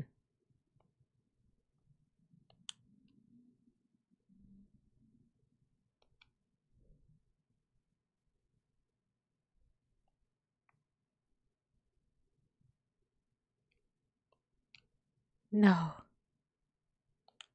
How?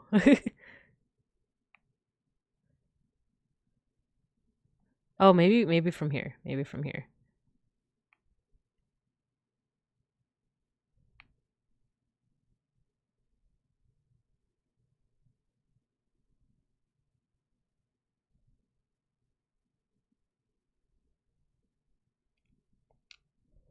Damn it. There was confetti interpretive dance, break dance. I don't the teacher never taught us break dance, but I did have friends that were into it. So I would watch them. I learned one move. I learned literally one breakdance move. If it's even a breakdance, that was definitely like the b-boy era, right? Nice, nice. Wanted to go out, but stuck running errands for fam. We're going to be for a while. It's all good. Huh. Maybe closer. Like here. So baby, pull me closer in the backseat of your Rover. Oh my god, I barely missed it.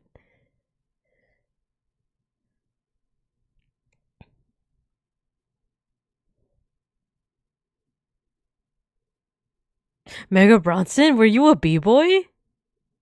I forgot.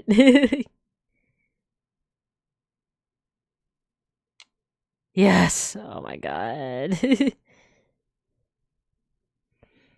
I knew how to do like one thing. It was now. Why did I do that? Was it called the turtle? There was a move that I want to say it like was called the turtle, or it resembled, being a turtle.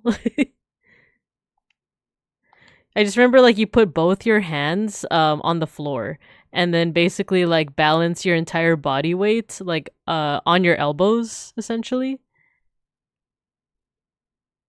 Okay, that hand asshole is here.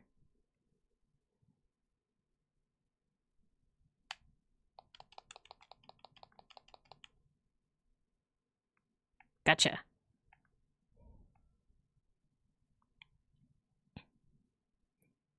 The B the B girl stands for bear.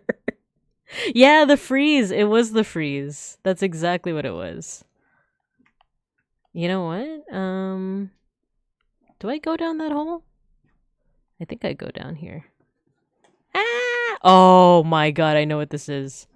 I have to like watch out for the falling. Oh my god, and there's freaking spiders. I hate this. Okay. Maybe I can. I hate this. So what happens is it's like a chessboard, right? And okay, maybe I don't have to worry about the spiders. And that huge like thing on the ceiling is gonna fall. And you have to essentially like memorize where it's not gonna fall. So, or not memorize, but I could look up right now. Let me look up and basically like use some hand-eye coordination to figure it out. There's also that room over there. What's in that room?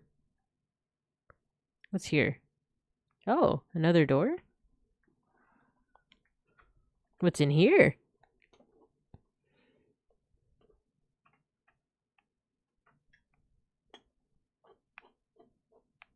Huh? What's in here? I guess I'll come back to that. The baby is the one elbow, the turtle is two elbows, but there's the non-freeze where you spin yourself around using your hands. I think what I knew was I think it was the freeze. Oh, I reset the enemies. God damn it. Okay.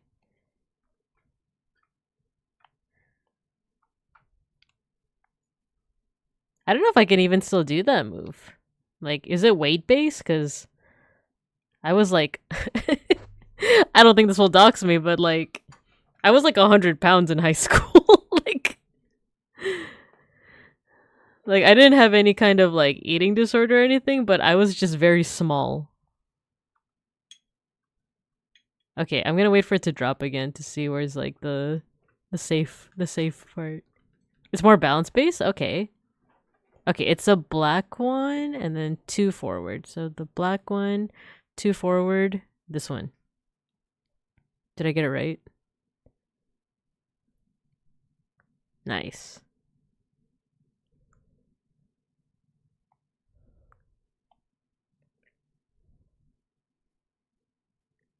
Oh, please don't tell me it's time based.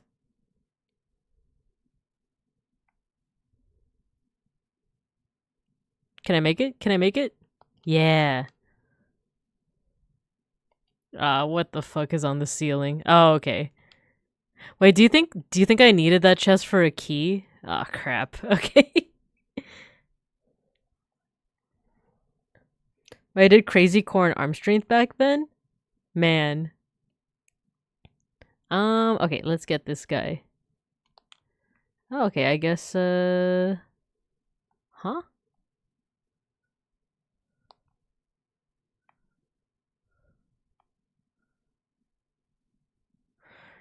Okay, I have to see if I need that, like, the chest. Oh my god, oh my god. Okay, I didn't need that. No! No! No! I'm back at the beginning. Okay. I went back for what I thought was a key and it wasn't a key. Ah! Die. Wait, wait, wait.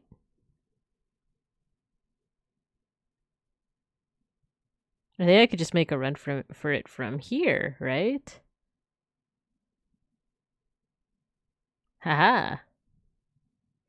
Okay, I think I need to shoot the pieces down. Or maybe I just need to do this. Oh, that's right. It's a time trial. Fuck. Okay.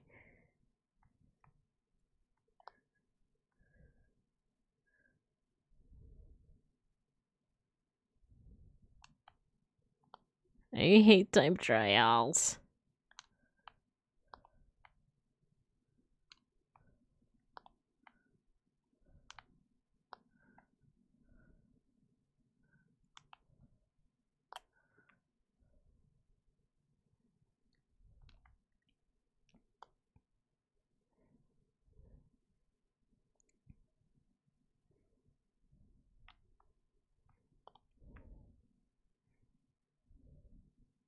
There we go. Nice. No! See ya, Mega Bronson. I don't know why I forgot that you were a b-boy at one point. That's pretty interesting. It's funny because I do remember talking about some high. Oh no, I thought I killed it. I was like, that was quick. I was talking about some high school memories with Beans, and I remember there was one time where like I had mentioned, I was part of orchestra.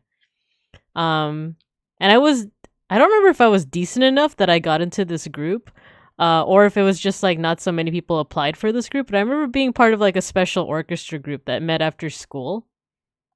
And I remember after a while, I don't know why, but I ended up very much disliking that class and that teacher. And I remember I ditched. I ditched practice. But I did something super stupid. I think you might have been there too, Mega Bronson. I did like the stupidest thing and like I ditched, but I was with like a group of friends, right? And the friends like decided to hang out like in the parking lot directly across like directly in view of the orchestra room. Like, it was so dumb. Cuz like I want you to imagine like the orchestra room, there's a window and if you look at the window, you could see the parking lot where we were hanging out. It wasn't the jazz band. It wasn't the jazz. It was like orchestra. It was like cello, violin, that kind of thing. So we were hanging out like directly in freaking front of that. Oh, are they all Oh, there's the fourth one. Okay.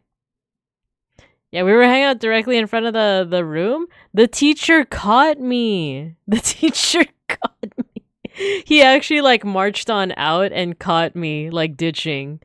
And the thing is, I do remember telling my friends like, "Oh, can we move? Like, can we not be here?" Because my teacher's gonna catch me, and he totally did. And I remember like I gave the teacher an attitude because of course like, you know, I'm a moody teenager at that point.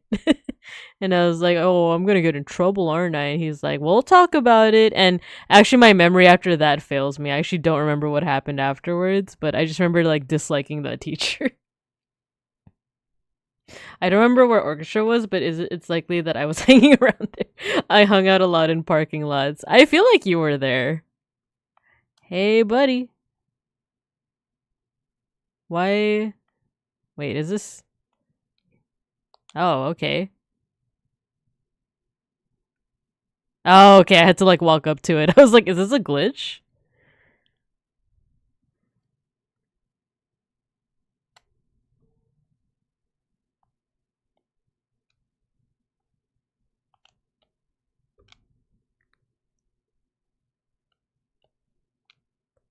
So I remember there's a way to tell which one of these is fake. Ah, damn it. So yeah, you have to pick among like four like ghosts that are fake. Ah, it's you. The real one does a little twirl.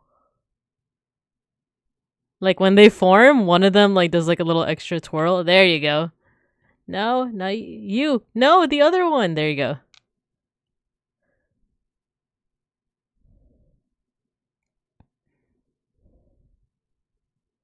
I saw you.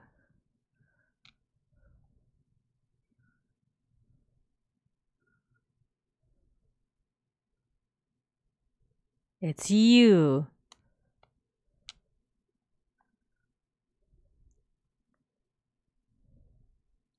One more, one more. It's you. Yeah.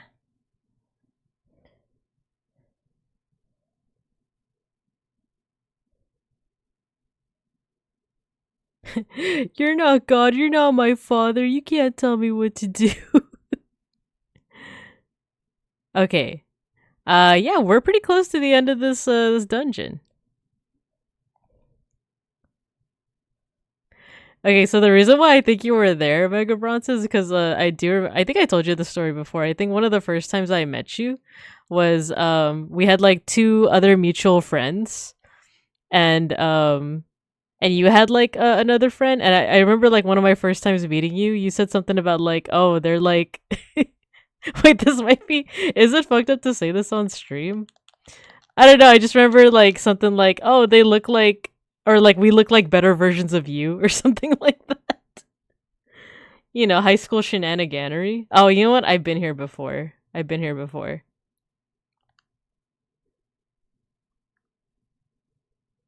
You would think the ghost would just IDK not twirl. Yeah, yeah, there we go. It was like, holy shit, it's a lame version of us. Yeah, I think that's one of the first times I might have met you. It's because, okay, like, without going into too much detail. So yeah, as you can see, like, Mega Bronson and Beans and I, we all know each other from high school, and like, you know, there's gonna be people of like the same ethnicity as you in your high school, depending on like where you live, right? So let's say that if I'm Filipino American and there's another like Filipino American sun bear at this school, you know, the joke was basically like, you look like a lamer version of me. Which sounds pretty harsh. Like, you know, as I'm saying it, it sounds so harsh, but I don't know, because we were edgy teenagers back then. None of us like took it seriously, cuz I'm pretty sure they laughed. Like the people that were like the quote unquote lamer versions, they like they were also laughing.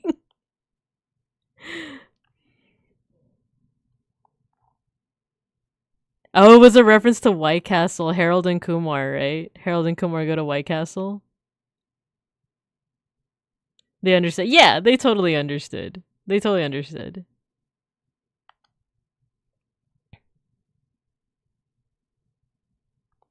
Cause yeah, as I was like saying it in my head, I was like, "Damn, this sounds fucked up." But like, I don't know, like the humor, both it's both the fact that it's like the brand of humor when you're a teenager, alongside the brand of humor in the early 2000s. You know? Oh, I already got that one.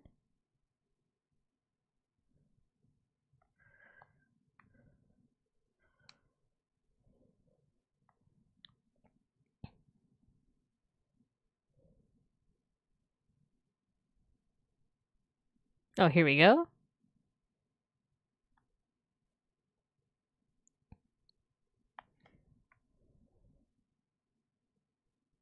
Oh, I have an empty bottle to use for this boss battle. Excuse me. Oh my god, did you guys hear the burp? I'm so sorry. I tried to burp silently, but it's funny because I saw out of the corner of my eye my PNG tuber model move.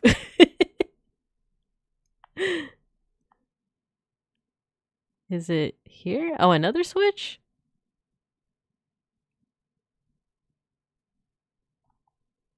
Yeah, exactly, Mega Bronson. It was you, a short Filipino, and a tall, lanky white guy meeting another short Filipino and a tall, lanky white guy. There we go. There's the boss room. Okay, which is good because I'm starting to get kind of tired. Open. Oh, you know what? I should save. Can you imagine if I like blue screen right now and lose all that progress?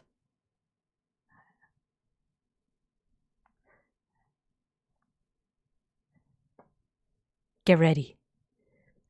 Oh no. What's happened? Night at the museum. No. Dun, dun, dun, dun, dun. Bow.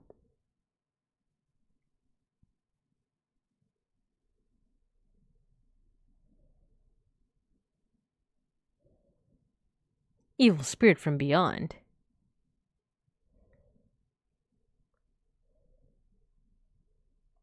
Oh wait, you know what? Wait. Let's do a bottle instead. Let's do a bottle. Okay. Oh wait, that's right. I have to no.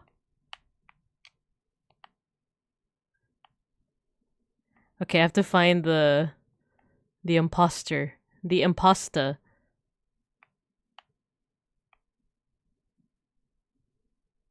Is it you? Yeah.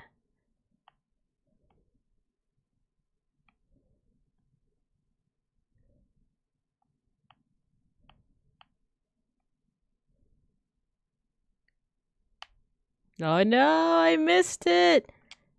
Oh no.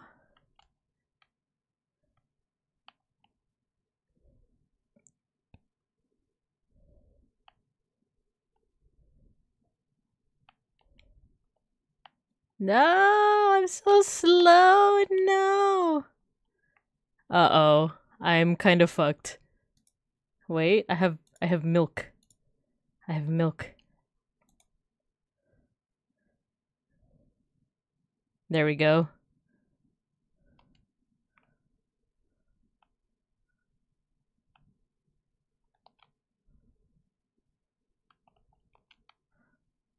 I'm missing it. No. Okay, so I should not be on the Triforce. That's what I'm getting from that. I should not be on the Triforce.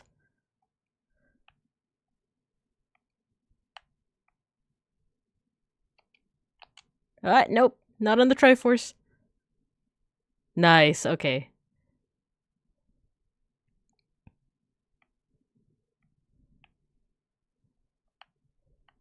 Oh, it's either of these two.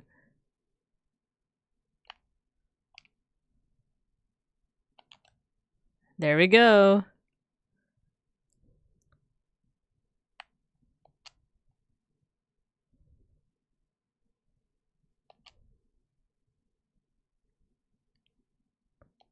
Oof.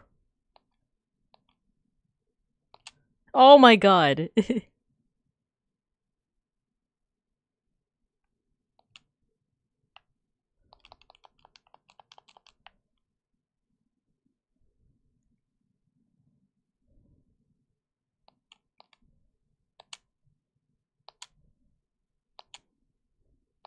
Oh, no. Milk. Milk.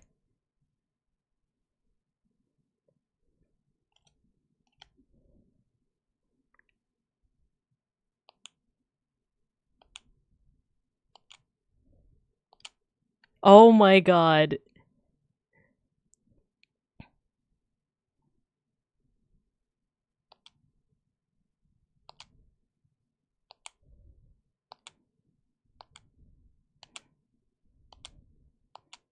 Oh.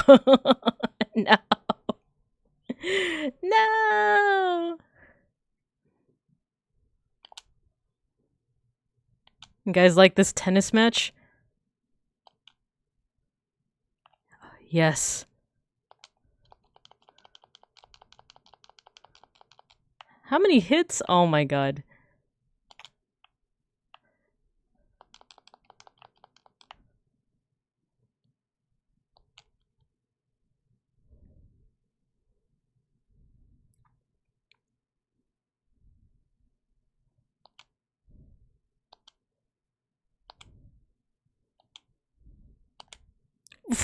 No.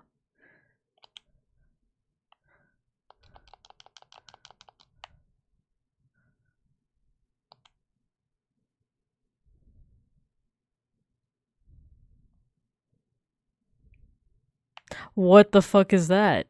Oh, okay.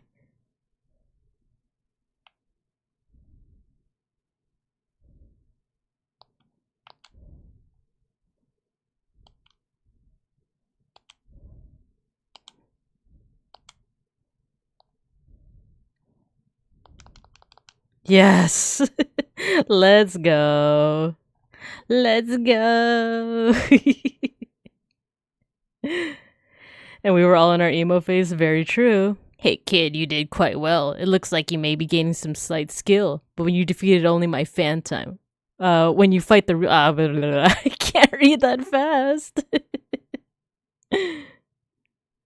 He looked effed up. Yeah, it's Phantom Ganon. Dip, duck, dive, dodge, and dip. Gotta remember the 5Ds. Dun, dun, dun, dun, dun, dun. All right, we did it. Do do do do. Okay, I'm pretty low energy, but at least I know. Well, I don't feel as sick as I felt yesterday, considering that I went on this long. So, yeah, let's finish up this cutscene and then we'll call it. And I think on that note, let me whoopsie. I didn't mean to freeze it. No. Okay, sorry, I'm just gonna go to video producer, stream manager. I'm just gonna stop raids. Just so people don't accidentally walk in as I'm finishing up. Save state? True. I should. Aw, she looks so happy, so peaceful. Thank you. Because of you, I could awaken as a sage. I'm Saria, the sage of the forest temple. I always believed that you would come because I know you. No. You don't have to explain it to me. Because it is destiny that you and I can't live in the same world. Aww. Oh no. I will stay here as the forest sage and help you. Now please take this medallion.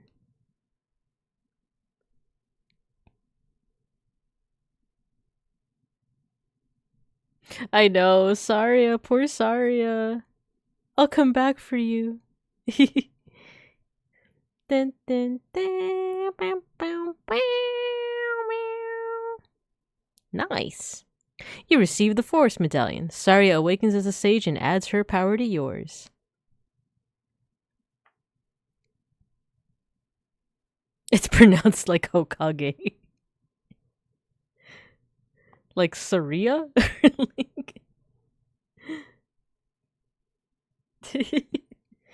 It's pronounced Hokage.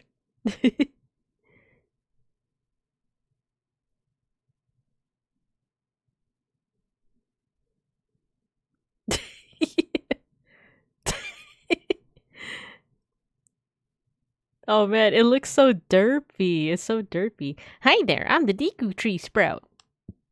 Because you and Saria broke the curse on the Forest Temple, I can grow and flourish. Thanks a lot. A+ voice acting. Hey, have you seen your old friends? None of them recognize you with your grown-up body, did they? That's because the Kokiri never grow up. Even after 7 years, they're still kids. Guh-huh. You must be wondering why only you have grown up. Well, as you might have already guessed, you're not a Kokiri. You're actually a Hylian. Can we keep it? I'm happy to finally reveal this secret to— Oh, he's so happy. He's so freaking happy. Does it ever blink? Nah, I don't think so. Do trees blink? What a... That's a good question, actually. So, do I still do the wacky voice? Some time ago, before the King of Hyrule unified this— I missed it. One day, to escape the fires of the war, a Hylian mother and her baby boy entered the Oh my god! I've never seen a tree blink.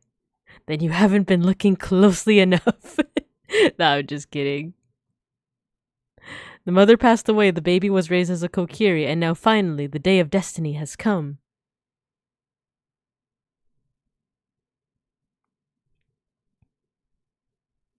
I like that it has a little, like, you know, branch in its mouth, you know, like it's chewing on it. You're a Hylian, and we're always bound to leave this forest. Trees blink in the Kirby golf game for SNES. Oh man, those are some different ass trees. And now, you have learned of your own destiny, so you know what you must do. That's right, you must save the land of Hyrule. the like emotionless face, it's like, it's kind of ominous. It's like, now you know what you must do. You must burn it all, Link. You must kill them all. Do it and win my favor. Teehee. Link looks so done. Like, first I saved the old tree, now I got this new tree to worry about. Now, Babinka, break the curses on all the temples and return peace to Hyrule. Hey! It was a surprise to learn that Sari is one of the sages, wasn't it, Babinka? I wonder how Sheik knew. Anyway, off to the Temple of Time. The fuck am I doing talking to a tree? Alright, so let's go ahead and save. Continue. Or I guess quit, but let's do a save state. Because I actually haven't done that. These edibles ain't shit. 2 minutes later. Alright. It's currently 11 o'clock my time. I'm gonna go ahead and call it here. Thanks everyone for tuning in, both to tarot and then chatting and then a little bit of Legend of Zelda. I'm glad we were able to do as much as we did today. So thanks everyone. For next week, what am I doing next week? I actually haven't finalized my schedule, but art appreciation. We're doing art appreciation. So if you guys want to recommend art for me to look at, you can do it one of two ways. You can either, I'm going to set up a Twitter post on my Twitter. Or, like I promoted before, you can join my Discord. I have a whole channel. For, like, ways for you guys to recommend art for me to look at. And it can be any artist or art as long as it's not too, you know, like rated R or anything, like not too much nudity or gore, you know? Even though I personally don't mind it, it would be kind of troublesome to stream that kind of content. So, yeah, recommend me an artist you really like, or even your own art. I like seeing the art that you guys do as well. So, yeah, time to perceive someone. So I was fiddling with that infinite craft and thought, I should report. Once you make Sharknado, you keep adding to itself over and over. I got it all the way to Sharknado. What? That's incredible. I'm gonna try that, Vite Height. 2 a.m. EST, but it's the weekend. Oh my god, thanks for tuning in, Matthew. And everyone. Gudaketa, thanks for the stream. Yeah, of course. I'm gonna get breakfast. You guys have a good day. You have a good breakfast, Dia. Let us know what you eat, by the way. When you posted those doses, they looked really good. But yeah, so thank you, everyone. Let's see, is anyone streaming right now that I can raid into? Oh, Jiro! I just met Jiro recently. We also have Saku, but I just met Jiro. I do want to give them some support, so let's do that. We're gonna raid into Jiro. You know what? Let me check. Let me just check real quick.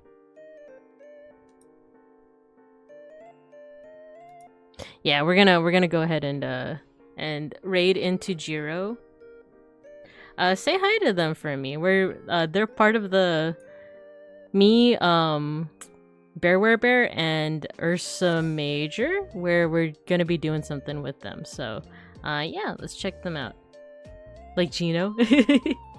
No, they're a fellow bear VTuber. So, yeah, let's go ahead and raid into them. And as always, you guys, I'll see you guys when I see ya. Thank you. Bye-bye.